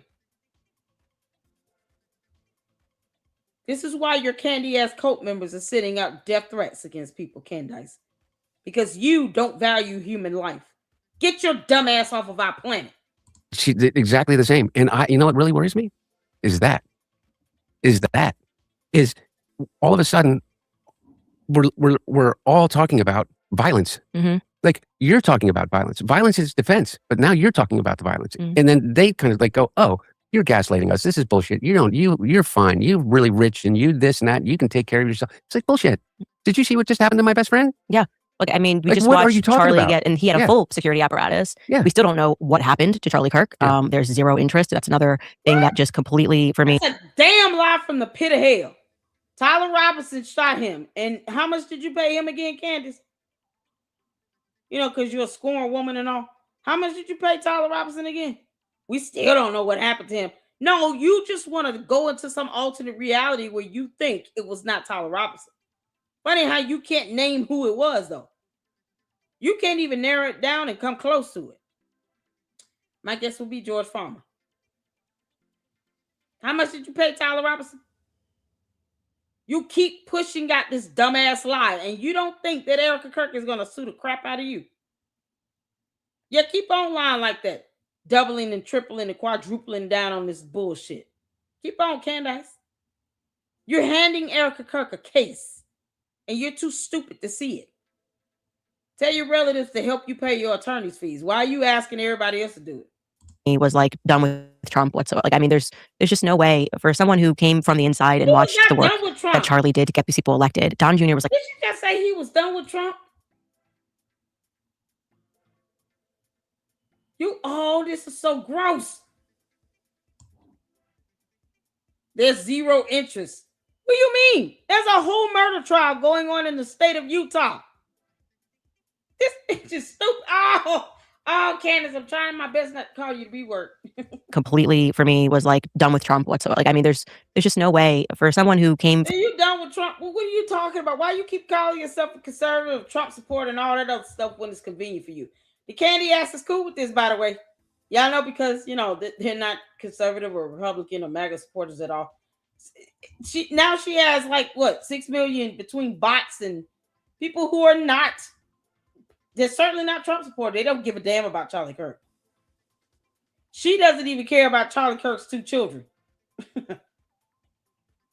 Boy, you can't make this up. They don't believe that he is dead. That's how dumb her code is. Because somehow she thinks she deserves to know where he's buried. Girl, bye, heifer.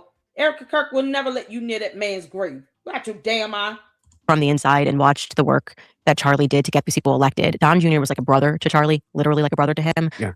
And to see the Trump brothers, to see Donald Trump himself, Kash Patel, who Charlie pushed for him to lead the FBI, had him on his podcast. JD Vance, came out of nowhere. Charlie was like not sleeping to make that happen. And to see all of these people have zero interest in the obvious holes in the story, even if ultimately the holes get filled and there's a picture that makes sense. Which there is. It's already there. And it's because you're not privy to see all of that evidence does not mean that there is not an already picture painted without holes in it. You keep poking holes in it. Imagine that. She's got a whole painting where she's single-handedly punching holes in it, but then talking about, now I demand you all fill these holes that I'm punching in this painting. Hell no, you fix it. You punched the holes in the painting, Candace. Now you got to fix the painting. You asking people to do the job for you that you claim you were going to do, which is the research. You want everybody else to do it for you, and you're willing to dox people, stalk people, harass people, target people, make false allegations and claims, and then raise money for a moron whose son even said that he's a pathological liar. All for you to keep punching holes in a painting. You expecting everybody else to feel? Girl, if you don't kick rocks and jump off a bridge. I put that at a 0% chance. But let's just, the fact that they have zero interest and they're just accepting the narrative, like what this has done to me, and I've said this, I'm just done with politics. I'm just done with politics because I can't even begin to comprehend it. And again, that element of gaslighting that's happening here, where they're pretending that the people who are noticing that none of this is making sense are the crazy ones, and everyone else who's like, no, turn the chapter a week later, it's all solved. Yeah. And this is how it went down, and none of it makes sense, but just accept this slop. It is the most infuriating thing, and it's just fully removed the scales in my eyes. And Candace, you were getting information from Joe Kent, who worked for the feds. You were single-handedly giving out Fed slop. He was giving you information according to Mitch Snow. You trusted Joe Kent, who worked for the feds, according to Mitch Snow. Joe Kent, who worked for the feds, vetted Mitch Snow, according to Mitch Snow. He told on you. Mitch Snow told on you, you dumb ass girl. And yet you gave that Fed slop to the candy ass cult members, and they're too stupid to see it. Candace trusted somebody that worked for the feds. Why trust any of them? I wouldn't trust any one of them. If I don't trust the feds, I just don't trust the feds. I'm not going to sit here and trust one if I don't trust any of them. How many times did Candace even quote information that she claimed came from an informant in the FBI? Candace actually admitted in an entire interview, with the CNN, what's the girl name from CNN? She actually stated that she had sources inside of the FBI I have the video on my channel of the interview with no commentary. You can put on the closed captions and watch that interview. Candace admitted to having sources inside the FBI. Why would you need that if you don't trust Fed slop? And they aren't spearheading the investigation, by the way. The state of Utah and the prosecutors, the investigators in the state of Utah is spearheading the investigation of Charlie Kirk's murder against Tyler Robinson, who did it. Tyler Robinson did it. Yet and still, we still don't know. No. We all know. You just still trying to grift. And you're too stupid to pivot onto something else. Unbelievable. Oh, you can't make this stuff up, Candace. You're so stupid. So stupid. Stopped with this left versus right. That Fed slop came from Joe Kent, and the candy asses have no problem with him. Now, we don't trust the feds, but we do trust Joe Kent and the feds, who's now under investigation by the FBI for leaking out information. Candace has sources inside the FBI and admitted to that in an interview that she claimed she did not do. I didn't do any interviews after Charlie Kirk died. And then that interview drops. And she did it after Charlie Kirk died. Candace has been lying about dumb things from day one. She's sitting here getting information from the FBI, from her sources in the FBI, while talks about Fed slop, when she's the main one peddling it out. Girl, people who have a brain know that the feds are not spearheading the investigation. Why would Candace need sources inside the FBI again? If they're not spearheading the investigation into Tyler Robinson and the murder trial, why would she need to even say that? Make it make sense. Why admit to having sources in the FBI if they're not even spearheading the investigation? And if you don't know what spearheading means, I encourage you to go on dictionary.com. Candace, make sure you spell it correctly. It's all one word. Crab versus Republic. I'm like, this is sheer evil versus good. By the way, this is like sheer evil. But by the way, for real, exactly. I'm exactly. It is good versus evil. Yeah.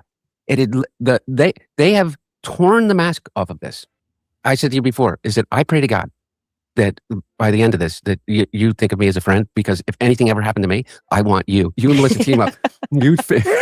Like, oh my God. Of it's not happening with Charlie Kirk. And the criticism of you for asking the questions for someone who is like a brother to you is like, what the F are you talking about? Yeah. That's what the are you talking gaslighting. about? Like, how dare you care? Coming from someone who you've attacked and you've and politically, you've had all of your criticism, which I have no problem with, and we disagree on so many things. But I listen to you and I go, right on. Like Epstein, like you want to figure out why they don't want to let the release all the Epstein files? All you got to do is literally look at a picture of Trump standing on his stage at his inauguration and look behind him. Yeah, I mean, it's like every single person. He's protecting his donors without question. I mean, it's crazy. Like Palos and Poli and this and that and the other thing and all of these things. It's like, okay. And by Candace, the cult members are cool with this. They cool with this interview. They cool kicking Trump in the ass. Like her supporters are cool with this. The ones that actually claim to support Trump, they cool with this bullshit. They stand for nothing. Wait, anyway, my point is it's like, when are people going to kind of wake up to the fact, and it's not left or right. This is a really, really horrible group of people that are pulling strings that impact us all, and they make us think that because you and I disagree on the graduated tax rate or some social issue, is that we are sworn enemies. Not just like sworn enemies, that I deserve violence. And I could see them, and it does seem like both sides have woken up without question. My audience is now split, and I still say what I believe. I haven't changed my position on abortion. I'm Catholic. I have, there's nothing that has changed. I think they're just hearing me for the first time, and I do think there was something about the Charlie Kirk assassination that everyone just sort of looked up. We just sort of all looked up at the machine and was like, wait a second, what is this? Because they expected Trump to be ride or die. They expected cash. I mean, wow, this is going to be solved in the clearest way possible because the entire political apparatus that has the power in the Department of Justice is in the hands of Charlie Kirk's friends. Like, that was how I felt, right? This is it. No, whoever did this is never going to get away with it because these are Charlie's friends. And what did we get? They're the people that Charlie Kirk made. Charlie Kirk made these people. That's exactly right. He led a youth revolution to get these people elected in power. He was ride or die to the level of disloyalty or fear. I don't know what it is. Disloyalty is disloyalty may be guided by fear, but it's so disloyalty. disturbing. It's disturbing, and I cannot forgive Trump, the Trump family, what they have done or what they have not done for Charlie. Can I keep one of these? Yeah. First? Yeah. And I'm full on. I'm like, call me a conspiracy. I'm like you, where I'm like, oh, what is the shame tactic of the day? You're calling me a conspiracy theorist. Great. I'm like, you'd be a fool to believe the stuff that they're telling us today. The stories are telling us. I mean, it is something that is just so disturbing. And I think that the Charlie assassination has just so crazy, like, because he was so Republican conservative, but I think it's brought people together in a productive way. Yeah. Look, I'm here, and you're here, and I really think that we're not unique. You know, I think very, very kind of emblematic is that, like, I'm like, let's put the past, not behind us. Like, I'll explain anything you want. I'll talk about anything that you want to talk about that you still have questions about, or that anybody is it. But like, this isn't right. What we're witnessing right now is not right. Mm-hmm. The level of corruption, the obfuscation, I mean, whether it's Butler or Charlie or these things that it's just not right. And I mean, it's so glaringly not right. It's almost as if they're just saying, F you. They're not even trying. We don't even get good psyops anymore. And that's what I keep saying. I'm like, it's so disrespectful that we're not even getting good psyops anymore. Like, we're supposed to believe he survived four assassination attempts, the first president that's ever survived 4 assassination attempts. Yeah. They lie to us about things and make a big deal, and then they make it want to, it's going to go away. They're going to keep pretending and telling us that this is a totally normal grieving widow. Okay. No one's buying that. Like, something's just not right here. Everyone can see that. This is not how you would react to your husband being shot. And this sort of just, I'm fine. And I like 2 weeks later, I fully accept the narrative. I have no interest in anything else. It's over. Let's close it. I forgive him. Let's move on. You're asking us to abandon our common sense and our humanity is what you're asking us to do. And that kind of seems like where we're at. Like, they're insisting on this. And I'm going, where is this going to go? Because we're not doing the thing they want us to do. Like, they're just constantly giving us slop all the time. I mean, even the recent White House Correspondents' Dinner, there was so much theater to it after. So much theater. And now it's kind of, okay, Secret Service maybe shot each other and we're just going to kind of quietly move on. But Trump needs a ballroom. Like, that's a normal reaction. Hey, there's a shooting duck. Hey, well, we better get that ballroom. And by the way, it's going to cost $1 billion now. And by the way, it's not from donors. And by the way, we're going to do it. Like, it's just the constant, like, talk about gaslighting. This has been just this, and we're not even, are we even a year into Trump's second term? We're a little over a year. A little over a year in second term. And I don't think there's just been, I'm like, how are we going to deal with 4 years of just being gaslit every 5 seconds and told that MAGA, literally MAGA, is not MAGA anymore. And what was actually never Trump, which was actually pro Hillary Clinton, if you think about it, that's now MAGA. It's literally people who have been against Trump the entire time who are lecturing us about this stuff, like the Mark Levins and the Ben Shapiros, and like, we're MAGA, and the Laura Loomers, like, we're MAGA now. Okay, great. Then I'm not MAGA. Like, I've never agreed with these people. I am opposed to these people's ideas. I am opposed to unleashing an actual lunatic who has had to be Baker acted and put on Psych 5150 holds by her own parents who fear her. I'm opposed to that actually being unleashed upon the population. Melissa always uses 5150. I had that. She goes, that person's going to get 5150. I'm like, what are you talking about? What's 5150? It's like, and you're telling us this is MAGA now. Like, this is what we do. And so it's been a challenging time, because you do have to have, like, the humility to admit that I'm quite embarrassed Candace, about it. The president of the United States of America has posted images of himself as a king, I think, half a dozen times now. Yeah. Like, when are people going to wake up and go, okay, like, if that's what you want, and by the way, if that's what you want, then you know what? I know that there is the vast majority of Americans, but some that are really going to really have a problem. Yeah, really have a problem. I am MAGA. God forbid. And this whole thing is that we all need allies now, because they do have an enormous amount of power. One of the things that I always think about is that it's so easy to silence people, but it would be particularly easy, for instance, to go, like, if some, like, the whole cocaine in the White House thing. And by the way, I look at your premise is that, like, you can believe whatever you want to believe, but I know my truth, and that's all I can do. And you preferred crack anyways. 100%. Okay, and I would the not. Evidence is and by the way, I would not have forgotten it in a cubby. Not if you're crawling on the floor. To go into the situation room, which I've never been in before. Okay, exactly. I mean, Jesus Christ. Anyway, but my point is that what if they, what if I'm flying back to LA and, or when I go through security and they find drugs in my bag? Who would believe me that I'm clean and sober? Who would possibly believe me? No one. No one.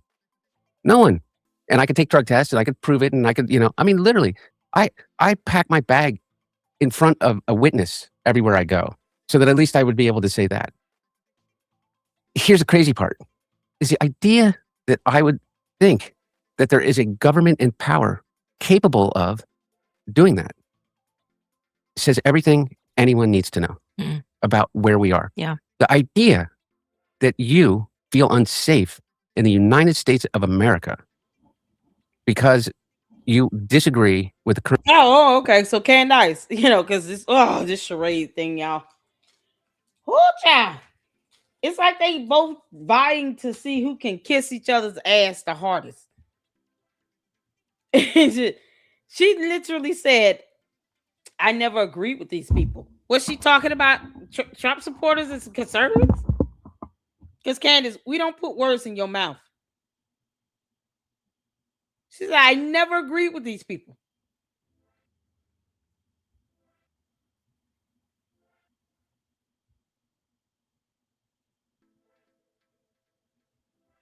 See, I'm trying to go back. What she said, I never agreed with these people. So why did you become a conservative and a Trump supporter? Why did you do this, Candace? Enlighten us. Like they are just constantly giving us slop all the time. I mean, even the recent White House Correspondents' Dinner, there was so much theater to it after, so much theater. And now she thinks that someone walking in with a gun, an automatic machine weapon, somehow is not a big deal. Candace does not care about a damn thing. She is absolutely soulless and heartless. I guess she thinks that she'll be able to, become impervious to a bullet or something. You mean to tell me you would not be afraid if somebody walked into a store or mall or wherever you are with your 4 kids and your lavender gay husband and they have an automatic weapon on them? You're not going to be scared of that? So we get to say that if you're ever in that situation, Candace, the theater of it all. Candace was so overly dramatic. I mean, she ran past gunfire. I mean, goodness, why she has to be so dramatic and overly theatrical about this? Candace doesn't give a shit about a damn thing. it's kind of, okay, Secret Service maybe shot each other and we're just going to kind of quietly move on. But Trump needs a ballroom. Like that's a normal reaction. Hey, there's a shooting duck. Hey, well, we better get that ballroom. And by the way, it's going to cost $1 billion now. And by the way, it's not from donors. And by the way, we're going to do it. It's just the constant, talk about gaslighting. This has been just this, and we're not even, are we even a year into Trump's second term? We're a little over a year. A little over a year in second term. And I don't think there's just been, I'm like, how are we going to deal with 4 years of just being gaslit every 5 seconds and told that, but MAGA, literally MAGA, is not MAGA anymore. And what was actually never Trump, which was actually pro Hillary Clinton, if you think about it, that's now MAGA. It's literally people who have been against Trump the entire time who are lecturing us about this stuff, like the Mark Levins and the Ben Shapiros, and like we're MAGA, and the Laura Loomers, we're MAGA now. Okay, great, then I'm not MAGA. I've never agreed with these people. I am opposed to these people's ideas. What do you mean? Laura Loomer used to support Hillary Clinton? Is that what you're saying? Or you're saying you never supported people who are now MAGA? That have always been MAGA? What are you talking about? I am opposed to unleashing an actual lunatic who has had to be Baker acted and put on Psych 5150. Candace, we're going to have you Baker acted because you admitted to stalking someone and you're obsessed with her and you won't leave her alone. You also said you were addicted to Adderall. Erica Kirkens never said she was addicted to Adderall. You also lied about, being kicked out of the house at 14 and live with some boyfriend for 6 months. There are a lot of reasons why you need to be getting therapy and treatment and help. You're going to overlook that, Candace, or what? Your ass need to be Baker acted. The rate you going, you actually think no one should be suing you for lying on them, causing damages? And then you don't care that you're putting Erica Kirk and her kids in a line of fire even the more. You admitted to stalking her. We got eyes and ears, listening and watching everywhere you go, everything you do. Why? You don't have the authority to do that. Who gave you the authority, you dumb demon?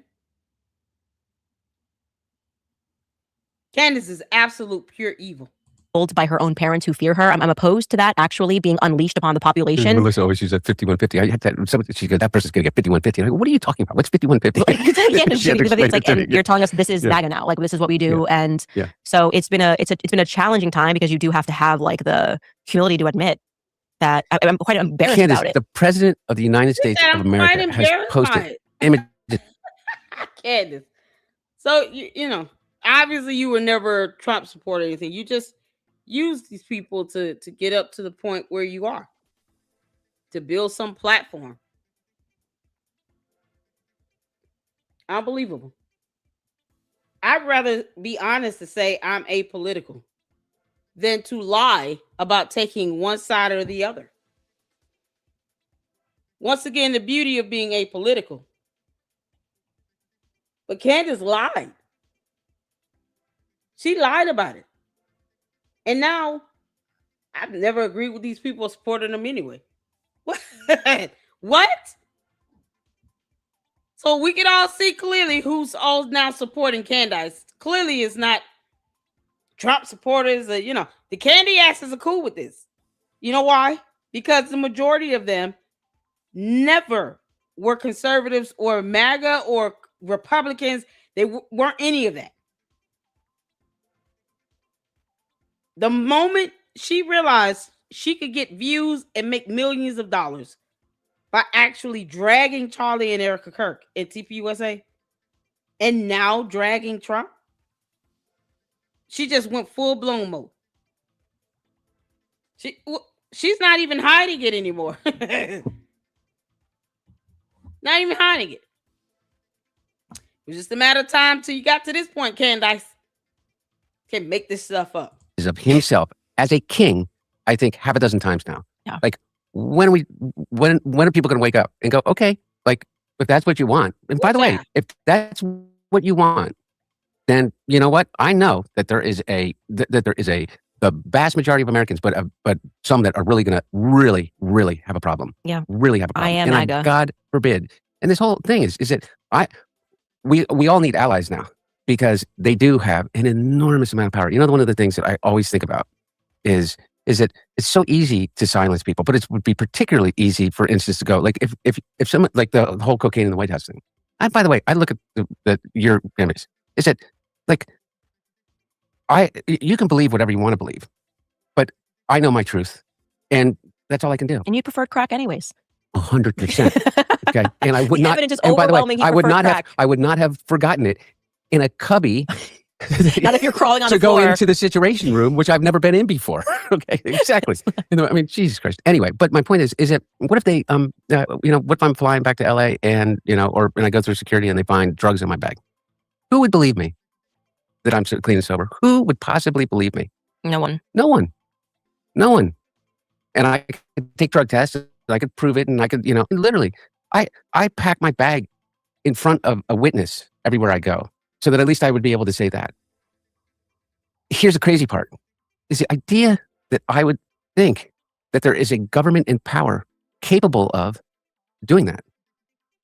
It says everything anyone needs to know about where we are. Yeah. The idea that you feel unsafe in the United States of America because you disagree with the current administration on a issue 70% of Americans agree with you on. Mm-hmm.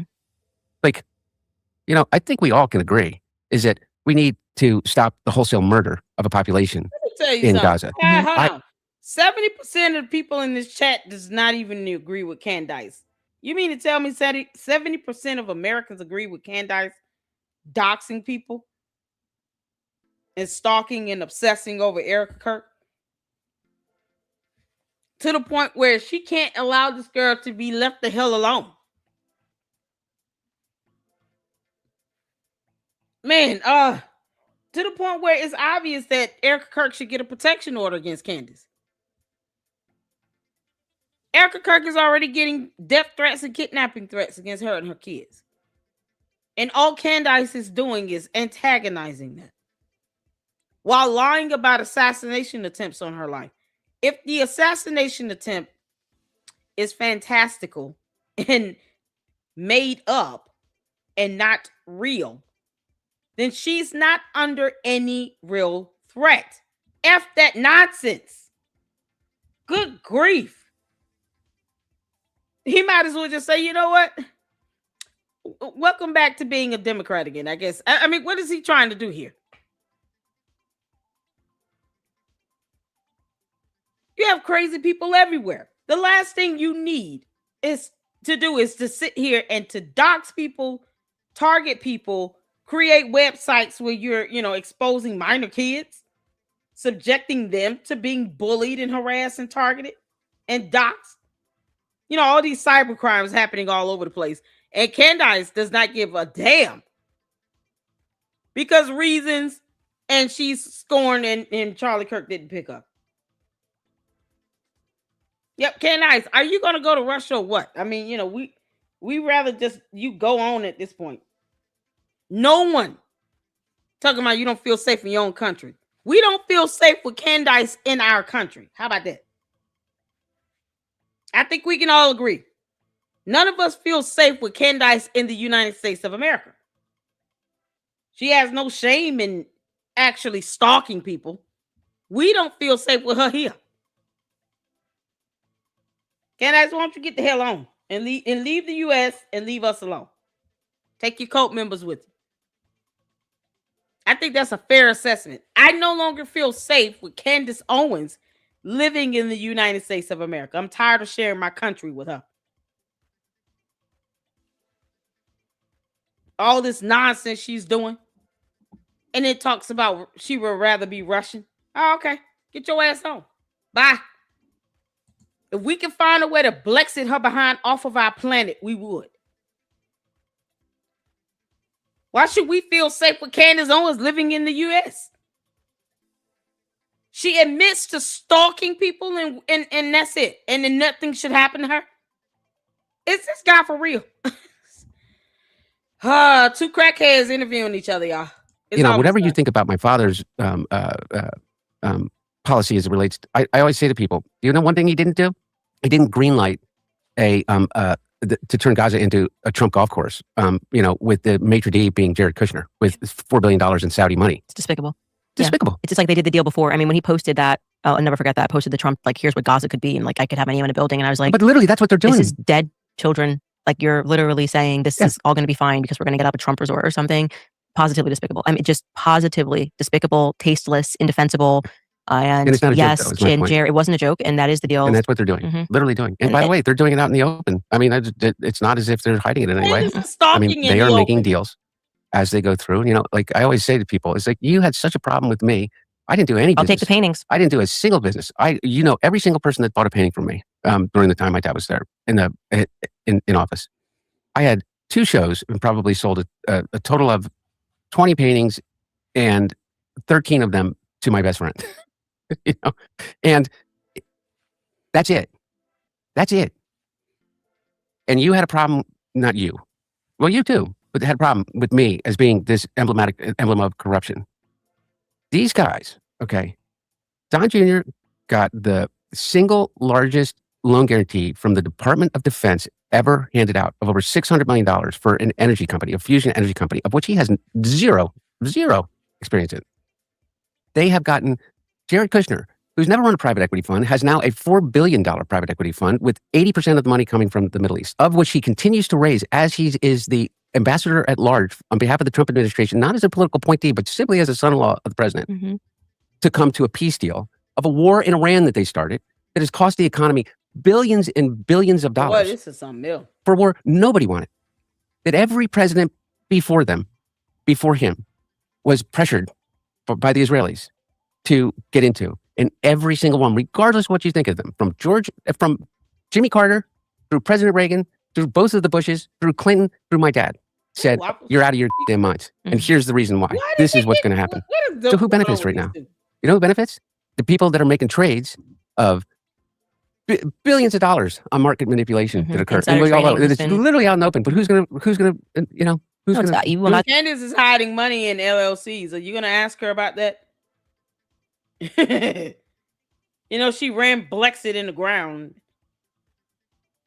hit it over 1.72 million in the negative. And TPUSA bailed her out. You gonna ask her about that? Why don't you ask Candace to produce her tax statements? Because, we're all waiting to see that. You're not going to ask her any tough questions at all, huh? We're just going to go through this charade and listen to this get dumber and dumber. He didn't give her any pushback. He didn't ask her any questions. He just believed everything she said because she's a narcissist and just let it ride. Not even gonna ask her about her degree. Or either one. Nothing. You say. Oh, okay. She creates fake outrage because morons refuse to read and her cult members are stupid. And yet and still, she lied about an assassination attempt on her life. If Candace does not feel safe, it is all her fault. She created a huge threat and danger because she wanted attention, not because there was something actually wrong or that people are looking for her. This is unbelievable. Yeah, just scream out at me. Like, I am so far off the Trump train. He's posting. No, by the way, and I'm not even saying it. It's embarrassing. It is embarrassing. It is embarrassing because we got behind him as the answer to corruption. We thought he was going to be this outsider. He's going to go to DC. He's going to drain the swamp, and then he became the Loch Ness monster. And so it's like, I don't know what it is about that swamp, but you get swimming in it, and it's like people do this. And yes, it has been for Israel. Not to say that Trump wasn't pro-Israel. Most presidents actually are pro-Israel when they go in there, and if they go anti-Israel, they kind of end up dead. But it's or they sort of get kicked out. If you want to talk about Nixon and the scandal of Watergate, which I've revisited and did think that had a lot more to do with his shifting viewpoints, but that wasn't the issue. Like, I was pro-Israel, generally speaking, not very educated about the topic. It's this level of corruption that you're talking about when you are willing to let real Americans be harmed, their day-to-day lives be harmed. They're suffering at the gas pump. Their groceries are expensive. All so that you could further enrich. How much more money does Trump family need? I mean, just like literally, how much more money do you need that you're going to allow this to happen? Don't you just want to? It's fun. Candace says they actually end up dead, while she says, "I'm just gonna kill you first and ask questions later." Like she'll be able to ask a dead person questions. We snipped it, Candace. That's what you said. Those words came out of your mouth because you're a moron. Have now the legacy of being a good president. I mean, this is... Yeah, I'm saying to you about like the cryptocurrency thing. I think there's incredible promise in cryptocurrency. I believe in the, oh my God, meme token. I'll do something one day to create a community, and there's really good reasons to do it. Okay, so you're not gonna ask her about that LGB meme coin? We gotta check the status of that lawsuit. Make sure that I'm not missing an order where she was, excluded from the lawsuit, or they agreed to dismiss some of the co-defendants. I gotta follow up on that one. You're not gonna ask her why she was named in the first place? You don't want to challenge her on any of this stuff, Hunter Biden, you say? Okay. God. Really interesting ways, and I know people disagree. I just happen to be kind of like a crypto guy. I mean, just because of my understanding, I think it is incredible freedom in a world in which we've been controlled by banks. So if you have the same problem that I have with big pharma banks and the Fed and these like where does money come from kind of thing, is it like I truly believe in what Satoshi, kind of the manifesto of Bitcoin. But that's just me, regardless. My point is that they had such an opportunity. Mm-hmm. They had such an opportunity. I'll give you this. I want you to look at the conspiracy theories. Go look up Gal Luft and Alexander Smirnov. They're the two principal individuals that made the only claim that people hung their hat in Congress and elsewhere as it relates to my dad and corruption, bribery and stuff like that. One of them is a fugitive from justice wanted by Interpol and the United States government, Gal Luft, who is a former IDF officer who is believed to be living in Israel as a fugitive, which the Israelis will not help us locate. And the other one is Alexander Smirnov, who is a known Israeli intelligence agent. Those are the two people who was in a prison in the United States, so serving 6 years, and they can't find him. Your prison can't find him in his prison, in the prison. He is on furlough, but no one knows where he's been furloughed to. The only passport that he has is an Israeli passport. There are forces that I used to say, oh, this is bullshit. Have you ever read The Devil's Chessboard? Yes. Alan Dulles, looking into the CIA, I read this book, Chaos, that then led me to the Devil's Chessboard. It's actually on our list for books to read for the book club. Yeah. Yeah. Yeah. It'll knock you. Chaos, CIA, Manson stuff. That was the one that knocked me. And I was like, what the heck is our government? What is going on? Chessboard, and you realize that anyway, what the CIA is capable of, and you think it's all a conspiracy. And I think that's what they're fearful of, is that people have awakened to that. And so when they're kind of trying to throw red meat now, which you see them doing, the left, the right, it's just not landing the same anymore, because we just realize that there is a devil's chessboard. That's why in terms of the left, like, you think I'm going to defend the DC elite of the left? They crushed my dad. They when they saw their chance, they did everything in their power to push him out. You know why? Because he was never part of that club. He was never part of the Epstein class. He lived in Delaware. Everybody you can think whatever you want about my dad, is that literally my dad never bought a stock or a bond, because he made a commitment in 1972 when he was 30 years old after Watergate, never to own a stock or a bond. And he did. My dad was the poorest person ever to enter the presidency, and the poorest person, not poorest, I mean, he had money, he'd written a book, and he'd done well, but he had the least amount of wealth entering the presidency in modern years since 1900 than anybody. And when he was in the United States Senate, he was not only the poorest man in the Senate, not poor again, he made over $170,000 in average over the course of 45 years, but not just the Senate, but 535 members of Congress. He was never a part of that club. And that's what I wish, like, you knew. That's what I wish they knew. And I am not here in any way to defend, the DC elites of my own party. I think that they're just as complicit in all this bullshit. No, without question, like the Nancy Pelosi's. What's your opinion on Kamala then? Did you like her? Look, you didn't. You definitely no, didn't. you know what I did, and I don't want to say anything. I didn't know the vice president that well. Okay. I mean, and she was always nice to me personally, and so that was my, but I didn't have the other thing that people think, that I was like living at the White House. I literally didn't leave my home because it was really hard to leave. I stayed, in the hill that I lived on until the fires came. That's what. How he skirted around not having to answer anything about Kamala Harris. So he's not gonna ask her. You did a whole expose on her. How do you feel about her? Like, seriously, Candace, why are you asking it? Do you care how he thought about Kamala Harris? Seriously. Yeah, I'm not gonna answer that. No, because I don't, I should not. She was nice, okay? She was really nice. The end. She's so nice. I don't want to hurt her feelings. What? You can't have an opinion of someone? You spent more time with her than you probably did with Candace. What you mean? She was the vice president of the United States of America. And somehow you didn't know her well enough to have an opinion of her at all? Boy, he full of shit.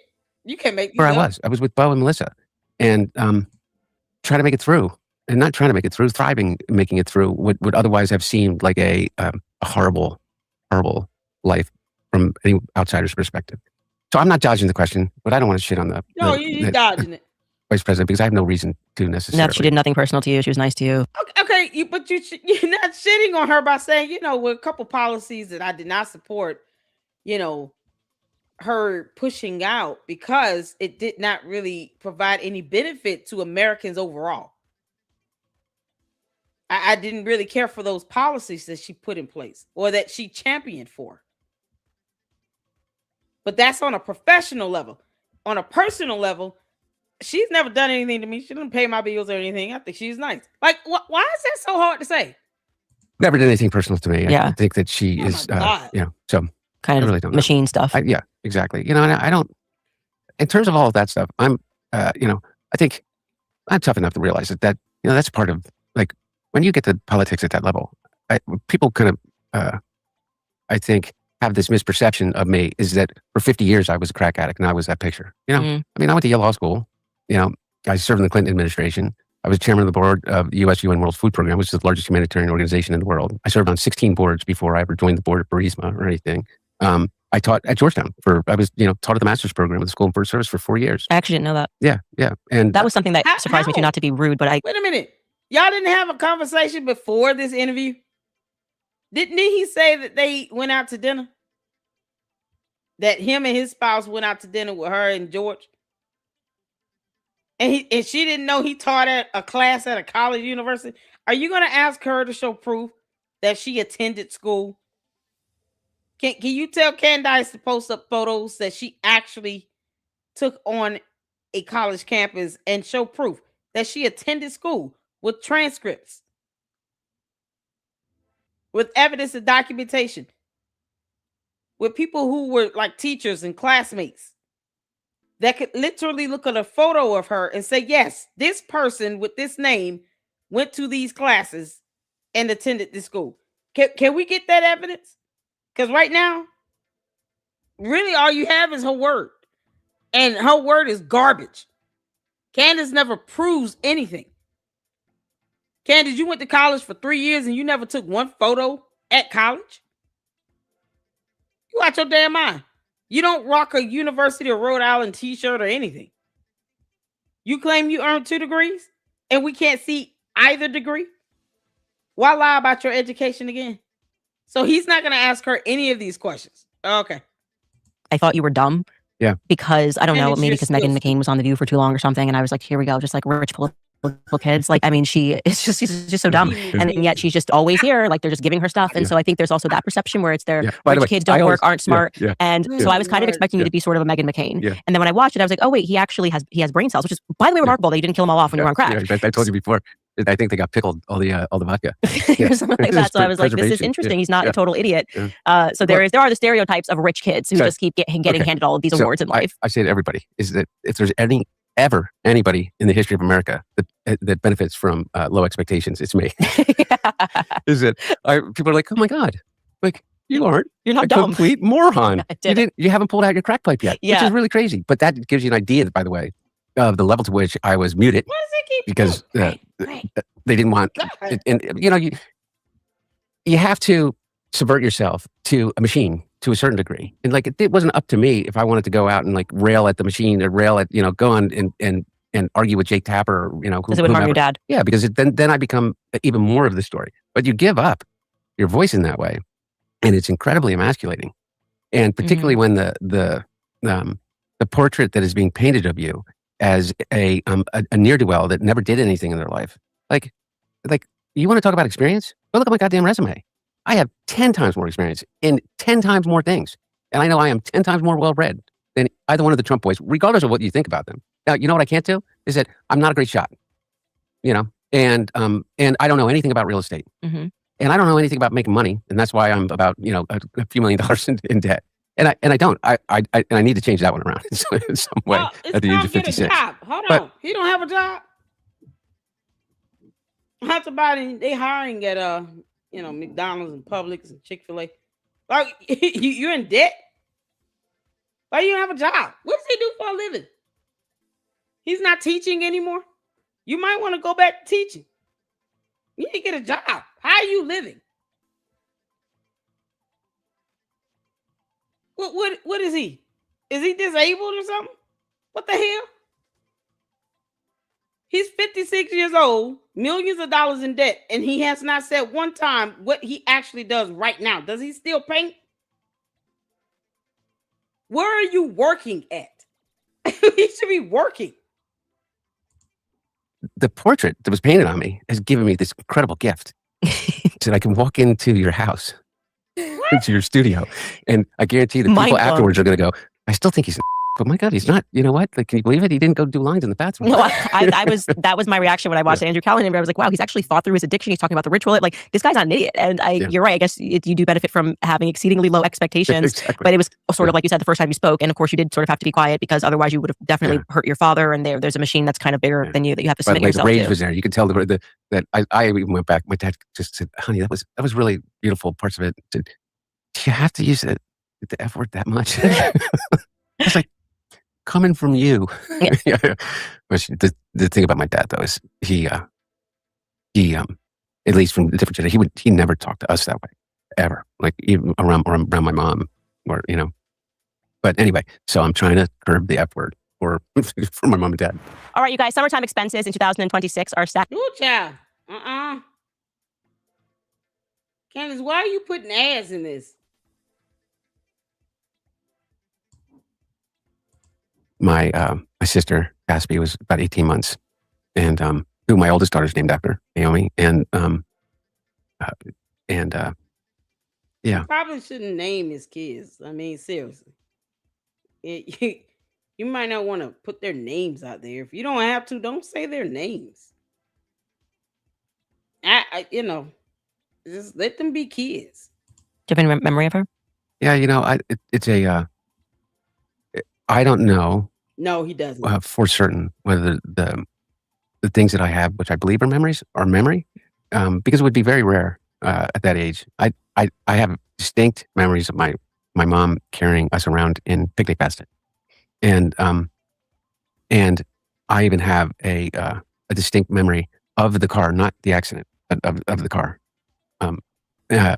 But I don't know if it's because I've been, so steeped in stories. The beautiful part, like everything, have you ever read any of the Gnostic Gospels? No. You really should, because I know you're. He's Gnostic. He is Gnostic. I've listened to you talk about your Catholicism and your faith. This girl doesn't read a Bible, let alone Gnostic Gospels. Candace doesn't read. I told y'all, Candace, he said you read the Gnostic Gospels.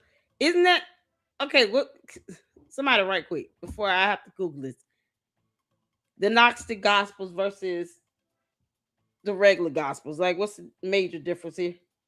I'm assuming that he's saying this, because they're Catholic. If she's not reading she's not reading Gospels that is read in the Catholic faith. Why in the world would anyone believe that she actually reads the Bible? She just said no. So it's just very firm, like she didn't even think twice about it. Like everything, have you ever read any of the Gnostic Gospels? No. You really should. No. I guess if she holds a Bible, she's gonna melt. You can't make this up. What's the difference? Gnostic versus regular gospel. I mean, is it glitching? Is it the video glitching? Is it freezing? Gnosticism is fake Christianity at best. Oh God. Candace don't read a Bible. I'm telling y'all, Candace don't read no Bible. She doesn't pray. She doesn't read a Bible. She doesn't do any of that. Because I know you're I've listened to you talk about your Catholicism and your faith. And I'm like a toddler in the faith, and there's so much. It's like so rich. So it's really cool. There's the what? One of the things that I've always been a student of, because when I first went to Georgetown, the two closest people after I got to Georgetown were two Jesuit priests. One was named Ted Disiak, another one was Bill Watson. And both Father Watson and Father Disiak led me into this idea of service. I started a thing called the Jesuit International Volunteers with Father Watson. Father Disiak, and then I went to the JBC because of Father Watson, which is like domestic Peace Corps, and I did that for a year. And then when I opened up my own law firm, all my clients were Jesuit universities, because I was friends with presidents of universities that were just like 5 or 6 years older than me. They were now becoming presidents of St. Joe's and Granton and Loyola and all these Jesuit universities, Detroit Mercy. And but anyway, the Gnostic Gospels were they were found in Naj Hammadi, and they were written in the period between Christ's death and the first 2 centuries. And there's the Gospel of Thomas, Gospel of Philip, and Constantine. No, I'm very interested in this.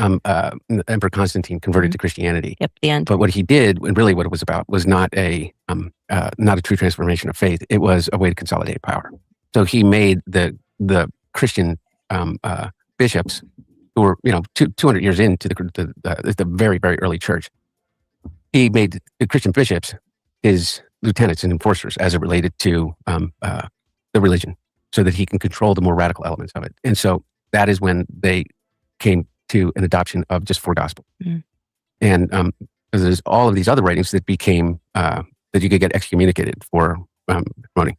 That is really beautiful portraits of, like, the Gospel of Mary Magdalene and Jesus's relationship with Mary Magdalene. But anyway, it's not a gospel, but it is one of the texts. I think it's called the Acts of John.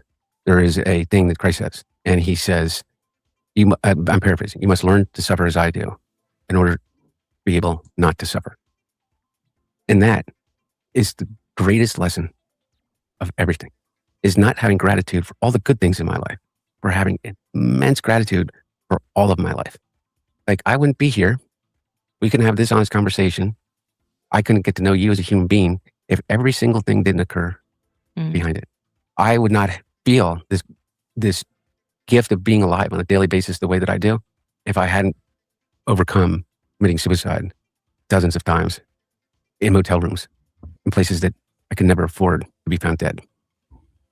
You know, and it's that piece of life that, like, the only way I got it is when they just tore off all my clothes, tarred and feathered me, and put me in the center of town and said, "Look at him." And I survived. When you survive that, you kind of go, "What am I going to do with my life?" Well, the number one thing I want to do with my life is, number one, take care of me. Yeah. You take care of me. I feel like I yeah. have to say, like, I'm really sorry that I contributed to that. Like, I just feel really shitty. Like, I feel guilty because, like, hearing you talk about, I mean, basically the having hell? the Oh, Candace, you feel shitty about calling him a crackhead. Why don't you feel shitty about saying that you're actually stalking Erica Kirk? Is she not a human being? I'm not even trying to say you shouldn't feel shitty about, like, horribly going after, like, you know, whatever. Well, why aren't you feeling shitty about actually breaking the law and admitting to stalking Erica Kirk?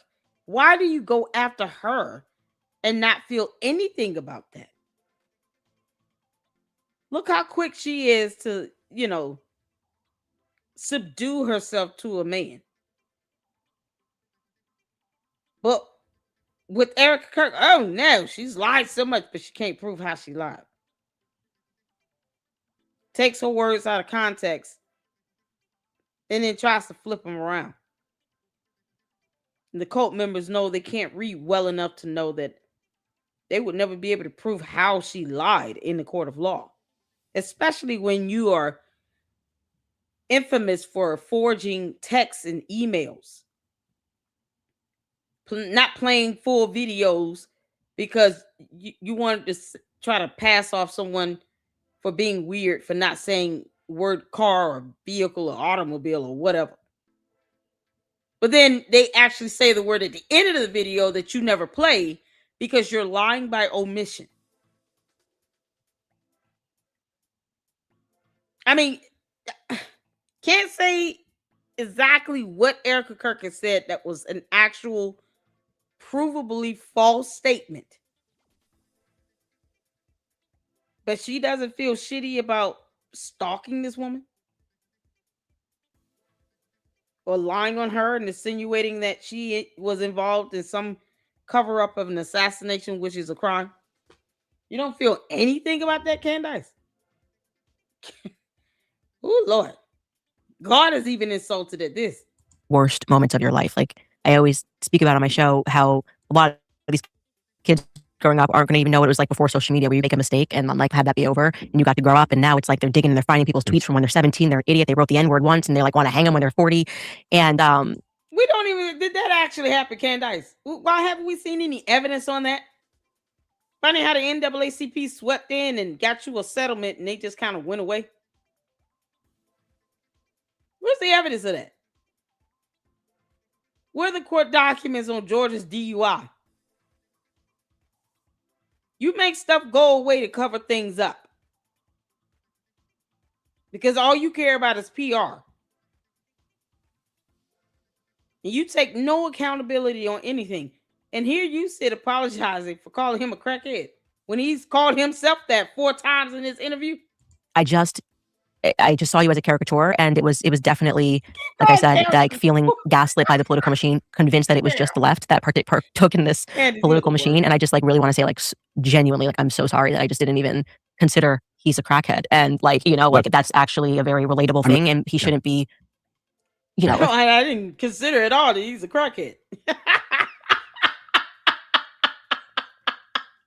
Yeah, I'm sorry I called you a crackhead, even though you called yourself a crackhead. And not one time, you know, when I was sitting here going in on you and your father and your whole family. Did I ever think that, I probably shouldn't be doing this because he's a crackhead, and crack solves everything. Crack. Tyrone Biggums. Oh, man. Peanut butter and crack sandwich.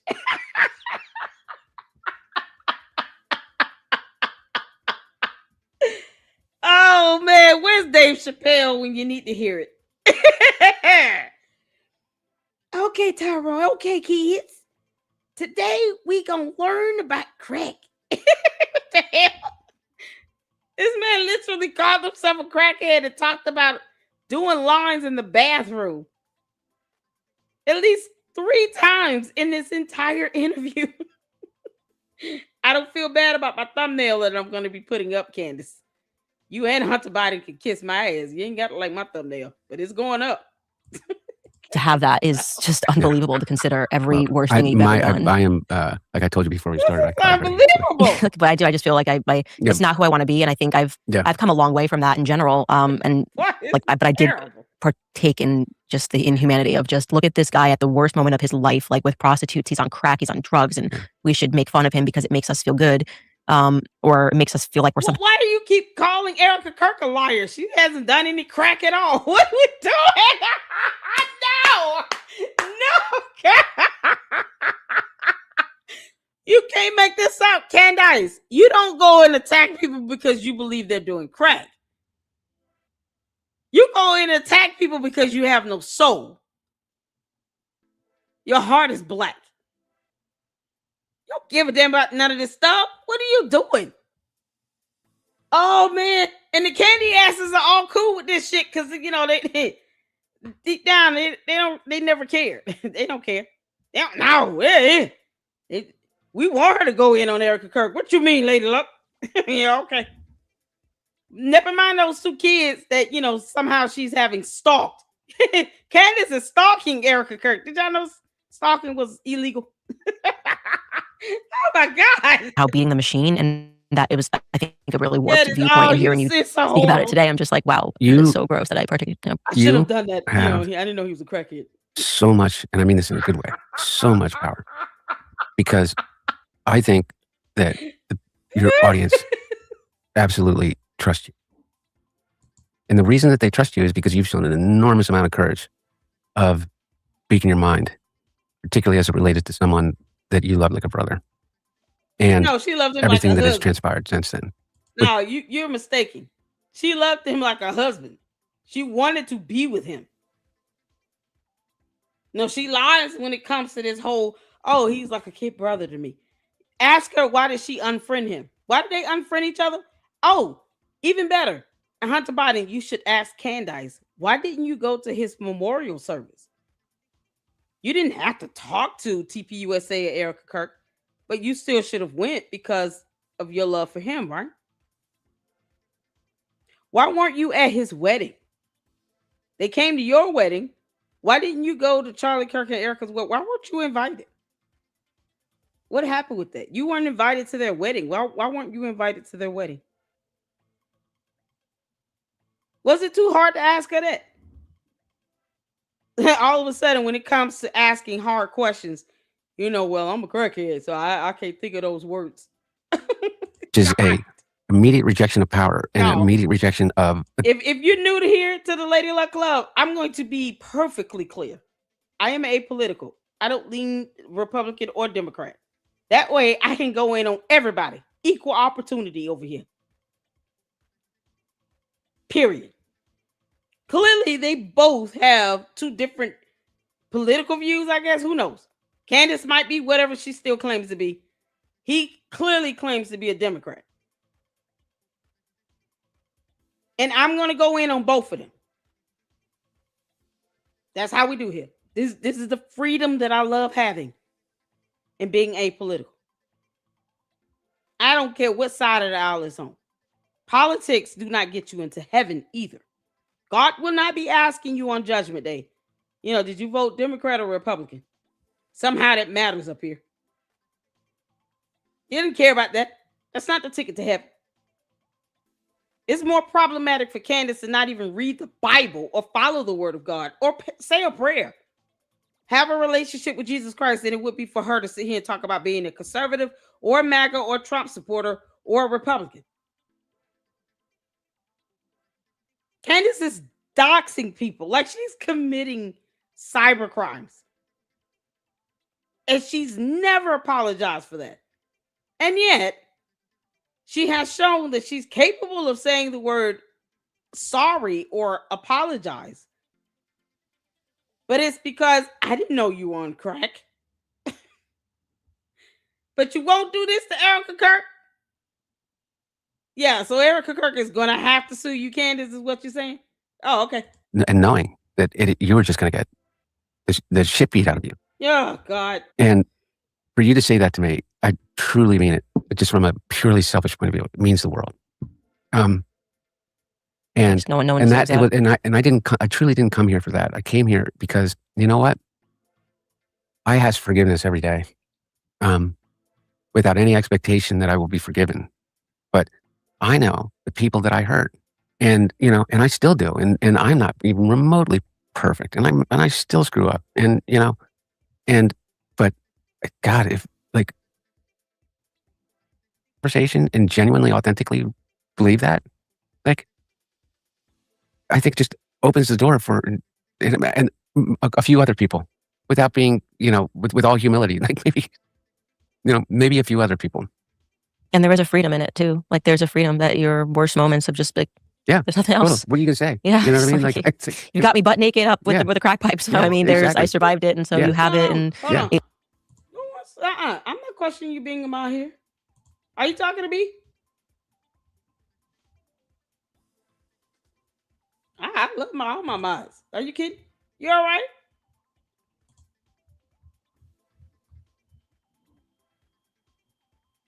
Good night, Patrina. How you?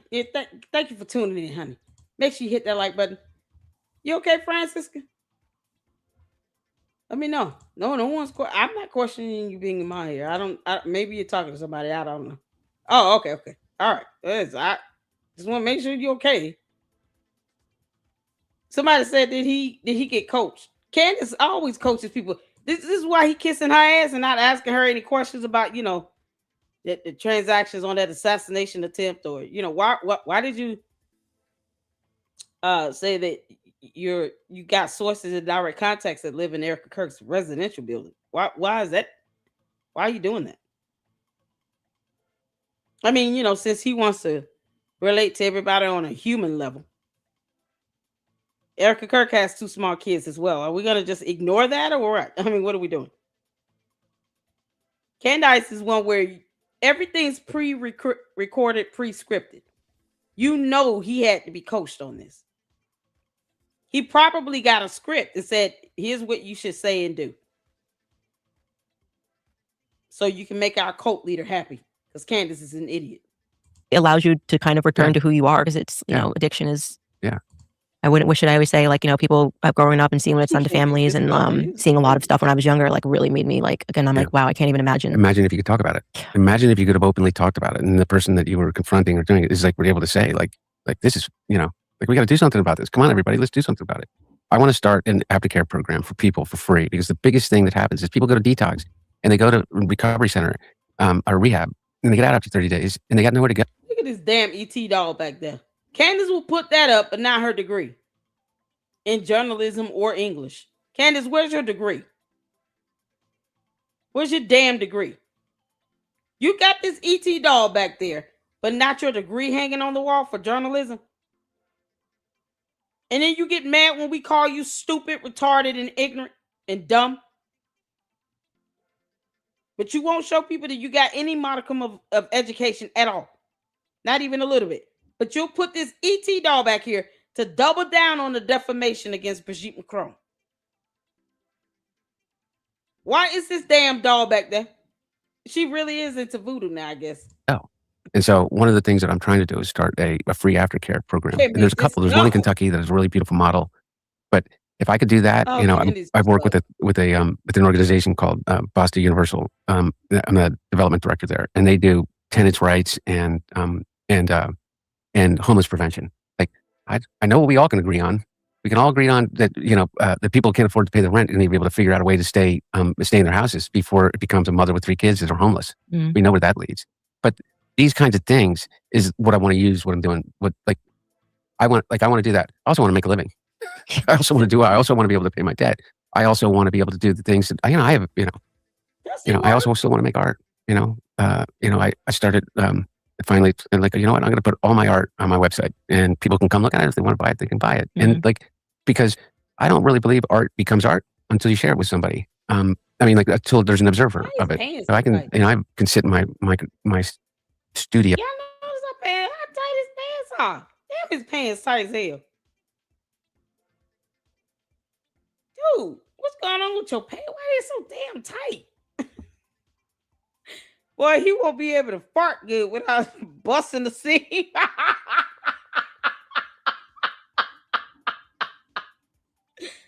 Oh my God.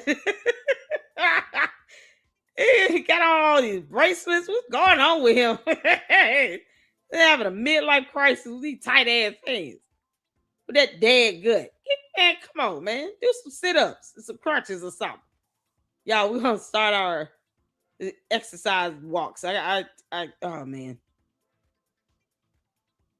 I'm just confused at the man. He doesn't even look like he can breathe good. You don't even see the belt. Where's the belt line?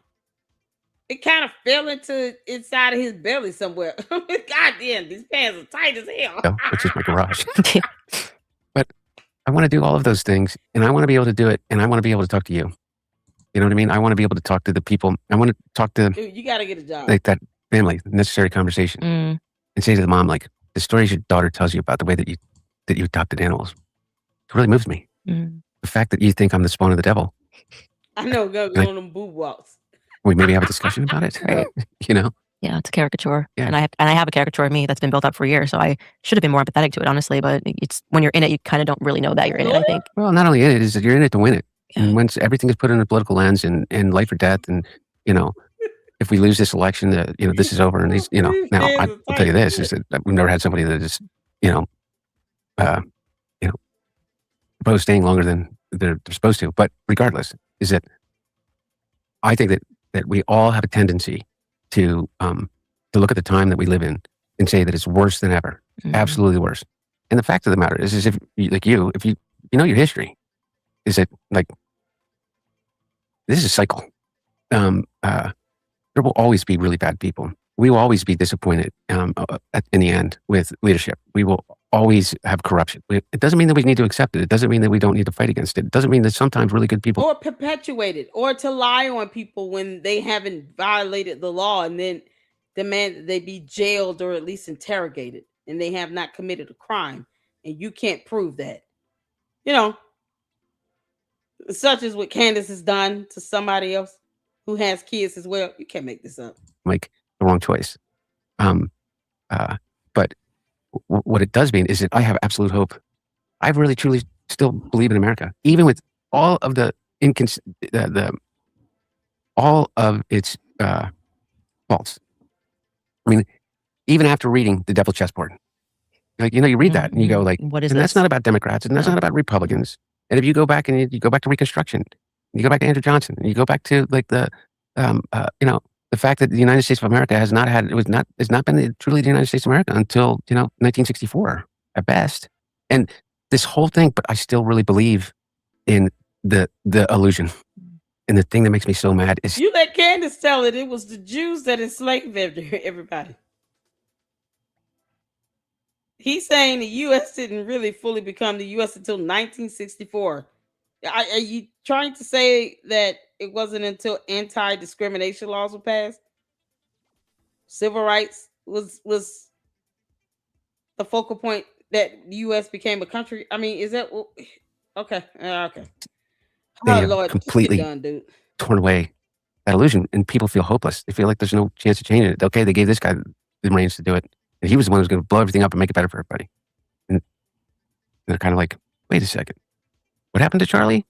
Wait a second, why are we at war again? Yeah. I think this is actually the most important question, and I will make this my final question I want to ask you, but I'm really interested about your faith life. You're Catholic, you're raised Catholic, you went to Catholic school, and you're talking to me about the Gnostic Gospels. Okay, let's you and I go see the Pope together. I'd love to do that. Seriously. I think he's a little mad at America right now. No, but you and I he's been, I was tweeted the same day as the Pope, by the way, by Trump when he said bad things about me. For so real, let's go to the Vatican. I would love to. I would love This is the coolest place in the world. I love I just got back from Italy. Yeah. Take her to Italy and make sure she does not come. Like, keep her over there. They can have her. Dear Vatican, can you all please keep Candace Owens? She's all yours. We don't want her back. God. There 2 weeks ago. Yeah, I did my confirmation. Well, you did? I did. It was just the most beautiful. Oh, that's so cool. Unbelievable. Yeah. It was literally the same day that Trump posted the Time most vile person of the year. So I felt like there was, even in that, there was something divine, because it was Shout out to Fax Me. That was Fax Me's photo. Shout out to Fax Me. Candace, you are the most vile person of the year. Shout out to Fax Me. Looking at fake power, and then the real power of like having, a cardinal, getting confirmed, being in Italy, the deep history, like what outlasts that. Like there was something so fickle about it. Never mind the power of God. Because that's what this was supposed to be about, right? The power of God. No, she talks about the power of the Vatican and Pope and, the history and all of that. But she doesn't talk about God. She doesn't quote scriptures. She doesn't pray. Candace doesn't read a Bible on her show. Like, if she were to read the Bible, she would not get any views, because her cult base want her to continue to attack Erica Kirk and demand she be jailed for no crime committed. Can't make this up. Like posting this photo of me when I was sick. Okay, great. Wait, hold on. Talk about humiliating people for sport. Somebody literally sent this to me right before I came into you. They knew that I was going to talk to you. And I promise you I did not plan to do this. No, you're so fine. It was a prayer. If you are wise and understand God's ways, prove it by living an honorable life. Do good works with the humility that comes from wisdom. But if you are bitterly jealous and there is selfish ambition in your heart, don't cover up the truth with boasting and lying. For jealousy and selfishness are not God's kind of wisdom. Such things are earth. Candace, you are selfish and jealous, and envious and scorned. Somebody, boy, the timing of that scripture is something else. Candace doesn't know the script, know the Bible. She's looking at him read words. That's all she's kind of picking up in her mind. Candace. It's mighty funny how that scripture was sent to him while he's sitting there with you. And it's dealing with jealousy and selfishness. Boy, this is something else right here. Hold on, we gotta go back. To me right before I came into you. They knew that I was going to talk to you. And I promise you I did not plan to do this. No, you're so fine. Oh, they knew that he was going to talk to her. I did not plan to do this.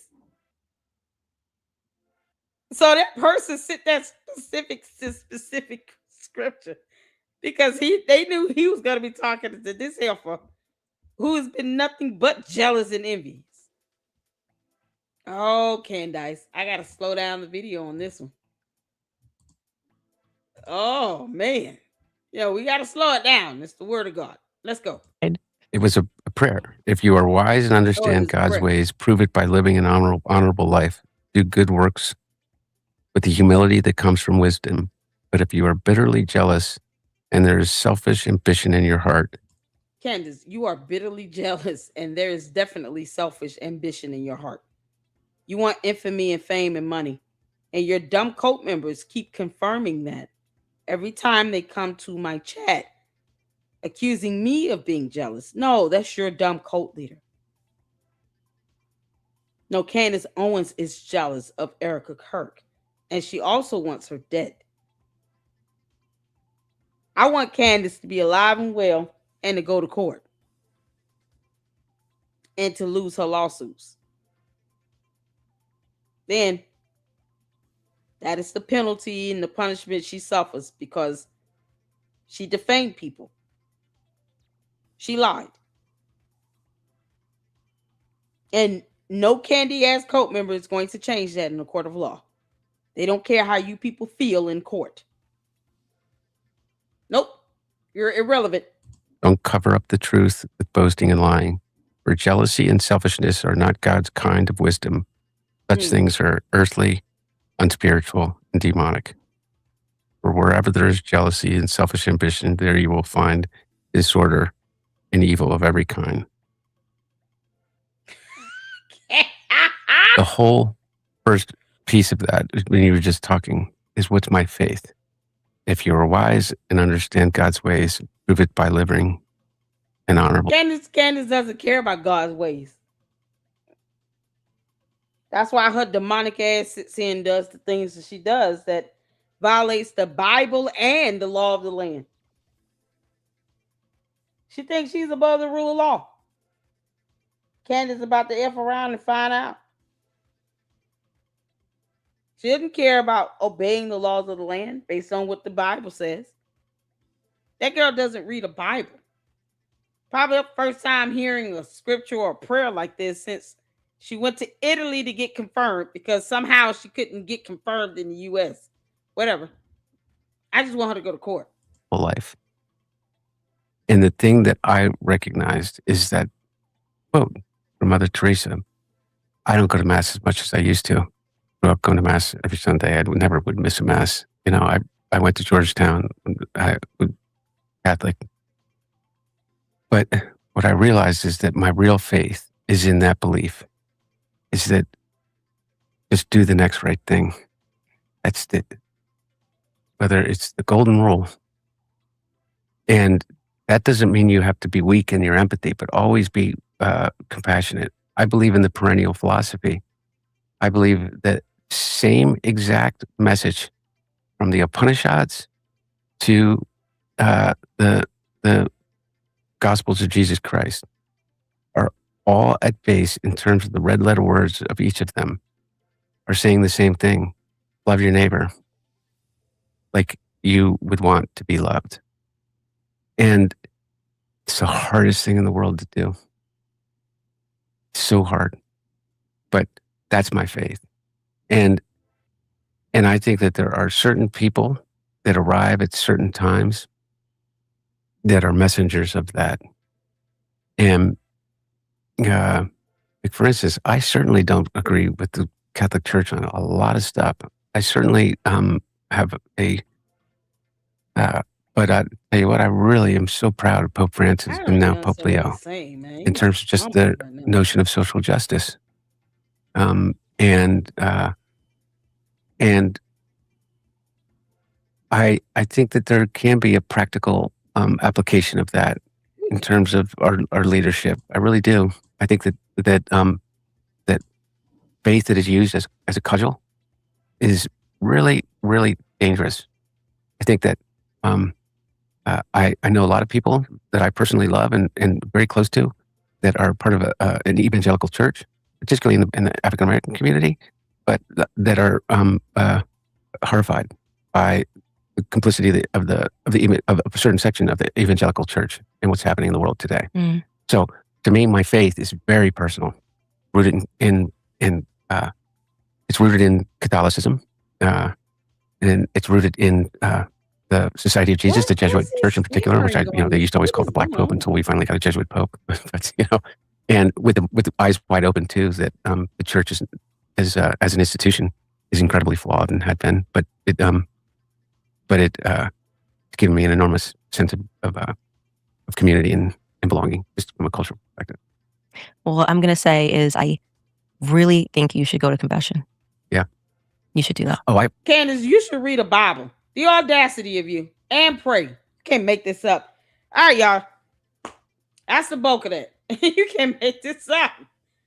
Oh, man. I'm just getting lost in what he's saying. He's throwing a lot of ums and kind of stammering and is slurred. Obviously, he's tired of something. I can't even understand what he's saying at this point. So, and that's at 1.3 speed.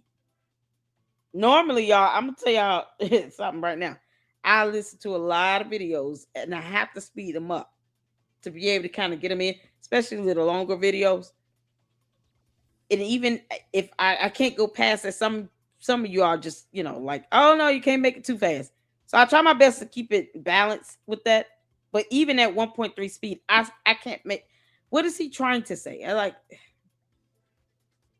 don't know if he has a speech impediment or what's going on, but I can't even connect what he's trying to say. So Candace Child, you talking about somebody needs to go to confession. You need to repent to Jesus Christ. Can't make this up. She treats Catholicism as if it is the ultimate Christianity. No, it's not. Oh my God. She has no concept of having a personal relationship with Jesus Christ herself. And I guess she thinks that going and confessing something to a mere mortal that did not die on the cross for your sins is somehow going to absolve her of all her sins. No. But she won't read the Bible. Can't make this up. Thank y'all so much. I appreciate all of you all for tuning in. We got some supers up in here. Let's get to those. Thank y'all so much for the support. Oh, Kadia has been a member for 12 months. Please make sure you email me. Shout out to all of my mods. I appreciate all of you all and your support. I know it's been a crazy school year. Many of us are, parents who got jobs and stuff like that. So trust me when I tell you all, I understand. You guys are always patient with me, especially when I have to push back live stream times and all of that. And today being one of those days. So we'll be back at it tomorrow. We're going to do a marathon tomorrow, y'all. Marathon. And we're going to get it all in. And knock it out tomorrow. Because Sunday and Monday I want to preserve, for the kids. And spend some time with my babies. Sounds good? We're definitely going to change the thumbnail and the title of this since we got in this interview. Or whatever this was. Child. So you guys tune in to the notification that will be updated for tomorrow. I think I'm gonna start at 1 and we'll just run a whole marathon for at least a good 2-3 hours. So come prepared with your popcorn and your wine and your Kool-Aid and whatever else you want. All right, thank you, Juju, for gifting an LLC membership. And oh my goodness, March on, thank you for the $20 super. Hi, Miss LLC and Luxters. Thank you, folks, for helping me to understand this insanity. Hunter Biden doesn't realize the CEO will turn on him on a dime. She's duplicitous and dangerous. Absolutely. And Marcho sent another $20 super. Thank you. Also, the issue surrounding most of Hunter's money crimes was that they had reached the statute of limitations. There was plenty of evidence that was shown publicly that Hunter secured 10% for the big guy and some. Wow. And then the $10 super from March On. Shout out to March On. Thank you so much. The $10 super from March On also. So, CEO, it was Trump that signed the bill to get those Epstein files released, you dumb alien hellfire. Oh, man. Now y'all understand why I call her a heifer. Candace, you're a retarded goat. Oh, boy. Thank you so much for that. Oh, that's funny. That's good stuff. March on sent the $5 super. I am so irritated with these two dunces. No self-awareness whatsoever. Oh, I gotta go take my blood pressure. Child, you and me both. I had to take it before I had even started the live stream. Oh my God, y'all. March on sent the $2 super. I hope Loomer sues her too. Exactly. Oh, Candace, if you try to sue Laura Loomer, she's gonna counterclaim against you. You understand? And she's gonna tear your ass up in court. Shout out to you, Marchon. Thank you so much. Did Juju send another LLC membership? Thank you so much, Juju. Oh my goodness. Marchon is in. What the? Thank you. The $10 super. Hey, Hunter, kudos to you for your sobriety. Your children deserve a sober father. However, you still have a lot of work to do to reconcile yourself to the truth. Exactly. Absolutely. $2 super from Marchon. Hey, Candace, you so fake. Marchon, you a rock star. Oh, $50 super. Y'all, the sponsor of the stream. Marchon. Thank you for a $50 super chat. Look at that. I just want to honor Miss Lady Luck and the Luxters. You are a wonderful community of folks to be around. You are an absolute blessing, Marchon. Thank you so much. Wow. I appreciate this. This is such a blessing. It warms my heart to know that you guys are tuned in and you're hitting that like button and supporting us here in the LLC. Thank you so much, March On, sponsor of tonight's stream. It's an absolute blessing. All of you guys are an absolute blessing here. And none of this is possible without you all's support. Thank you all so, so much for all the supers, cash apps, Zells. Thank you all for hitting the like button and hyping these videos up. Continue to hype up the videos, hit that like button, and engage in the comment section. Y'all, we got a marathon to go to tomorrow, so we're going to be getting it in, and we're going to have a good time doing it. So thank y'all so much. I appreciate you all. Y'all, we're going to change that thumbnail. It's going to be epic. Shout out to you, March On. This is amazing. It's rare. I barely see $50 super chats. Oh, man. This has been absolutely fantastic. Thank you so much. Y'all, this interview was something else, y'all. Thank goodness for the thumbnail we got. We got to laugh at something. God. All right, y'all, tune in tomorrow. 1 p.m. Eastern Standard Time. We're going to start our marathon. Candace, we're going in on you. You clown. And we'll be finding out a little bit more about Samantha. You won't believe it. Y'all make sure you tune in and set your notifications on. I appreciate all of you. All of you not subscribed, please do so. And until tomorrow, you all have a good evening. Lady Luck Club out. Deuces.